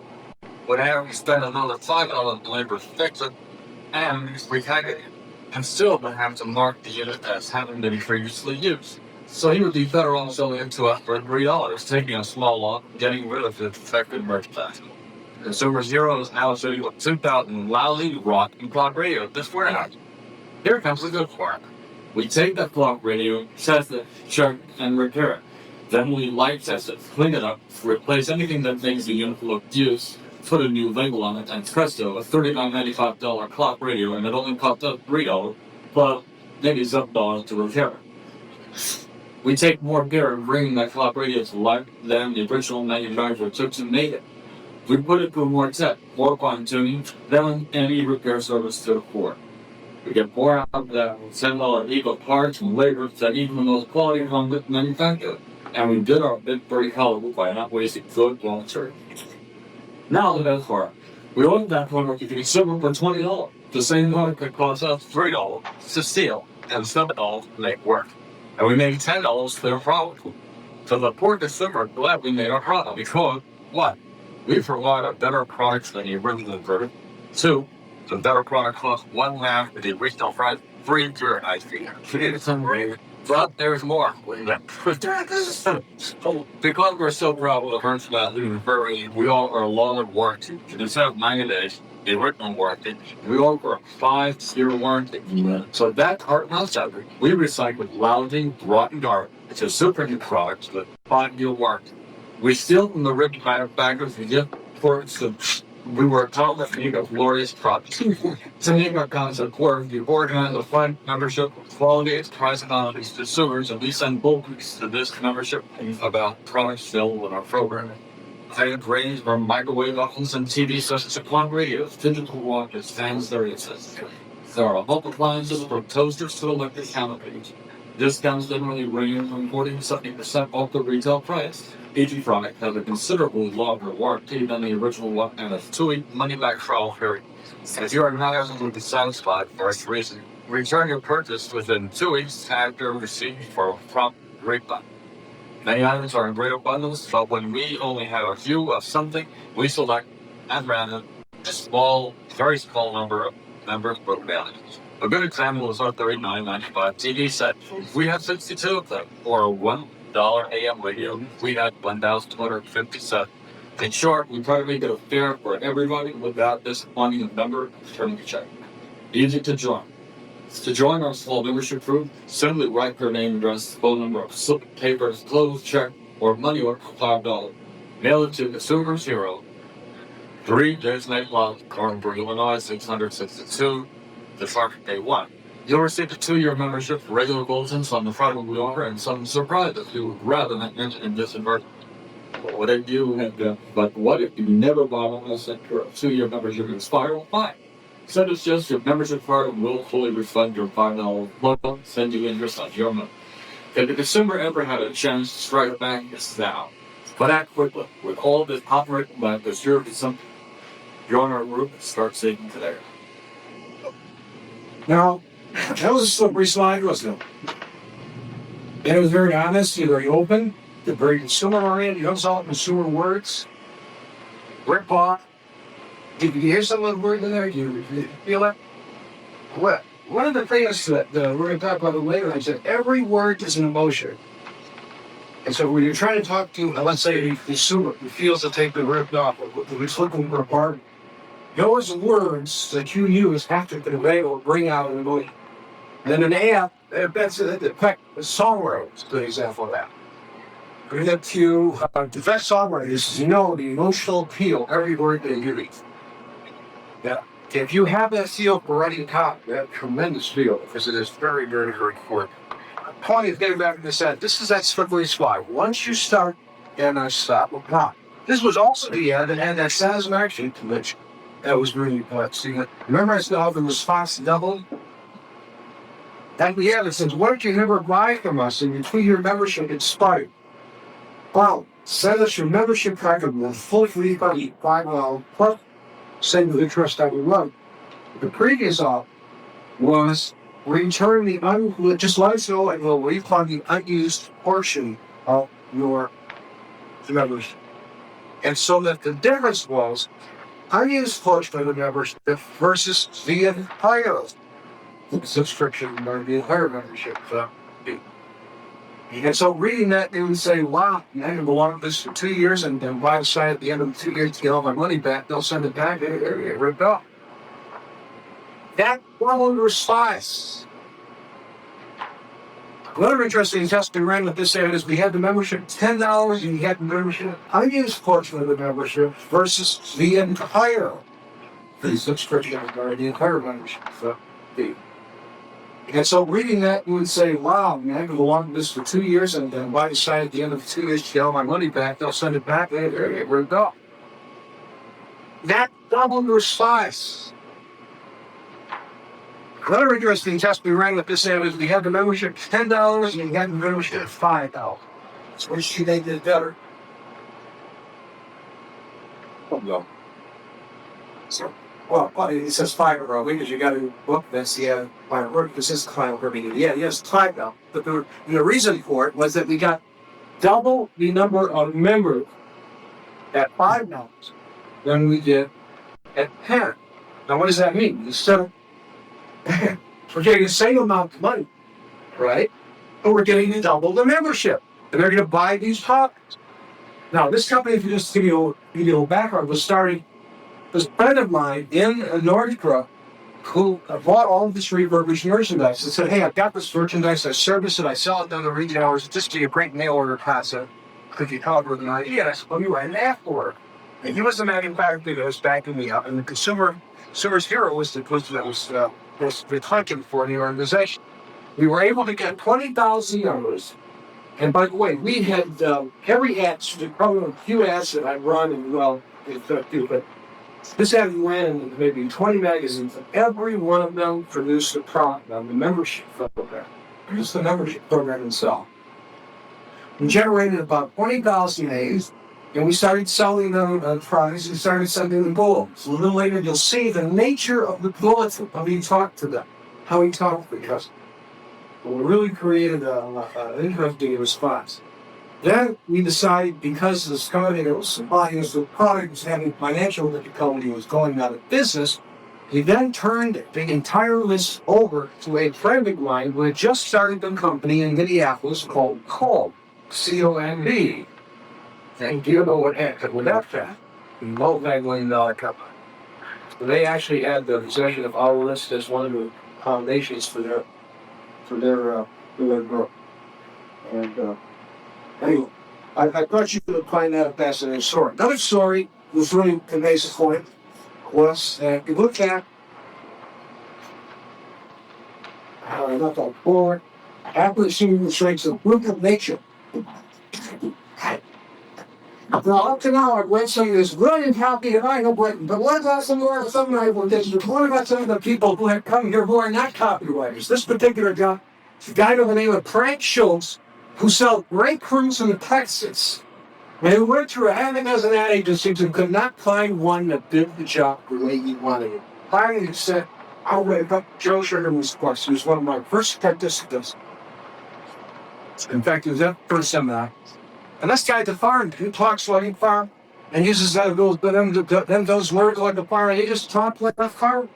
And he looks like a farm. And he acts like a farm. You really like the guy because his credibility shows through. Farmers are very honest people. They're very straightforward. They don't mince words. They're not like typical salesman type. They're very down to earth. He came to the seminar. He's very quiet. It was a very quiet, lovable seminar. And he was trying to sell these grapefruits. And we told him this concept about how you build a story and how you get people to read the copy and so forth and so on. You'll get all of this during the seminar. And then he left the seminar and went into a motel right near this block. It was Linebacker Airport, closest airport. And then that airport, you see Chicago here, you went to else went up along the out. And so he went into this motel and worked for about a day and wrote this app. He sent it to me. He sent me this ad and I made a few slight changes. It was pretty close to the way it was going to finally run. And we're going to go read this ad as well because it's got everything that we really wanted in the ad. And let me see a little bit background. This ad he ran and it did so well, we forgot to keep up with production. They couldn't pull the grapefruit fast enough. And he was getting letters from all the top marketing people writing and saying, hey, what a great ad. What a great ad. I love the ad. So then he got a hold of the ad agency. And as he looked at the ad, he said, oh, Frank, your layout, slogging that pipe running over the center of town. Frank, we got to redesign this ad. Boy, why did I have a copy of the redesign? The redesign it. And so he went back to his original schlocky ad. So, and he even changed some of the words. He put in the proper English. He said, no, Frank, you got to the lawful English of you. Let's read this and see if it doesn't sound like a farm. Let me just start it out. I'm going to turn it over to somebody else. Okay? Point of nation, a new grapefruit discovery, they change your concept of fruit. I don't laugh because if I really read that, I probably would wonder what it was about. So I started reading the first sentence and it's out. I'm a farmer. That's what I got to read. I mean, but all of a sudden, these images of a farmer being a straightforward, honest kind of individual, and the story on how he was the absolute truth is incredible as it may seem. I believe this guy already. And I'm looking forward to hearing the story because the farmer's going to tell me the truth. Second line, see the feeling this guy's getting through. He says, all started to grow by Dr. Webb, family doctor. Now he's talking kind of one-to-one. Is one of the men who was picking fruit in the doctor's orchard came up to the Webb household holding 6 of the strangest grapefruit anyone had ever seen.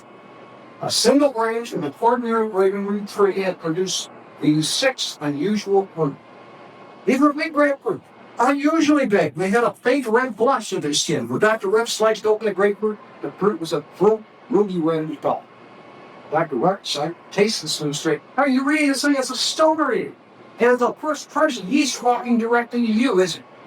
And that's what we're going to talk about a little later. The problem with advertising is people don't communicate one to one. He's talked to you. I mean, you feel like he's talking directly to you as you read it. Because I'm the one deciding to taste the strange new brand. The fruit was juicy. What? It wasn't sour like other grapefruit. It was naturally sweet without sugar. For some strange reason, some reason you'll never know why, nature had chosen to produce an entirely new kind of grapefruit here in our magic Rio Grande Valley. It was incredible. Men had labored for years to produce the ideal grapefruit and had failed. But suddenly, in a single branch of one tree in one grove, Mother Nature had done it all herself. Well, you can imagine all the excitement when the fruit of that one branch rolled back to flow down produces our old Texas ruby red grape. When I say not one man in 1,000 has ever tasted this grape, you understand why. To begin with, ruby reds are rare. You can look for them in stores, but I doubt the time. You may find pink grape, and you would sell them if ever. You never see genuine ruby reds. So you start with the rarity of ruby reds. You have royal ruby reds. You haven't get rare yet. Well, you just have to get the taste of royal ruby red. No, if you got better one. He said to you this miracle plant, and then he says, I want to take you one step further. And he said, so to start with the rarity of the ruby reds, you got to go to the royal ruby reds. You have to get rare yet. Only 45% of the entire crop would qualify as royal ruby red. Each royal ruby red weighs a pound or more. Each has a rich red color, glowing juices, luscious natural sweet flavor, and the ability to stay this way for many weeks. Why, we won't even consider harvesting a gold until I checked out the fruit. Pre-ripened and turned myself. I checked for natural sugar, low acid talent, high juice content. I checked to see that the fruit is tough and finicky. I even checked to see that the skin is thin. Not only does each factor have to change, you see all the principles that we were talking about here? He's talking about features of the product, stuff. The way when you get to a technical point here, so everybody does this stuff well as well. Not only does each factor have to check out, but all the factors have to be in a proper relationship to each other before all harvests grow. So when you think the fruit will just trust it, every one of us takes a sticking ring when we are. Yeah, the fruit is strengthened. Picture this guy going out thinking ring. It means to have this big firm ridge. Exactly. And when would you get the feeling this guy who's talking to you one-on-one is doing this? Really swell enough to pass through the ring. We don't think it simply isn't big enough to qualify as a royal ruby red. And even after picking, there are careful inspections each fruit just kept. Royal accepted outside, now graded for duty. I mean, can you picture this guy grading each grade fruit? Sometimes the fruit will be wasted up. Sometimes we'll have a bulletin set, what's called sheepdog. See, there's a technical word. You know this guy knows who's talking. He's doing this. He's so grateful that he's talking about something like sheepdog. So you know he's an egg, because he's already assigned a name to that particular unusual rarity that it goes on with his tree. So you see, I really mean it when I said only perfect royal ruby red. And I realized ruby red, so the ultimate fruit at site for a club, so only my club. He goes on and he talks about rainbow and then a little later, we want to finish the end, but he also uses some kind of local jargon. Instead of using certain words, he uses kind of farmer type words. Here's an example of a guy telling this fascinating story and getting you into this fruit so that it sounds like it's really something special when he puts this personal attention to it. And you have to use it, but he shoots through every mouth. It's fun. Just as an aside, because he's heading to seminar, we wanted to bring him sermons, that was really very good. And I actually put it as I have been buying regular from him for 11 years. And he sells other things besides grading. He sells them in cans, he sells them in sake. And we have a very, very well with it. He ran it for about 2-3 years. They're going to stop fully. Some ads do. Sometimes these things just wear themselves out. But anyway, he wasn't very good successful. Followed all the principles, then he got into the economy. There was a technical explanation there. There was you see the summary slide?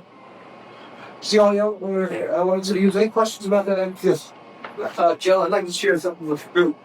This stuff really worked, believe me, because I took this ad as a prototype and sold 3 5-acre fruit orchards in West Virginia.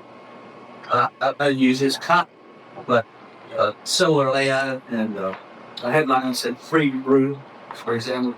And so if you pick something similar, like for your product, I'm sure that in one of these ads, you can find some link which will help you adapt your ad. You know, that's a good point. This ad inspired me.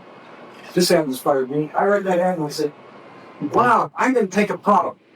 And just when everybody thinks this is a product I'm selling, I'm going to provide a better market. Say, hey, I couldn't accept this other product. Now, anything's real good. But I want this spec. I did that. Did that for about 3 or 4 years. Very, very effective. So I was inspired by that ad. And what you do is see this classic ads. Really do something. And this is why you really cut out a lot of ads. You're just really incredible. And if you take out things that's really impressive, it's going to inspire you to come out with an ad, apply those principles if we have sure to. Another example is what David, a friend of mine who I've asked to sit into it, and I'm telling you a little story a while back, who was selling real estate, he had a condo he wanted to sell. And he put in the ad, $85,000 condo to sale, blah, blah, blah, blah, blah, blah. And he had one call maybe every few days, no great response, it wasn't selling. Finally, one day he says, I'm going to get creative. He puts a headline in, I'll rent you my condo for $800 a month, or I'll sell it to you for $650 a month. And he got 6, 7, 8 calls in, and he sold what he deals. And sometimes it's just how you can teach your things. Sometimes you say, well, that's a great idea.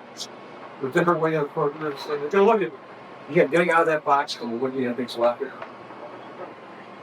So, yeah, Don is, in this case, he actually had done. Well, yes, what? He had done. Bill. So no.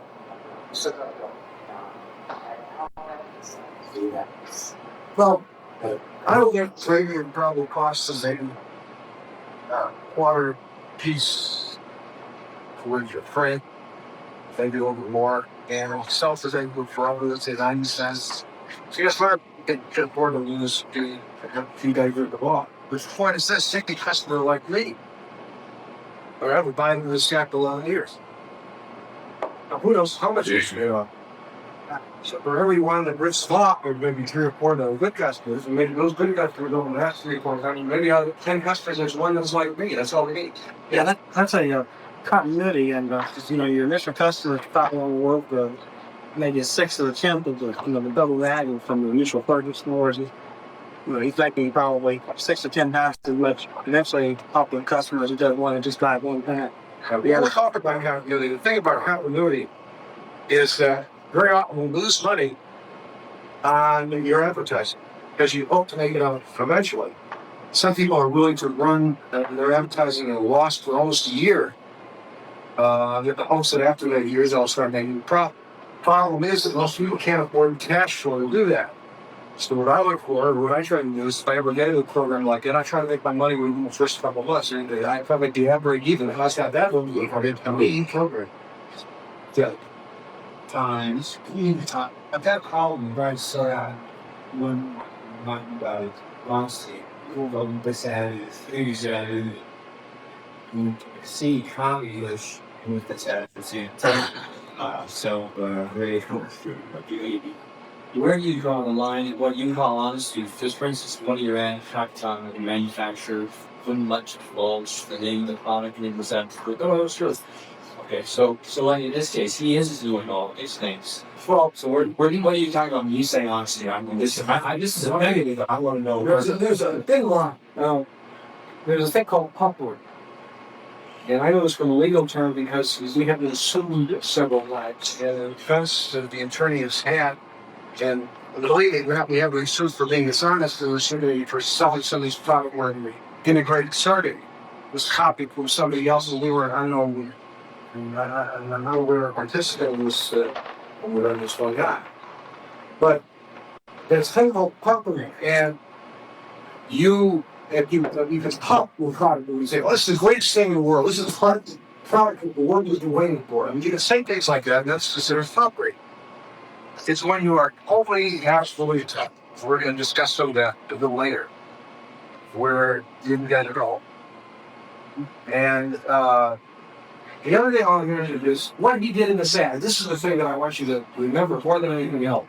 If you read Drew Capital's ads, if you read my ad, if you read some of the great ads in this country, there are personal messages from one individual to another individual. The biggest mistake I see in advertising, especially very often Brecht letter, is people get in and say, we at the ABC Corporation wish to address you folks out there in the world who aren't interested in such and such. That's not a good letter. You're sending a letter, you say, hi, my name is Joe Sugarman, I'm president of JS Today. And Alex, I have this, not Alex, but Mr. Mitchell, I have this product that I would like to offer you in this letter. Now, I know you are probably just like me. I might go in and gas every once in a while, but I sure don't like that gas they give. Now, I've got this product, Mr. Mitchell, and we're talking one-to-one, period. It looks like I'm talking to you directly. Now, this makes it funny, but you can send out a 20 million mail and make it just sound just as personal. I'm not talking about hear that. I'm just talking about folksy, nice letter that says I, you, and that types. And the problem with most advertisers is they don't do that. They talk to the masses as if they're talking to a huge audience. What you've got to talk to is what somebody direct. Now, if you read this ad again, look at this ad tonight. This is a beautiful example. Here's a guy who's talking me to you. I go out and let people know I have a drink. And I figured out, we'll send to you, and I said, I make sure it's absolutely correct. And they just stay home through Bible. But he owns a very large company. I don't picture him going later and crew to use that to me. Hey, Chuck, he uses a first person plural here. It doesn't say he does. He says, when we go out in the fields, we're selling his company. That's right. That's another point, too. Exactly. He doesn't say, I'm allowed. But you had that impression, right? How that impression is hard group that goes out and they just throw. See, the thing is, the point of honesty with this, the more honest you are, the more effective the ad will be.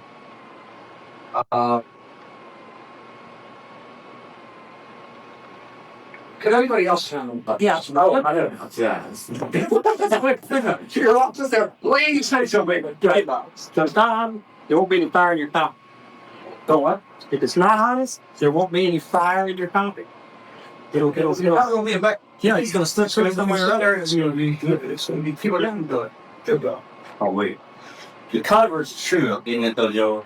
If you put one fallacy in there, it's here, and that's all.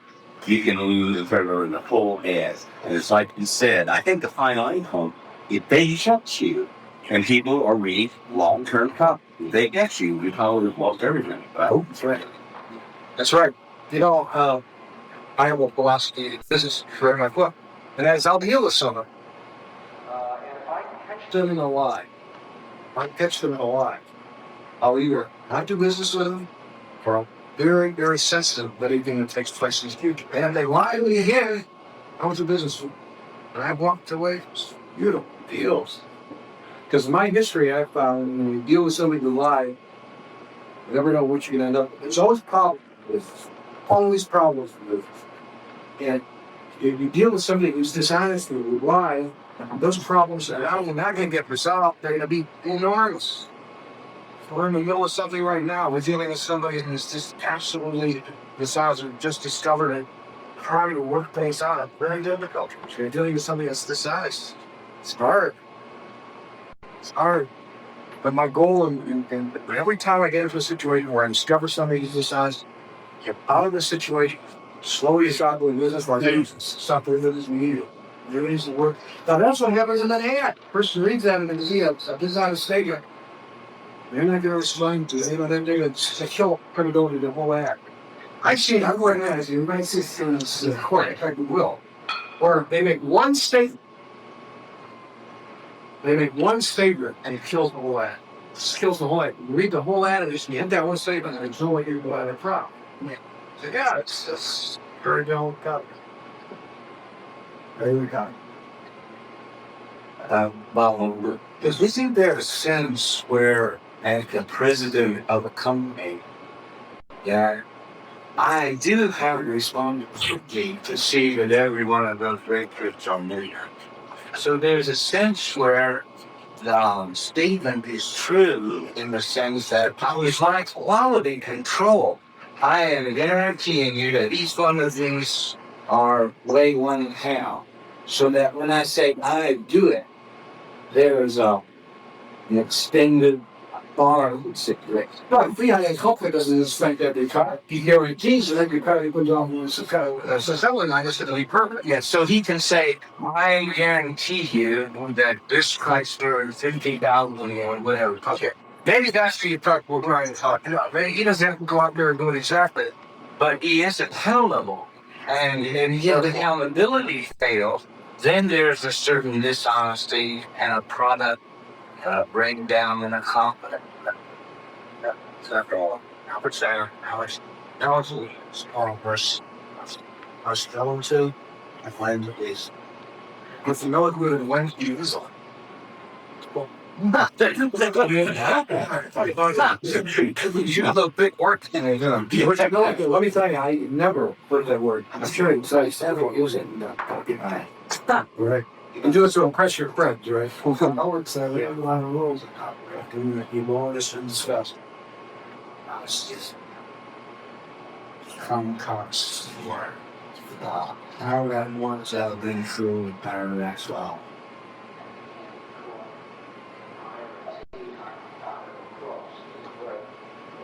President of the company has voters and everything. Your devils exactly. These are going to places. These will allow them to tell the truth and still not tell the truth. You're not pushing your shoulder tomorrow or leaving. This is what you're right. So,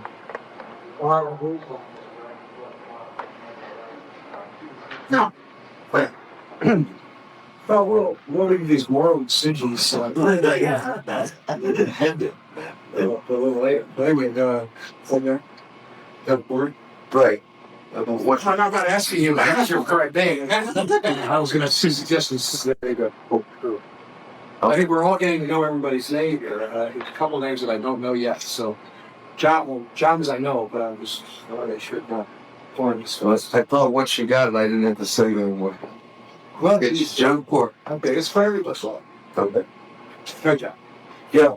One of the business guys when I deal with the policy about lying, right? He fires any employee for lying, and like you, he won't deal with people that lie either.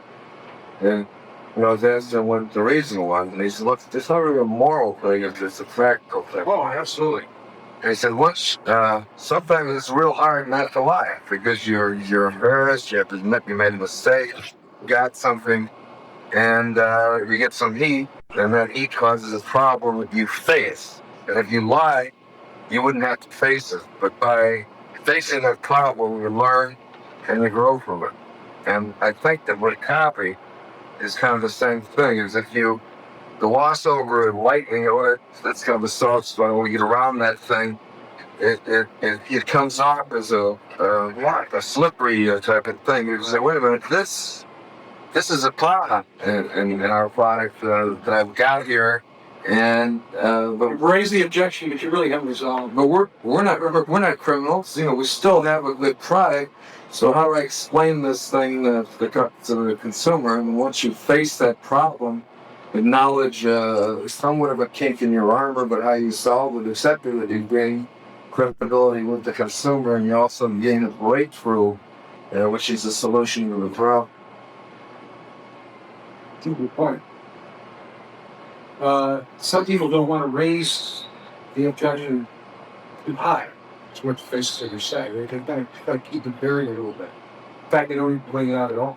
So therefore, you can't resolve it. People see right through it. So you have one question, Leanne? Leanne McCarthy. I think that Frank goes beyond that, because right here he says that before I ask you to join my club, I want you to decide whether this grapefruit is good as I say it is, and if it isn't, I will refund your money. So he's covering himself all along. Yeah. That is one of the, but that won't get you out of trouble with the lie. Mm-hmm. That won't get you out of trouble. You are, any word that sounds into the end, when the people get to that part, they'll say, oh, sure, he'll send you this junk, and it'll be junk when I get it.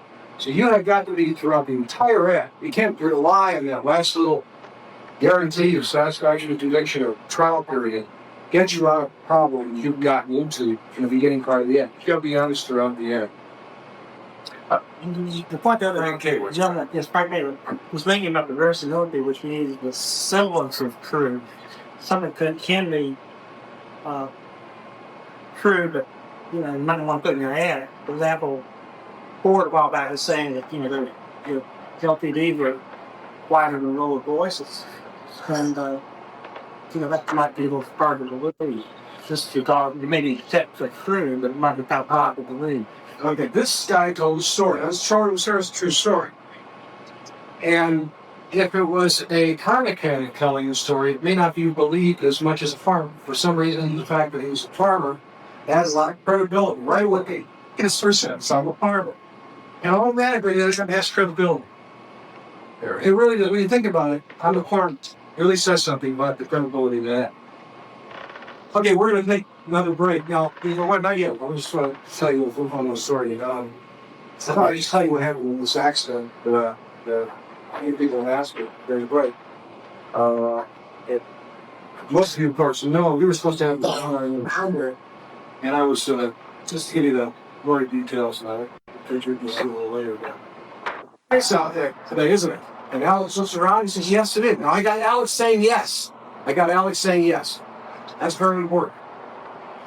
And then I say, Alex, that is a very nice jacket you're wearing. I like that jacket. It's kind of cool. Why? I like white. Well, really that's nice. Something nice for your watch. You say, well, thank you. Yeah, the head is going up and down in a yes type of motion, and that's what a good salesman does. It gets you to keep on saying yes. And then at one particular point, he'll say, okay, by the way, this is a really nice product, isn't it? Yes, it's a nice product. How about ordering 5? Yes, I'll order 5. Trying to think that there is a certain momentum. If you're really a sharp salesman, if I'm going to get a customer to say yes, and after he says yes enough time, she says yes enough time, then you start getting into the product, then you start asking the door. And so what you're going to see throughout this quote is the ability that I am using in creating these ads to get people to say yes. I want them to agree with me. I don't want to shop for them. I want them to nod and say yes, and I relate to it, and I vibrate, and I feel right, and you're right, I like that. That's what I want to do. So that's a good saying. Now, if you didn't hear this part, Jack Boy will play it back when you that's what I'm here.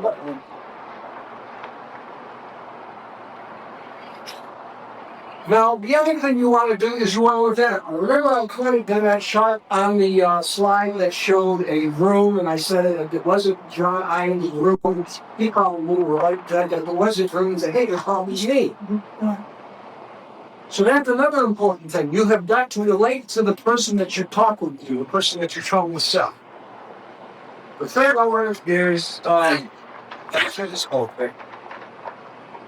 The third element is this business of. Well, look at that before we get into the journal. Let's start going over this ad and seeing how this ad accomplishes those last 2 things that I talked to you about. Would someone like to read the ad? By the way, while you are reading it, Bob Williams, I will comment. So don't just keep reading this. Well, pick up first sentence or all that. First sentence. We'll read the headline. Check these out. You see the honesty going in there? So I'm going to send you something for $10. It only cost me 52 cents. So you heard very honest, very honest thing. Now, I made it so irresistible that you'd be a darn fool not to do it. After all, why should you care if I make $90.50 profit? If I can show you how to make a lot more. Why am I so sure that you will make money my lazy man's way? Now I enter the world of the usual guarantee. And here it is. I won't even cash your check or money order 31 days after I send you my reserve.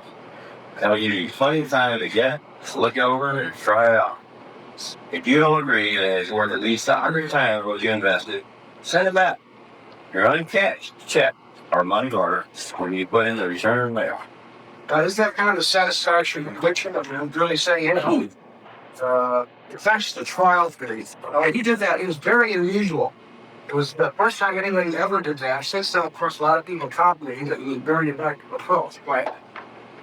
The only reason I won't send it to you and bill you, I send it COD, is without all these methods involve more time and money.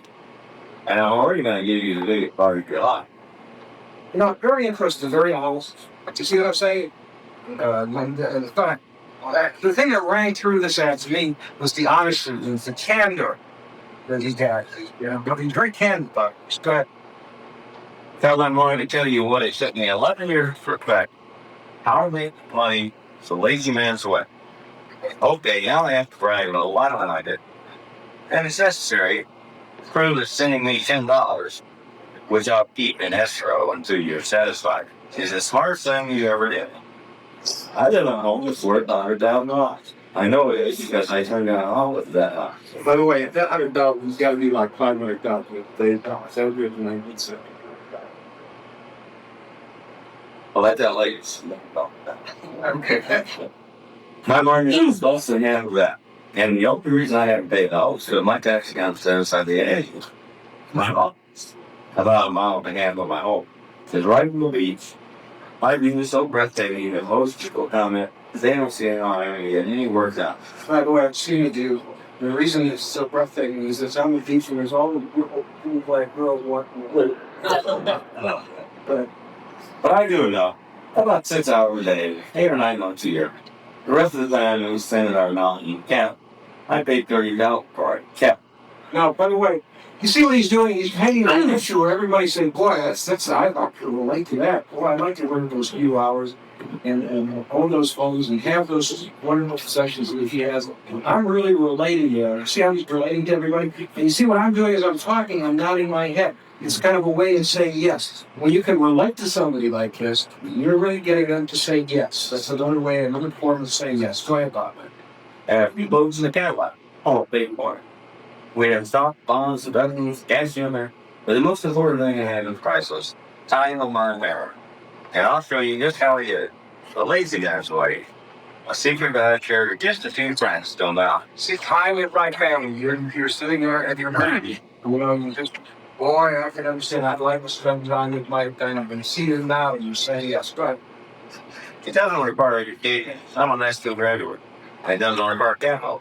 When I started out, I was so deep in debt that a lawyer trying to buy a bankruptcy is the only way out. And I look at these relating to this, relating to all of the people who never really got much of an education. You see these relating to them, he's saying, hey, I'm speaking your language, I'm just like you. And if he's talking to somebody who's had a lot of education, they're going to say, wow, people make good art.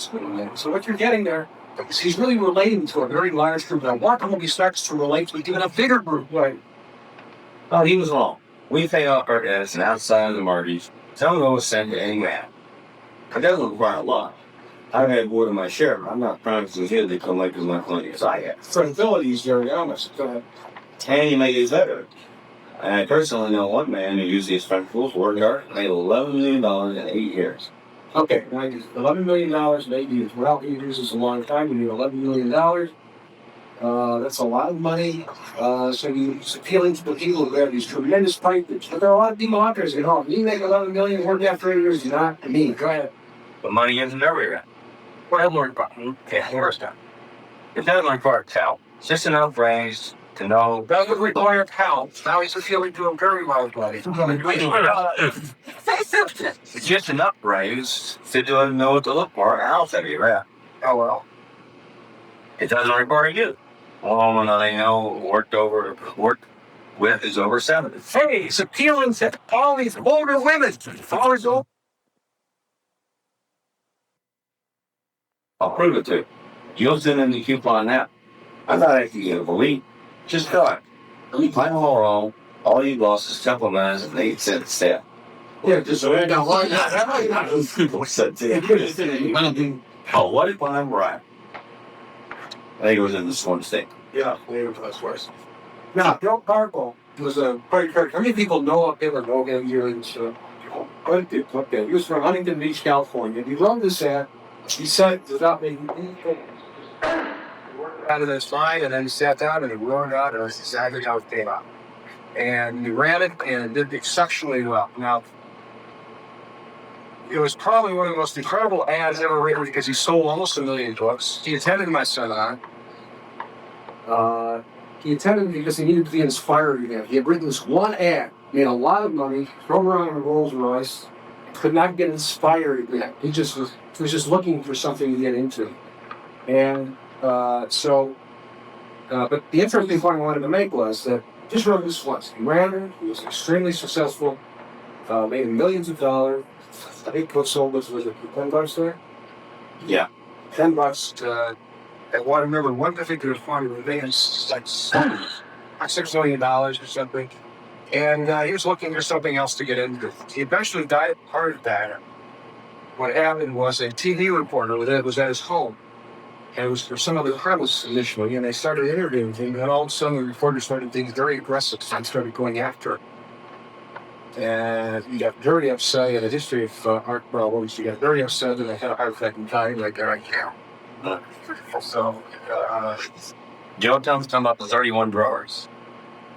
So he's one of the 31 drawers, you know. I think in our seminar, somebody who's seen it and told you about it. So related to the story. We've got all the mailboxes, all the mailing out to the warehouse. They drop everything off. And one of the guys at the seminar, she said, and what they do, they pull drawer number 31, put all the checks in there in envelopes. And every day they move them all one slot. yeah, right. And in the 31st day, it's his door. Yeah, that's true though. Yeah, well, he has, just very old-fashioned way. There's no computers for going on. This guy's very good. A bunch of people working in this little warehouse. And by the way, I brought a copy before police and they're showing it tomorrow. And if you want to fire one at it, feel free. Well, that's good look. It was interesting. See, basically what he was telling you was to get his mail order. And how to do it, maybe give your suggestions and so forth. And the other thing he was saying, if you believe you can do it, you can do it. And of course, that's one of the premises that I've always had. Anything you believe you can accomplish. Anything you can believe, you can see. I was going to say, see. Let's see. Now, if you take a look at the sample of 1973, it inspired me, by the way. And as I pointed out, I wrote this ad, I wrote my ad in 1973, and it was so. Collection it is now in 2-column advertising in Business Suite. The following page. Yeah, this one also. You notice it was in a 2-page spread. See how they will come up with different formats. And that, a number of years later, it was revised. This was 1978. And then marketing took a little different twist. There was a lot of competition. And so we had to put a lot of bullets at the top. You'll notice it has a lot more copy, a lot more testimonials. It had a lot more competition. What was interesting is that the evolution of that ad. It's the same ad. But in order to he had to evolve. And so he kind of modernized it. It run for almost 5 years. So he modernized it. And if you read that is very compelling. But notice it's a heavier copy ad. What has happened as a result of JS&A and all of our heavy copy advertising, it became the norm for a lot of copy. And so a lot of people, this is actually increasing the amount of copy. Look at the next page. There is a Times classified as the Lazy Man's Way of Riches. It looks like a newspaper ad, and very interestingly, that ran in the Los Angeles Times classified section. Full page. Point out a couple of principles. One is that there are some newspapers who will run your ad on the front page of a section, except to the classified. So, of course, it cost him a lot of money, but he was able to do very well. Secondly, if you'll notice, it does look like a newspaper headline. If you look at this thing from far back, it almost looks like the front page of the New York Times or the Wall Street Journal. Some magazine, very prominent conservative national newspaper. And that's a very important point here. That is that you want to get your advertising to look like an editorial. You want to get your advertising to look like an editorial. So let me give you an example. They ran tests and they put two ads opposite each other. They both had the same copy, but one had a logo corporation on one ad, and the other had no logo, so it looked more editorial. Which do you think pulled the best? The one with the logo? No. So one without the logo. Correct. It was more editorial. That what people in the copy. And if they really they started reading the copy and wanted the product, they would not be in the seat. Now, that's one of the premises, a very important premise, is that you want your ads to look close to the editorial material of the vehicle that you're advertising. So if I was advertising in the newspaper, I would want my ad to look more like a newspaper editorial. If I was advertising in Top Science, which was my main vehicle, I would want my ads to look like popular science article, or as interestingly looking as popular science article. And so basically, that's what I did. Now, why did I put my logo? Realizing, of course, I even realized that at that time that an ad without a logo would go better. And the reason I put my logo in is because I realized that in the beginning I was going to pay for it. That is, I wasn't going to get as many orders. But eventually, that logo would add such credibility to the product that people would read it. Now, let me tell you, as far as people will read my ads with the logo, it will be very clearly an advertisement. But when they tell their friends and talk to their friends about any one of our products, they'll refer to the fact that they read it in an article. They'll say, yeah, I read this article about sunglasses. And they said that UV light is coming during that, and that the blue blocker is supposed to be the best pair of sunglasses, and so forth and so on. And they're quoting from an advertisement, and they themselves perceive it to be an article. So people, when they see these type of ads, editorial in nature, looking like the publication, they tend to think of them as articles after they've liked the publication. That's the main thing to have, because it has a lot of credibility. Have you built up that recognition for your logo? Have you run a test to see what happens if you left it out? Yeah, we ran a couple of tests. So especially during a payday when we were running an awful lot of advertising, and we wanted to test the logo Consumers Hero versus the other one, which was GSA. Well, we found that the response with the same product, same offer, everything the same was like 3-1 for GSA. And so then I had to make a big decision because I want to use Consumers Hero. I was thinking of setting up other companies. So every once in a while, when I got tired of the product stopped selling at one price point, I could shift it over to Consumers Hero. Consumers Hero sell at a lower price point. I decided not to do that. Yes. If you run one, using your name but not the logo that snaps out to make it look a little more editorial. Yeah, we've done ads like that. How does that pull? Yeah. But I didn't know how. I mean, it would be difficult to compare it to. I never ran tested. Again, my areas, you'll see only the testing portion first. I've run a lot of tests in the last couple of years. But back then, testing is little elements. I don't think, by the way, they make that big a difference. There are some things that do make big difference. Those are the things we'll really discuss. I told you about satisfaction, how we changed that one thing at the end, how it doubled the response. You see how important that is. And that's the other thing I want to get across, too. You ever get these direct mail nieces? And you get a letter, you get this beautiful, fancy brochure, of course, all has this nice envelope. You get this reply coupon, and old response package, Richard smiling because, of course, he does himself hi. Now, you can change the copy in the brochure 20 different times, and your response rate might vary 10%, 50%. You can change, however, the copy in the letter and double, triple, and quadruple your response. If you were to compare direct mail with a space ad, what would be the envelope in a direct mail piece? In the headlines. What would be the headline? And what would be the pictures in a direct mail piece, the brochure with pictures? The photos and sketches. And what would be the copy? A letter. A letter. So here I'm saying, boy, copy is really important. And this. And the counterpoint for copy in a space ad is the copy in a letter, the direct mailing. So now, when I sit down and write my letters, I realize how important that letter is. Because, and if you ever got something in the mail, if you looked at the brochure and said, yeah, I'm interested in it, the next thing you look at is the letter. You start reading the letter. It's the same thing that. You get the ad with the pictures and you read the headline and the interest enough, you start reading the copy. And it's the copy that sells you, and it's the letter that sells. So you've got to look at every letter you put out as being a very significant, important aspect and part of that. In fact, the most important part of that packet, because that's what's going to do yourself. A lot of people forget that.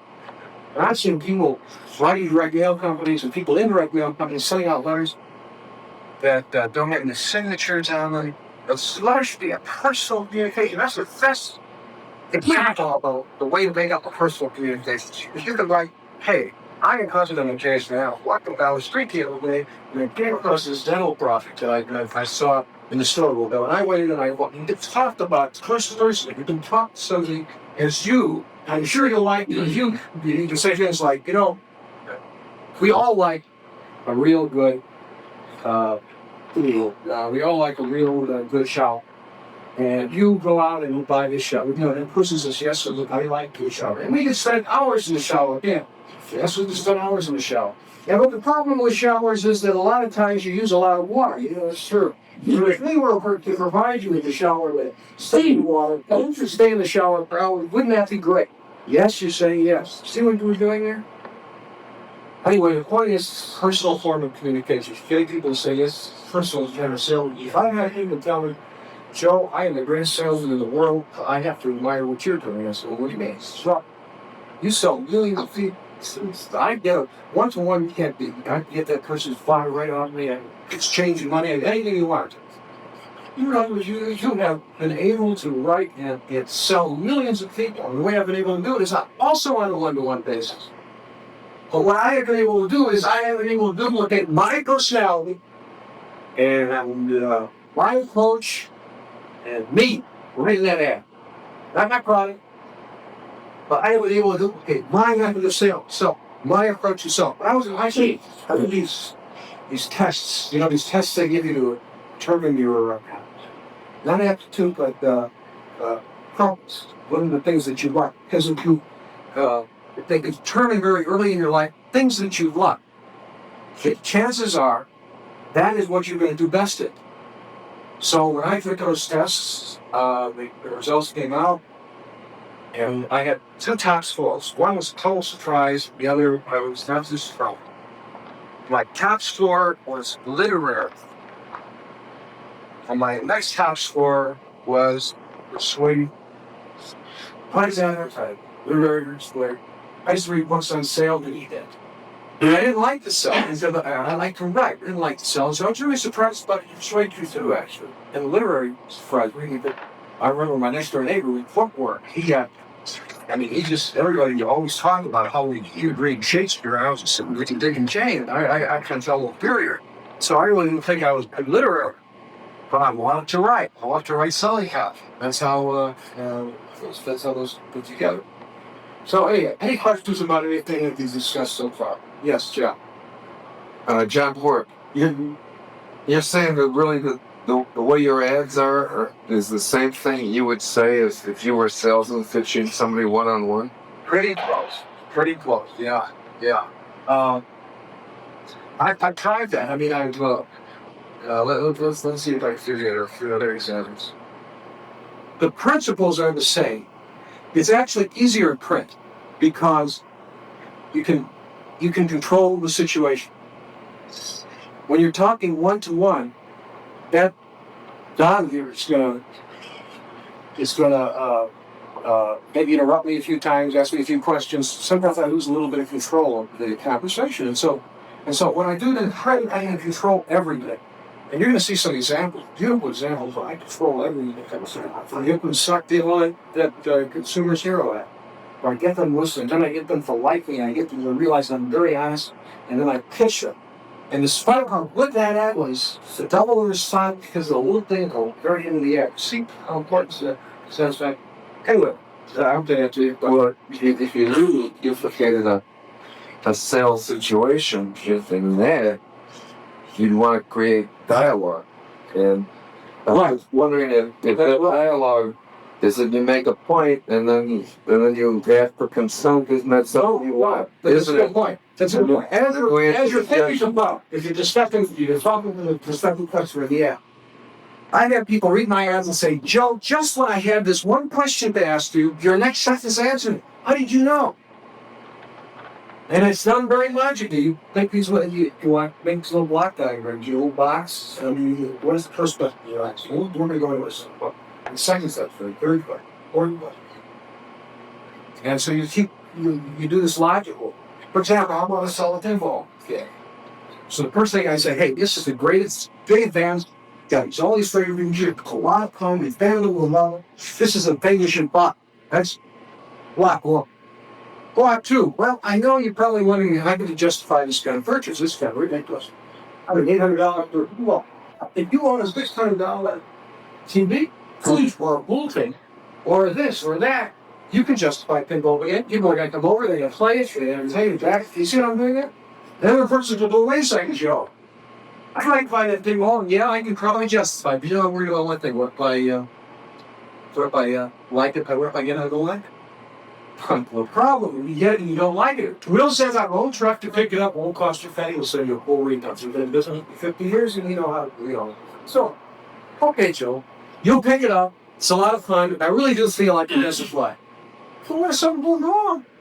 I mean, I'm sitting there with this big corner thing as fast as far out here. What if something goes wrong? Why'd you work that out? Something goes wrong. Very simple. It's got these interchangeable electronic components. You call us up. It's got a diagnostic readout on the display. It'll tell you what part is bad. You pull out the circuit board, send it to us, we send you brand new, you plug it in, that's all you can send it to yourself. See what I've done? This is this dialogue that I'm doing. So you anticipate what those questions are, you logically, it's all common sense. And we'll go through a few of these a little later in the course. So you're going to see all those things. Now, let me get into another principle, which is called the environment. That's, yes, before we get away to John Carbo. John Holt. No, what do you think? I'm Joe Carbo, yeah. This ad has been running for 20 years now. Or, why is this ad outlandish? And is it just unique? Why do you mind? Like, it's just not a race for content. Well, it's the whole lot of the legs. Yeah, it's one of the longest running. It's one of the great things about books. You can have a book that's, very neat. He has momentum. He's been around a while. But why has it been a success? Because he has changed. Joe Carbo person isn't around. Because it's been changed. It's fitted in with the environment. You'll notice that last ad and compare it to the earlier one and see how he has upgraded it. Either is fine for the environment. The other thing is the situation. The other thing is everybody. There are some things that are universal. Everybody wants to make money. Everybody wants an easy way out. There's a whole generation of people that are going to be his customers maybe 2 or 3 years from now that aren't right now, that maybe who work for somebody or getting tired of it and want it out and want an escape. And they're going to turn the newspaper when they find his ad, and they're going to respond. And so why does it work this one? Who knows? I mean, I really don't know. That's my response. The other thing too, he's working with Gary DeMar or costumes. He says, spend for yourself $10 or whatever. I mean, that's pretty good margin. And with that kind of margin, and that kind of low price point, you can sell a lot of product. Margin is very important, in fact. Got to have margins. Well, those are the facts. And there might be a few hidden ones that you don't even know about, that I'm not even aware of. But that's what I would suspect. And let me get into the specifics of my environment. I have a few people come to the seminar and say, Joe, you're trying to sell us on this concept that long copy is the only way to sell, and you don't have to worry about the benefits and others. And I really kind of find it hard to believe. Basically, I'll do just the next element, which really clarifies what I mean by long copy. You don't need long copy. You can short copy. What you've got to do is create the environment to sell. Now, let me give you an example. Honolulu. I'm flying from Hong Kong to the mainland, and I stop off in Honolulu. I used to do this a lot when I was in Far East. I stop off in Honolulu, spend a couple of days, relax, get my hours straight, my days straight, and then fly on to Chicago. And it was a good stop. And I remember one stopping over, and I wanted to move to this art gallery. And it was kind of like it was really high-class gallery, and just all the walls were carpeted, and the paintings were beautiful, and they had very high price tags. Some of them didn't even have price tags on them. And for salesperson, I walk into one of the tables and I look at it and say, wow, this is beautiful. It was a space age. You see the planets and whatever. You ever seen it right? Because you just like, but it was beautiful painting. And I said, boy, it's beautiful. She said, well, let me show it to you in the proper light. Takes this painting. He walks over to the special room. This room, I would say about fourth this side. It's very large room. And it had like 3 or 4 beautiful lounge chair. She walks right through the wall, places it on the foot. And then she goes back and turns on the places on this. Turns on the spotlight. The spotlight is falling over the theme. You're all sitting down at the chair. I mean, I was wearing that was the sharpest looking thing. It was seen out of the 3-dimensional. Really impressed. I was treated like a full fire fire $2,000 like that. I turned out I didn't buy it. I went out and I bought artists. That's another story. So anyway, I was really impressed. Now I'm walking down the street. This could have been the same though. Walking down the street and I look at this one store, and there are a bunch of paintings lying on the door, posters hanging on the wall. Go up into that place. I don't expect to find anything there for $2,000. I'd probably be lucky if I had that old paintings that they totaled $2,000. I mean, it was a real discount. And it looked, you know what I'm saying? It looked like. So to have an environment, the product that indeed was sell. And the other place was the expensive painting environment that it indeed needed to sell its product. And you have to create the same environment for your end, whether you do it in copy, or whether you do it talented, or however you do it, you've got to create an environment. Now, copy, it's easy. Because you can't do, remember I said you don't need to talk about benefits, the first half of the ad. That first half of the ad, if you can go in and hire her, create the environment. So I can talk about all sorts of wonderful things. For example, the vitamin ad that we're going to see a little later. We do this vitamin ad for Cat's Vitamins.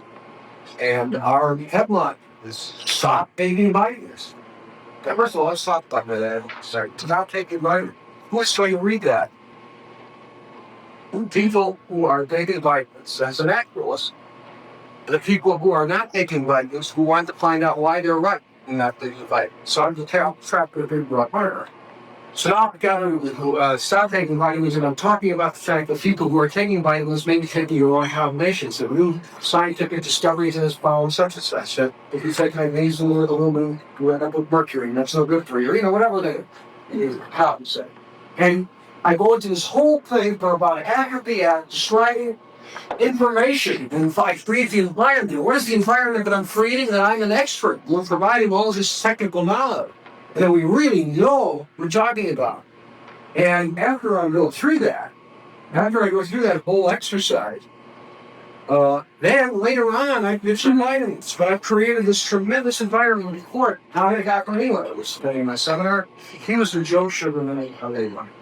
And his catalog was not like mine at all. It was not like his ads were not like mine. His ads were beautiful, more color, and just a little bit of copy in the bottom. The photography was absolutely stunning. It was probably the best direct response advertised through London at that particular time. By the way, you don't have a lead for long. You have an in concept, somebody's going to come along and copy it when they copy as well. But in the beginning, his ads were exquisite. He says, look, I don't have much copy. Why is this fitting here? That's it. They said very easily. I said, you created that environment. You look at that beautiful clock radio, beautiful background, beautiful photography showing you everything, and so you can feel good about that product, and then you talk about features. So that basically works, because you create very upscale but you're selling the product at a very low, reasonable price. So you create this beautiful environment, but you're selling it at a low price. The point being, 3 of those have some truths to them. What I do is I set up a point, we come back, well, you can't spend now. And that's what direct response is when you see those ads that say send for more information. It's going to take too long to explain the product. You need full color brochures to really do the job justice. So they said, because this is an expensive product, send me the brochure so we can spend enough time for some. If you notice that very expensive products has to be right in. Because the more expensive it's product, the more you've got to testify, the more you've got to demonstrate, the more you've got to involve, the more you've got to go out with things. And so very often you don't have economically you can't do that as fake. So now that's what I would do. I set up a new appointment. Now, if it took an hour to sell a product and really affect, can you sell that same product in a half hour? What's the answer? No. Yeah. Yes.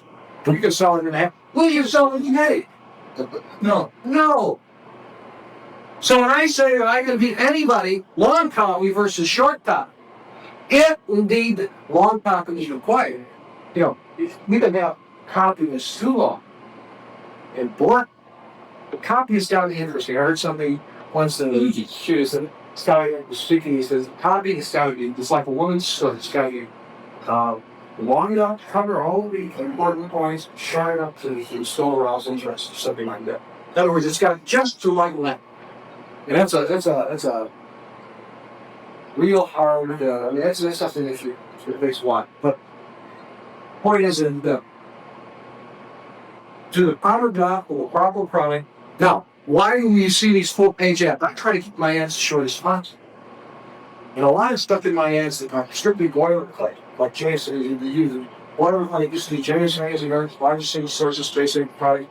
Order no obligation today. A lot of it is boilerplate, but a lot of it is very creative and very getting you to do something, getting you in the proper environment, getting you to say yes. The point is, if you need an hour to sell somebody, it takes an hour. If you need 15 minutes, it takes 15 minutes. If you are given any less or too much time, you're not going to sell, you ain't going to cut. And it's the same as a matter of fact, a lot of things that we're discussing today apply to sales. It's something you say is feral. We'll talk about PD. Third thing we talked about PD, and you're going to see a lot of the principles absolutely apply to PD. Break down them. Go on. Now, half hour is a long time for selling sunglasses, but we sure do a hell of a sales job.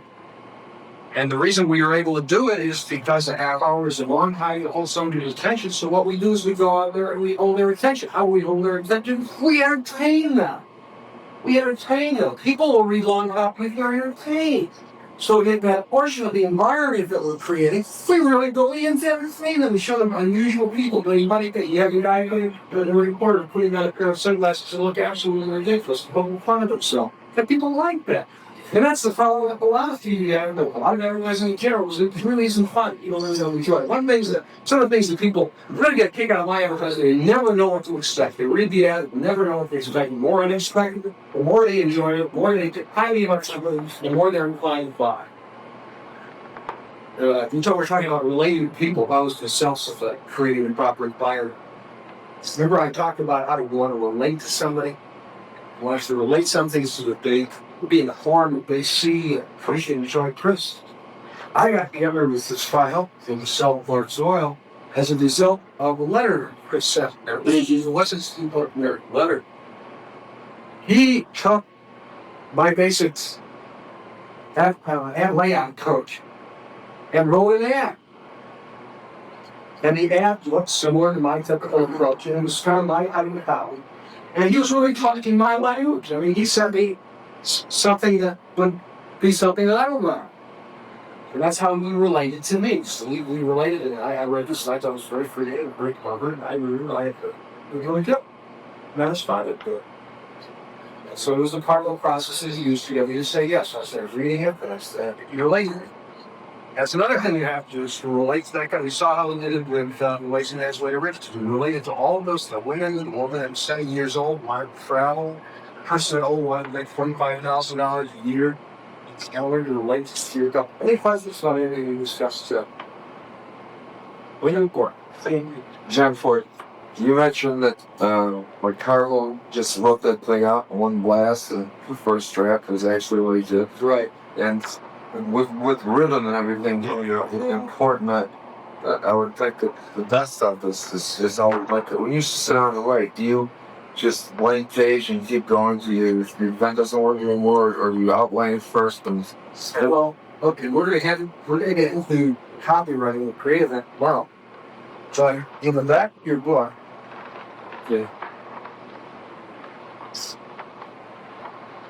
there's a thing called a technique for producing ideas.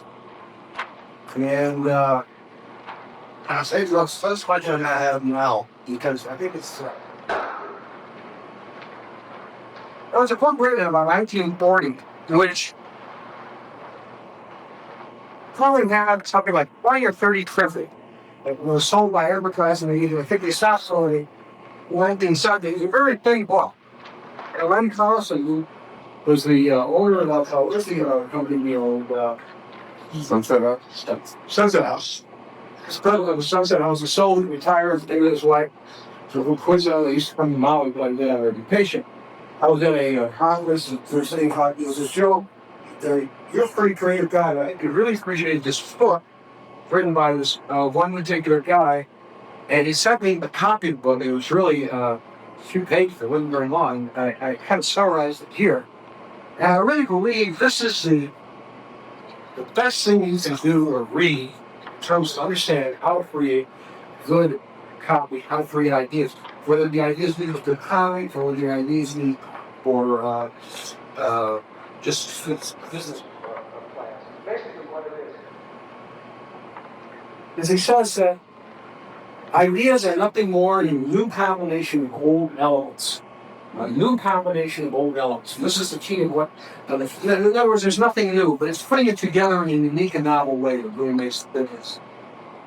And he said basically that as if we want to be good, creative, conceptual people, that we should, the greatest conceptual creative people are the people that have an interest in everything.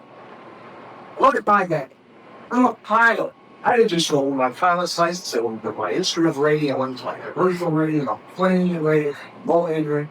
I went all the way up to the leg. The only thing I didn't get was Bot's license, season 8 ATP, right? Didn't get that house because that required another 3 or 4 years. But I worked for all around. I'm a radio operator. When I got into photography, I photography by catalog. I learned everything I could possibly learn about photography. Then my interest changed to computers. I got into the computer. The point is I put all of these things in my mind, all of these experiences, all of these travelings that I've made, all of these things that interest me, and I get tired of them right away because I've absorbed everything I could possibly absorb from them, or as much as I really want.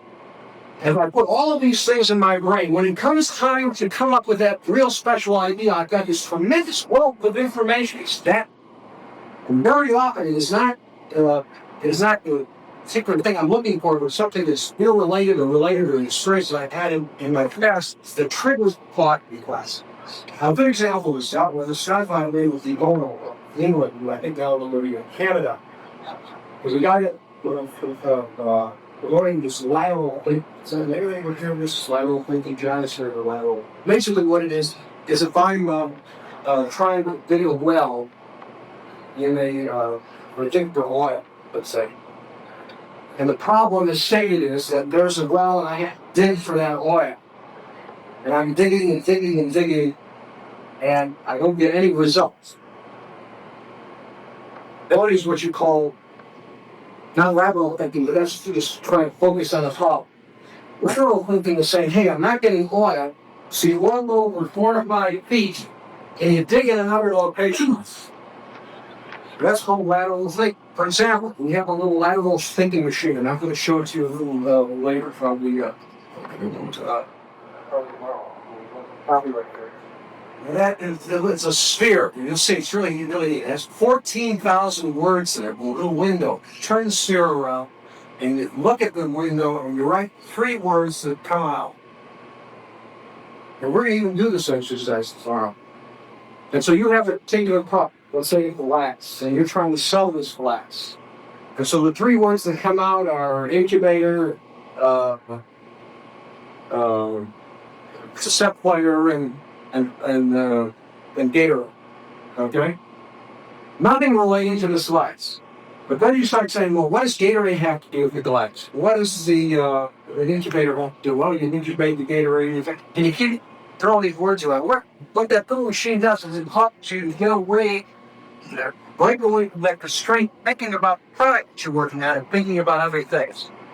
And so basically the idea that this guy was trying to convey was that to be a good conceptualizer, to be a good copywriter, you have to have a hunger for information and knowledge and experience, you have to have a wide, vast amount of information. A vast amount. Because if you really think about it, it's you. If you have a computer that is programmed with billions of bytes of information, it can do a hell of a job compared to who can do a single work day of ever. And so, basically, we try throughout our whole life, if you really want to be successful, is to go through all these experiences. That's why somebody start out and says, well, we are saying one of the world's greatest failures. Well, it's true. I failed many, many times. But my life, you saw all the failures and like that. But I learned from all of those failures. And that's the positive.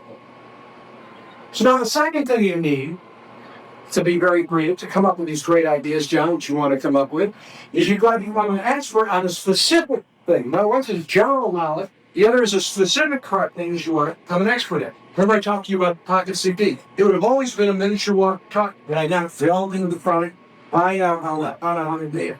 When we were selling digital watches, I couldn't figure out anything to say about digital watches or anything different than anybody else. So, the engineer stuff inside is, well, here, how you make them. And we went through this whole concept, how they make it, and they showed me they need the laser beam. You need a laser beam to seal this one element of this watch. And I says, of course, this is the laser beam digital watch. And I used that as my headline, and I explained how they had to use this laser to seal this capsule, which illuminated this watch. And then it illuminated all the top part of that, needed a little button across for LED watch. And this watch, first one, which didn't need a button. Also, of course, chooses the biggest electron. This, atomic energy was it, Electric, not electric. Well, it was radioactive, so it was radioactive. And so my customers, their arms fell off, but that was $3.06. So anyway, imagine the black accuracy by the cover of radioactive. So, you guys can tell with this. I remember this is one of my favorite stories from 8 years ago. I just wondering if you're going to tell me when you went through to get to that eureka. I found the point that, oh, that's the way I was blood.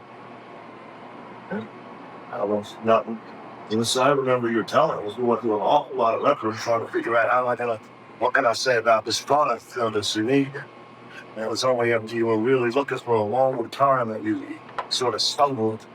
Okay, well, where is it? Yeah, just look at that. It's kind of a little different way.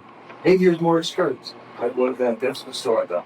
Okay, well, here's the point. Now you really gone into that product. You become an expert at that particular product. Not an expert to the point where you're absolutely ridiculous. You're going out getting an MBA in that particular subject, but a point where you've learned everything that your customer really wouldn't even possibly want.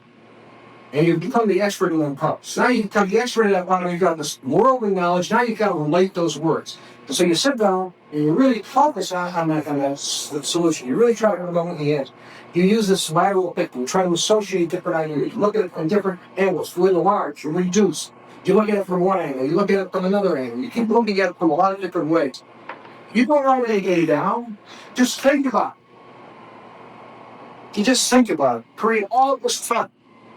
And I'm going to talk to Richard after the session because I want to find out what I said that was so great because I was sitting talking about it.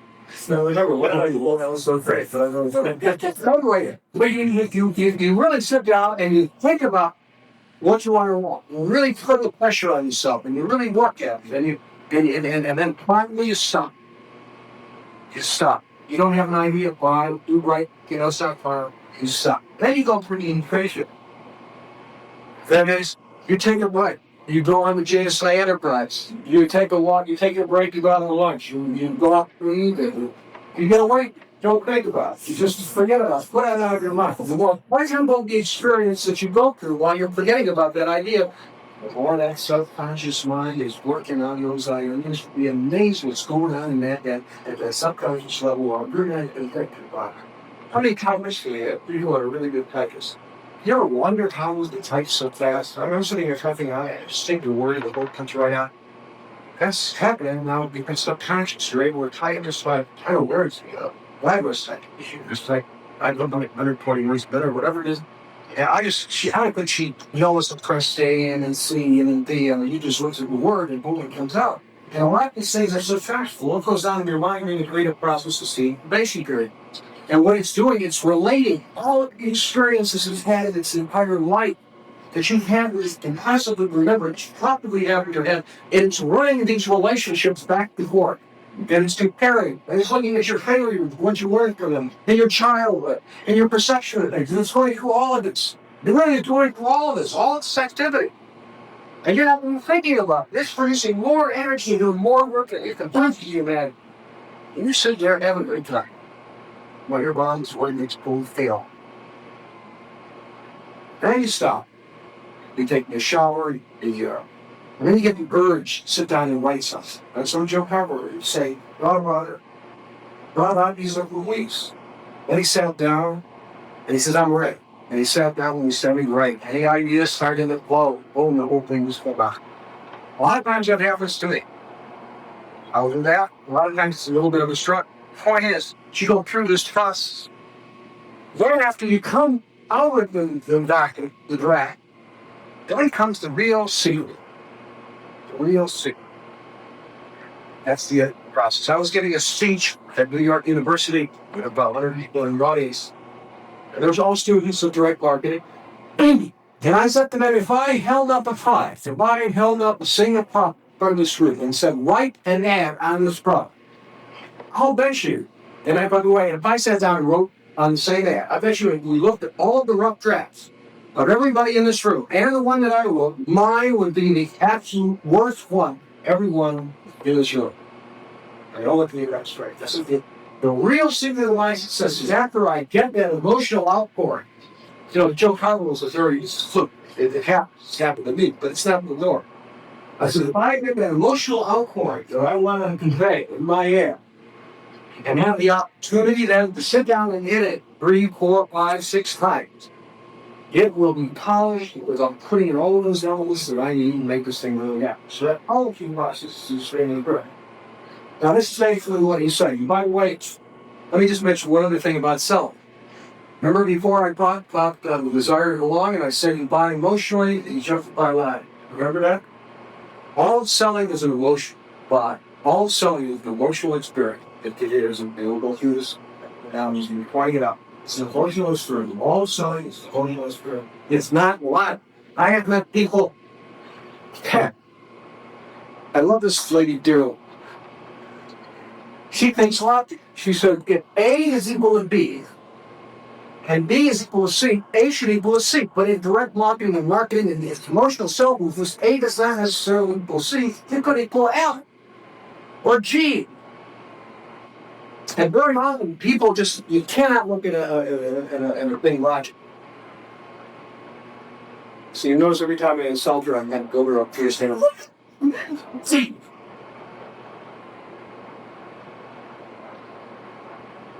Also in this document, we talk about that every word is an emotional experience. And somebody commented once on a dictionary. And he said, the author said that a dictionary is nothing but not a series of words, but short stories. Every word has an emotional experience. Every emotional, and there occurs, but we'll see a lot of examples of words, and I'm sure what we're doing, where you'll see the feel, one particular word, like jargon, whereas another word, same thing, it has a much better feel. I had my cousin came over the other day, and she had to write me a letter that she wanted me to edit. And she's scheduling trips to various parts of the Midwest. Like if you live in Chicago, you want to take 2 days over the weekend type of vacation. There's nothing to go to now. It's 2 days to California and Florida. But where could you go within a couple hours to Chicago? Have great time, the lots of accommodations, wine, resign, just terrific 2-3 days. Wow. Well, she's put together a packet. And the packet will take you to St. Louis, or Minneapolis, Milwaukee, Goshen, Indiana. That's Goshen, Indiana. Great name. Great name. I love that emotional appeal. That's what we're going to use for the ad. It's just Goshen, Indiana. It's an ugly name. Why don't we use Vincennes? Or because that's small. I said, no, Vincennes, this doesn't have it. Goshen. And I don't know why. Maybe land in Goshen or maybe whatever it is. It's Goshen sounds better than anything else. So very hard just to sound the word. The emotional feels, and you'll figure it out. You have to feel it yourself. Okay, any questions about what I just said? So here we talk about. By the way, it wasn't a very big book. I really condensed everything. Speculators are constantly preoccupied with possibilities, new combination. There's this one accounting site as sociologist Pareto came up with the conclusion that the entire world was divided into two main types of people. We call them speculators and stockholders. Speculators are constantly preoccupied with possibilities, new combination. Whereas the stockholders are the routine, steady-going, automatic, conservative people in the speculator in that place. Not like what to know about you try to come up with the idea and then you try to put it aside and have a very pleasurable experience. Let me tell you one thing that you should never do. If you ever get large enough to have your own creative departments and have copywriters, please do not put them in with the company. With the operations end of the company. Don't put them in the fulfillment area. Don't put them in the warehouse. Because what happens is those creative types sit back there with their sometimes long hair and sloppy dress or whatever, and they're sitting there, and pretty soon your operations person is going to walk in and say, hey, did you see what's going on in your creative department? They've got some really balls in there, sitting here with their feet on the table, stripping a cup of coffee. But yes, those creative people are incubated. That's part of their job. But to the operations people, they don't like that because a lot of jealous. They're getting away with murder. They're going to do all that call. They're sitting around talking over cups of coffee where these workers actually work. So what you want to do is you want to make sure that your creative department is wholly excellent. However, every other department in your company, you better needs life with separate bill. I've heard this from a dozen different people, especially people who have creative departments and companies. Like all those in that experience. So your creative staff's got to have freedom, the flexibility of being able to clear their mind, of being able to incubate. I don't think that one of the things that I do is I take these trips because it's far to stay away from the office. Or I come here to modeling, I study a week here. I feel like I've finished a few times with my computer, writing down, just to get away and be able to put my legs up on the table without having to say to myself, boy, somebody walks in my office with my legs on the table, and what would that look like? I'm this person, the president. But see, the president, everybody always emulates. I swear to God, it doesn't take long. A little fly to join the company is that work. And remember kind of how everybody tries to emulate the president of the company. But it goes beyond that. Let me tell you how important it is for the president of the United States. What influence the president of the United States has on our company. Every time the president of the United States made a horrible leadership type move by the board, President Board, sent troops to the mayor place. Our sales jumped 30%. When Carter was first nominated in the Democratic Convention after this Nixon problem, where everybody had absolutely no faith in the leader, thought he was a Trump, and here comes this guy from Plains, Georgia, downward, simple guy, religious guy. Here was this almost religious entity that is going to come into the picture and really say this subject, our sales shut up 30%. Then he dropped 34%. When Berlin started in place, when it was proven that Carter was just like all the rest of the president, and very weak number one, also kind of sneaky on the side, because this fertilized guy against some things that were like Trump. The country is so influenced by the press. No last stock market collapse. I genuinely believe what. There's this one guy, his name, University of Chicago, and his panel was stuck. And everything is on the panel was stuck. He finally discussed why the stock market collapsed. And one said, well, friends, there's no technical thing in here, and the dollar and the yen and the import balance and the deficit, and everybody's going through all of these technical explanations. And this, what's his name, Nolan Friedman, saying, oh, I don't think that was it. So there's the reason that the Gavin stock market collapsed was the country long complex president's rate. Just took them too far and also but country lost complex president's rate. Do you realize that when Carter was in office, there were so many cults taking place in this country? And you know why these cults were taking place? Because people voted for the president and they said they're fine. You know, their father wasn't strong, he was weak. And they were looking to somebody else to believe in and to trust, believe in, and believe in. You've heard of such a weak leader that cough spray the whole. How many coughs have you heard about this Reagan the president? Very few.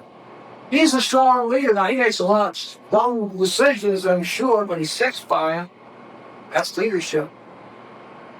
He's a strong president. So you'll think you can come. And that's the same thing with your company.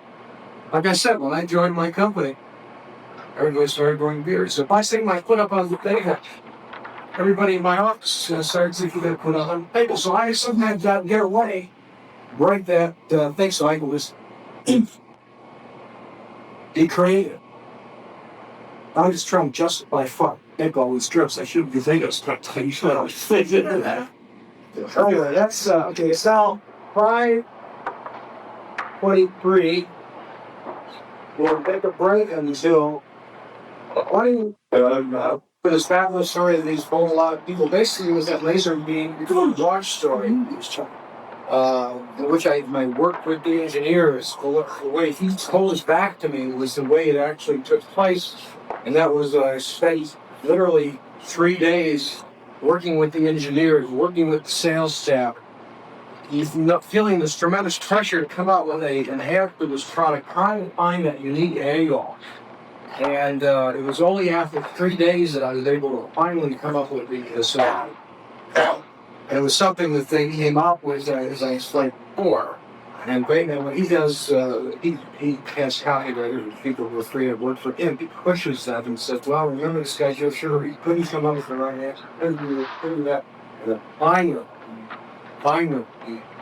he hit upon this laser. That's the story that we're talking about. The original process is publishes it. And one of the things that I mentioned in the book, but we didn't have a slide on, was guilt. There's a technique called guilt, and it was exceptionally well in fundraising. Guilt. And one of them is how a way to achieve this. One way is by sending a little gift. You know, like a little return address thing, a little key. The post office frowns at anything too bulky, so it has to be something generally black and some values.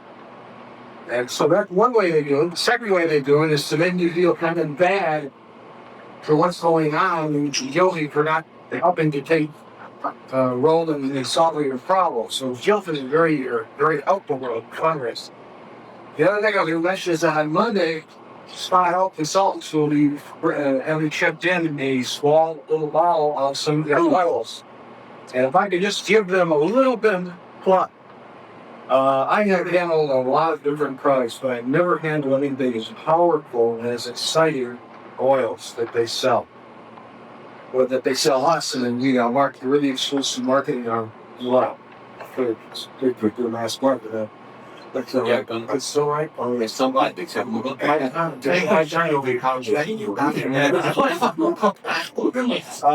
they're really fabulous oils out there. Two oils. One is like a liquid oil, and it's called the A oil. And if you're a weightlifter, just use this as an example. You take that oil and you put it all over your arms and your muscles. And we did this, for example, at the State University, California. There's one weightlifter. It's at a bench press, 350 pounds, and he normally does 30 repetitions. The third repetition, you've ever seen these people bench press, it was like this. I finally put it on the top.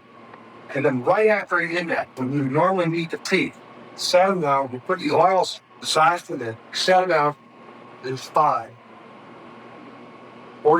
increases in the endurance. And we had people increase their weight, being able to weight lift 20 to 40%. Well, what that means is it's really against the end of steroids, which has always been a great thing. So it comes through some statistics has found out that indeed that these, it was a single blind study, it wasn't double blind, it's the person who's administering who will stage one. They did a single blind study, and the single blind study came up very positive as well. Increases 20 or 40%. That's one of the oils, and that is going to be sold and you feel very successfully to the athletic part.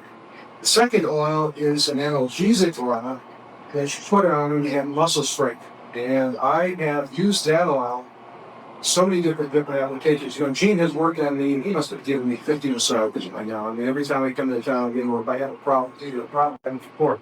several times. So I said, let me try. So I put my hand on the knife and I rubbed it. Also, straight up. It's fine. Just simmer. So this started to go on. I had my daughter with me. We were traveling around the world. And we're right in the middle of the Indian Ocean. And she comes down with a 104 temperature. And an infection in her throat, and an infection in her ear, and a kidney infection. So she's had these before, but never all of them. Never such a high temperature. 104. I was just person. Hey, I said, I know what to do with her. Please give me a private area the stories to stay at, and I'll work it out. She said, she goes, quiet. They saw me that she really ill, so they set up a private area. I use these oils. I use the techniques Gene had taught me to do that. And I worked at it for about 40 minutes, put her back to the seat, fell asleep. An hour later, she woke up. No fever, no infection, fine for the trip. And when I was in South Africa, if I was to the simply cut, I would take people who've been sick nearly 10 years, use the oil and techniques that Gene taught me, and these people would do fine. I mean, some little boy had a muscle in his neck that was tense for 5 years. They were thinking of operating and cutting the muscles. So let me work on it. So I used to do chiropractic techniques, the sign with oil, and muscle relax. It works back for 5 years. Then you don't get that. It's 5 years old. So fall. So I take the oil with me. I was in Nairobi, and I was at this zoo. And you see animals walking around the zoo in the United States. It's usually a petting zoo. And you can go up to the animals and pet them and they're innocent. Well, I thought this was true in Nairobi, so I told my daughter to go stand up 2 zebras over there, and I'll take your picture. If you're really interested, you should send her taking a picture of 2 zebras. And she said, no. She said, Annie, why don't you go there? No, like that because they're approaching the zebras. They turned around, so they defend themselves. So they turned around and they started attacking him by kicking it. And they got in, and the sun got, it was like these cartoon movies. He started go flying in the air, down in my arm, my knee. And my rear end. I went back to the hotel where I went. Hardly walk. Went back to the hotel, worked on my knee, and the oils for about 20 minutes. And I stood up, I was walking, didn't bother with that. I never rubbed my rear end. And I did rub my arm, it never turned black blue, but my rear end had hook mark.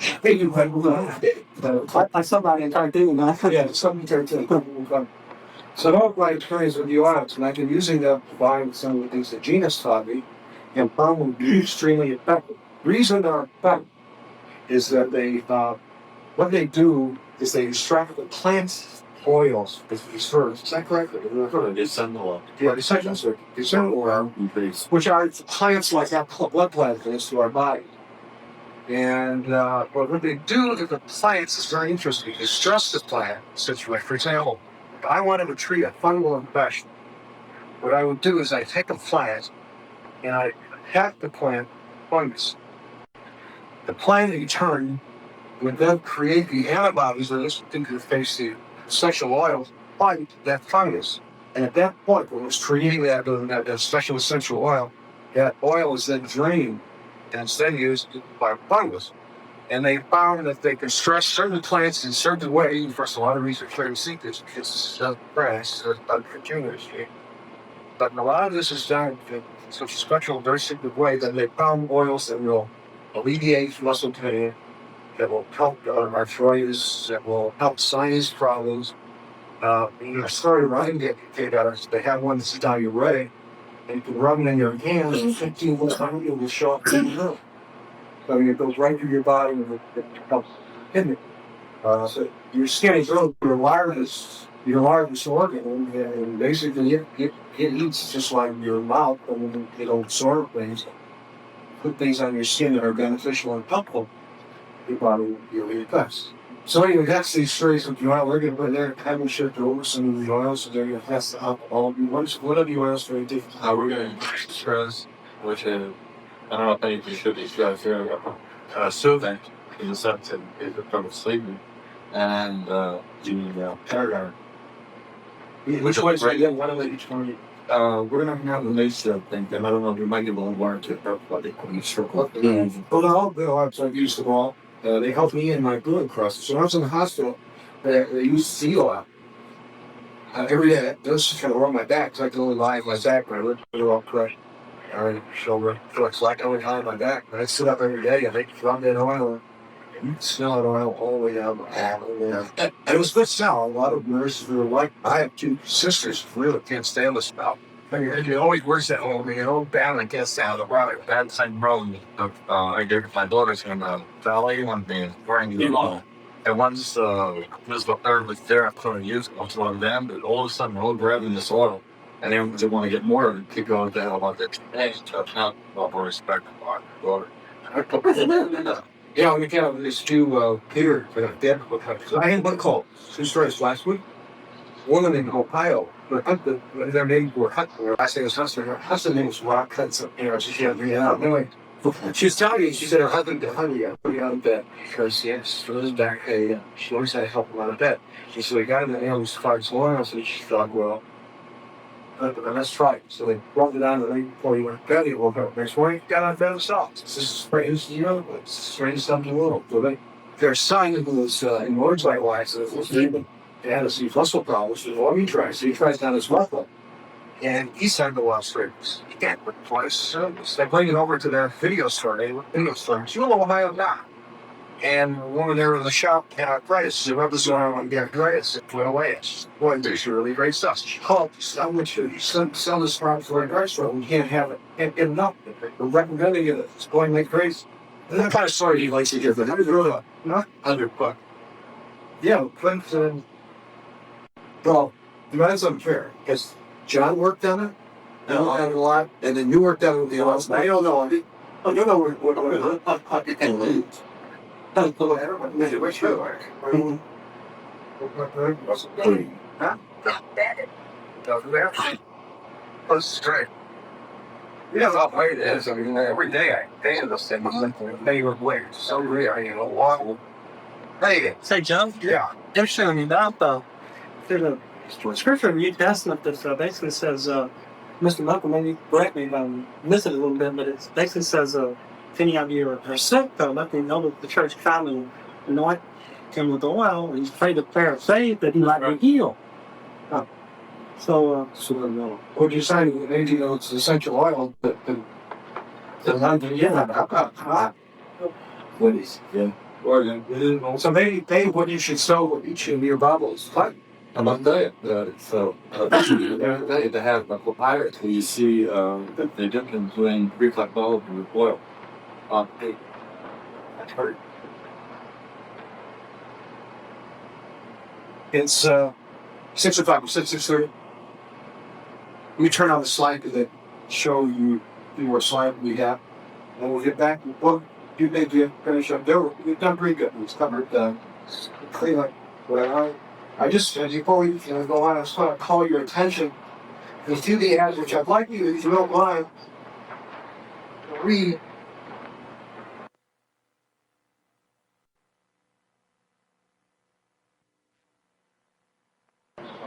Yeah. Wow. The reason I know that, I know the reason was for here's the next slide, and this one, it's in one, Harvey became a millionaire for 6 months. We're talking about credibility. And you see that picture of the lady? And I know basically he's probably wanting to show the millions of dollars thing that you only important borrow from the bank, not singles, and make you a little corner of that picture show up look like a lot of money. You know what I'm trying to say? In other words, it's a show. I mean, if I used to show money, show a big pile, I couldn't afford to get the big pile, so then use a little pile to a corner of the picture. So I say that as just sort of credibility. This was a knockoff of the Spoke Heroes in the Cargo. You see, once you have a successful concept, people really start to copy. Now, next thing is kind of funny. If I was to give you any homework, I would like to have you read this ad sometime this evening. We are going to discuss it tomorrow. This is a significant ad because in this ad I sell it at $240,000 airport. Probably one of the highest priced products I've ever sold mail order. I didn't publicize it, but they very hard doing that. It's just so cheap. I just ran it in a magazine called AOPA Pilot. 250,000 surplus things. And I sold the plane within 10 days. But I had other goals in mind when I ran this ad. Here's what I want you to do. This is one of the great things about space ads. I mean, you could accomplish so many things in one ad, many of those things very subliminally, and really come out on top. Now, in this particular one, all I wanted to do was sell one airplane, but I also wanted to do a few other things. So when you read the ad, I'd like you to read what's and come up with a list of other things that I tried to accomplish with this ad. There are many. A list of things that I wanted to accomplish with this ad. The next page is the world's finest copy calculator. This was the first space advertisement. It ran on February 28, 1972. The first time I actually advertised this space. Prior to that was direct mail.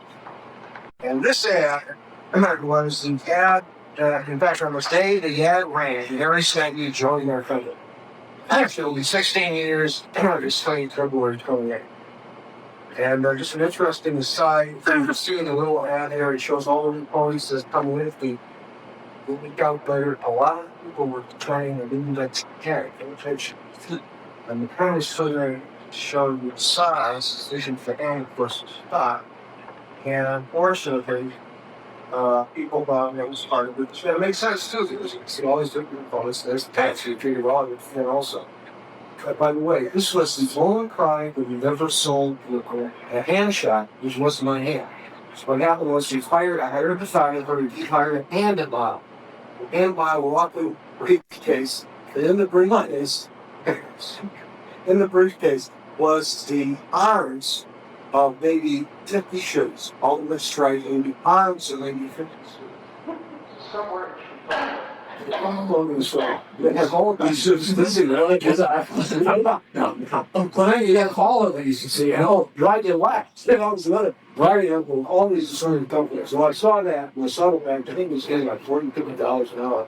I looked at my hey, my hands aren't too bad either. So then I used my hands with the hand model, and you'll see, because then every hand is in all of our ads. This is my hand is doing more for things, but this a hand model. You really had it. I had his face. I don't give him a hand. So they can't even have that. You better have him that one. But I don't get up. I don't sit up. This is the speed skating capital of the world. That was the Olympics. All the speed skaters won gold medals. Northbrook, Illinois. We're real proud of that. Yeah. You can see that somebody punched us in the wrong slide. Let's just stick around. Next, America's first liquid crystal digital watch. This was the first liquid crystal watch. This is a certificate, and it was the first liquid crystal digital watch was nationally advertised. We had it, and at that particular time, there was ordered for it. The trick about calculators, this was a certificate ad for us back then, and that will work is a couple thousand words. And the promise here was there was a lot of confusion about pocket calculator. People didn't know what a network was. They didn't know where the cost was going to go because it kept dropping. And they didn't know who to buy from. They didn't know what brand to buy. They said they were going in out of business. And so I took this opportunity to write the entire ad in a page in the Wall Street Journal and cover the truth about pocket calculator. What was funny about this to a copy was I always wanted to run the back page of the Wall Street Journal. It was always a very responsive position. When the Wall Street Journal, all of a sudden, on the third blue sky, they're going to tell people who do business with, but all of a sudden, they decided they don't want to do coupons. So I said, okay, fine, I won't run that with you. So I sat that and wrote this entire ad, this entire public service ad, and I referred to an ad that appeared a little later in the issue journal, January 1973 edition. I was not prepared for the response. Literal thousands of letters asking for what type of calculator they should buy. And so yes, you show black check saying fill it out with whatever model you want. People writing me saying I could get that same calculator across the street for $10 more than less, but I'm sending you the order because you for the first time straightened me out what was really going on. So here's an example of really providing a service, really helping people, and they responded by buying the product. Very, very responsive, very successful.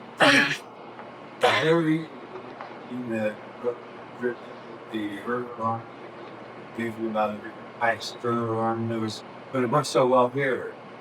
Is there a reason you have woven that same feeling as a public service? Yeah, yes, this is a good question. It will work when you have a lot of confusion about a very popular product. And if you're not feeling the burglar alarm, there was a lot of issues. Burglar alarm means it's soft sell. Here it is. Here's what it does. Here's why it's great. So you're ready to buy it. Well, that was great. Yeah. But that's what eventually happened. They were ready for it. They bought it. Somebody added up. They cut it out. No, I read it at it. It was like thinking about watches. I read it about watches. And we did pretty good with the app, but it turned out that the watches we got were not that good. It was the very early days of watches that we couldn't read displays clearly for the life. So, yeah, a higher return rate. Then it stopped running. What did this just black? But again, there's a lot of confusion around the watches. It might be time for the truth about sunglasses. The truth about blue light for sunglasses. This is a lot of confusion. Either about things. So whenever there's confusion, the truth about makes us do a good approach. Next page, entrepreneur characteristics. You'll notice the highly creative. You're highly creative. Daring, precision, you're moderately risky decisions. Visionary, usually firstborn child. How many are firstborn? How many of you are not? Huh?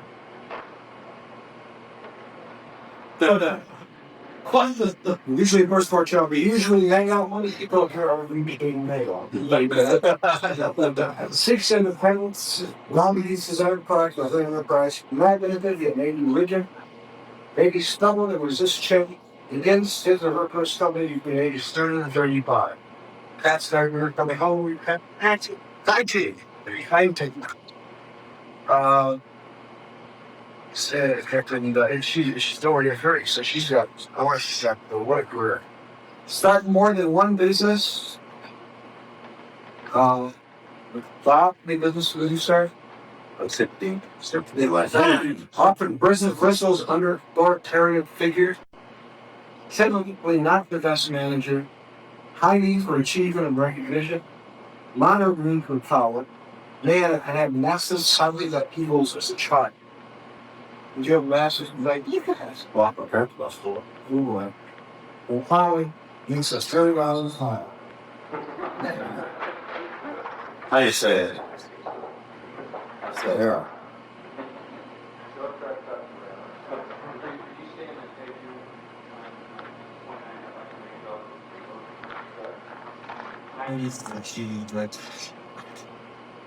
Where you draw the line, take that. Those concept of creating changes. Because I was thinking, I have this fitting word. So, do that. Yeah. You still prime on that, right? I knew that this thing is not true for everybody. This I got on the Center for Creative Leadership in Greenville, North Carolina, and in a seminar on leadership. And they just said these are the general characteristics of an entrepreneur. And in my particular case, Mary knows good better problem than I know me, but I can go to a speech, for example, or a boss. Now, give a speech, and people will come up to me and say, "Is that the greatest speech I've ever seen? You're the greatest guy in the world," and all this kind of stuff. And I go home, and then my wife says, "Go ahead, get better." Get back out there. I guess your point is, it just really doesn't go to your head. I very often look at all of this recognition as I'm standing aside and watching Joe Sugarman and acting. A lot of times, that's how I actually see myself. I actually see myself as somebody separate, different, and I see myself acting in different roles in different situations. So it really doesn't. I don't need it. And I can give you a lot of examples where, like, I was, I don't know, similar. I literally go to basketball. Very much successful. Right clock. I mean, it doesn't bother. It really doesn't bother. Or, it does bother. It's just after a while, and then on the other side, you do need addiction. I don't know. It's difficult to say. Like I said, your recovery rules for Thursday. I do, so if you want to play out, but that's good. I can't drink the way the guy who would want to drink. She's upset. You're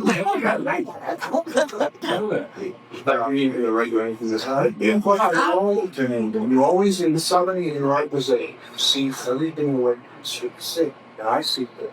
I'm the optimist. Swashbuckling that. You know, we got murder. Break, fire, egg. What you looking at?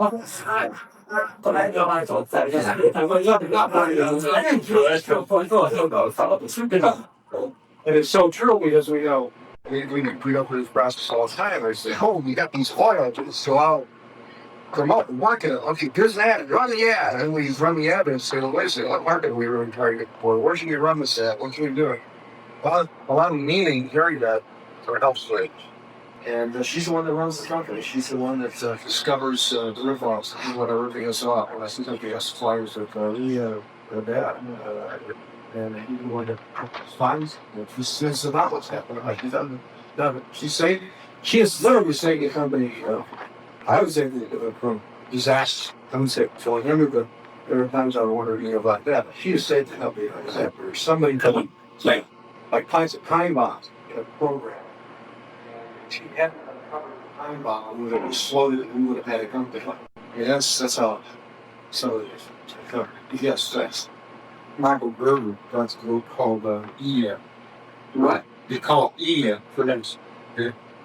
Short for no reason of world. David Bauer is probably the best book on business I've ever read. Hundreds of people have said so. But he talked about people like us and entrepreneurial seizures. And they said we have this conduct that we have an entrepreneurial seizure. In other words, we can control it. You know, exactly. Yes, I sometimes see it like in the military when I think your entrepreneurs are very much like the general hat. They go in there and they set up bridges as they go there and they clean up. But it's just the after they cleaned up and after they've got in there and they thought that was the administrative generals that come in and take over the management after I think of leaders. It's a different kind of now. So your entrepreneur is something. And Mary knows is that she needs me. I mean, she needs me to come up with this idea that causes a whole problem. She knows that maybe out of 10 things I cause, maybe 2 wouldn't work. And the 8 she has to pick up the pieces for, well, you know, it's registered that you're making. So she knows that as well. And that's also true about these ads. As good as I think I know these ads, I mean, I can write ads. Maybe 2 out of 8 will really work well. And yes. And that's what I was going to ask you about. So there's no left to this about humility. And it's very easy for us to get humility in this business. If you don't, or definitely you should get reminded that you're not as slow as you thought you was. No longer will drop. The reason we're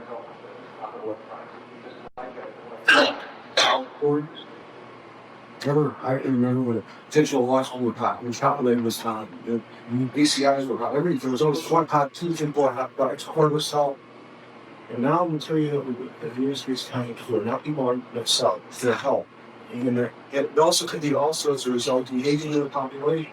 Now as people get older, they get more trips to the vitamins.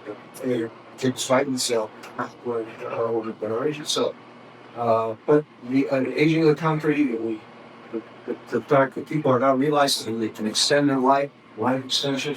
And there's things that go down. At first, a lot of diseases of the average life 75 years to 85, 95 is not uncommon anymore. And so people are getting into that. So we'll talk about the FTC now. I have back everybody the FTC and got back in business. When I was prior to that job, I was on top of the here's Jason Hayes is like way up here at Charlotte Image, Jack. I only told him these way down here.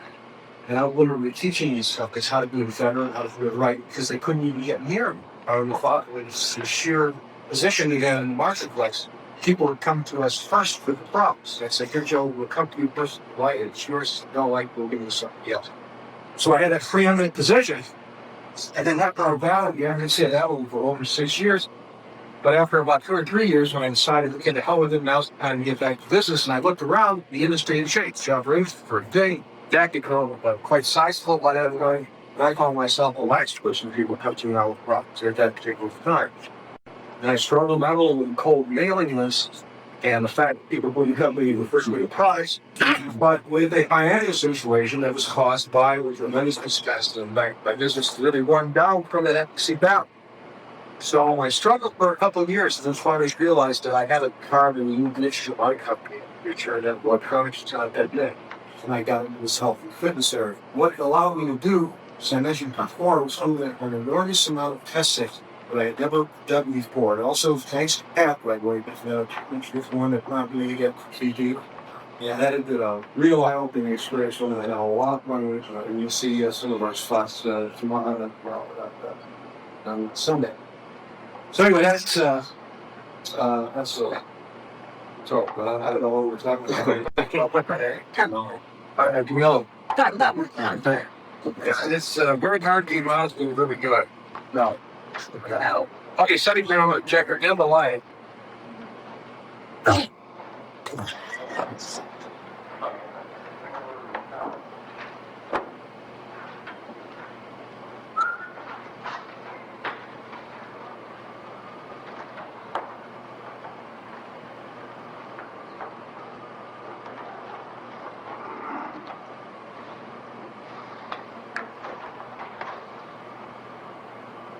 Okay, remember this hat? And remember, what are all these things designed to do? What? Why you keep it up? That's the ones who got it. Just what? Sometimes you remember this hat in the money in the corner? No. That's not the sewer. No. Sorry, that's not the sewer. Oh, I'm going to show you some of the slides from the seminar I in Wisconsin. This was the seminar in Napa, Wisconsin, and they give them 10,000 square feet. You can see. This was facility side. And there was the bedroom down there, and all the bedrooms along the side.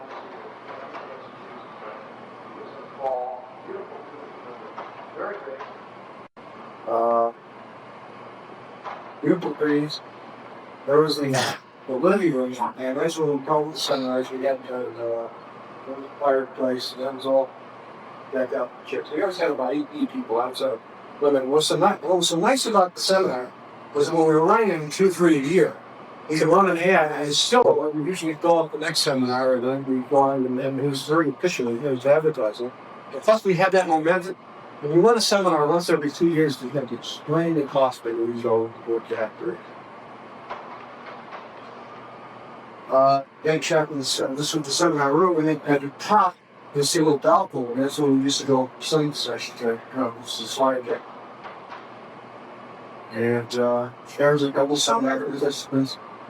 During the names down there? Yeah, down around court. So far in there. You got in. And it's on this console right after that. And it's been very successful. And these are some of the exercises in the family, like exercise, and if you're all blocked on the balcony and they work out the problem, you're going to have to do exercises for it. So there's all that. This is a view from the balcony and William down. And I get the other one. This is one of the things you'll discover. Working with the team to solve creative problems from the blind who don't use the surveys. It's very interesting to use surveys. There was a wet room underneath the living room, and they got all of these pinball games and video games, and this is where everybody would get away and just let their minds go and relax, get about the day. This is their incubation time. They always come down here. I remember Richard Viggory, this is a big fundraiser, one of Richard's competitors, who would always like people. People came and looked into a thing and shot with torpedoes these folks and go across this room. Yeah. And when you did it long enough, you got this crease around your face. You have this crease along here. Anyway, there's another shot of the Because fireplace, they just gather around the fireplace occasionally. But we were whole sections various places, and that now you go on the fireplace. But that, I guess that's it. You'll see you want that as well. So anyway, just to review what we did today,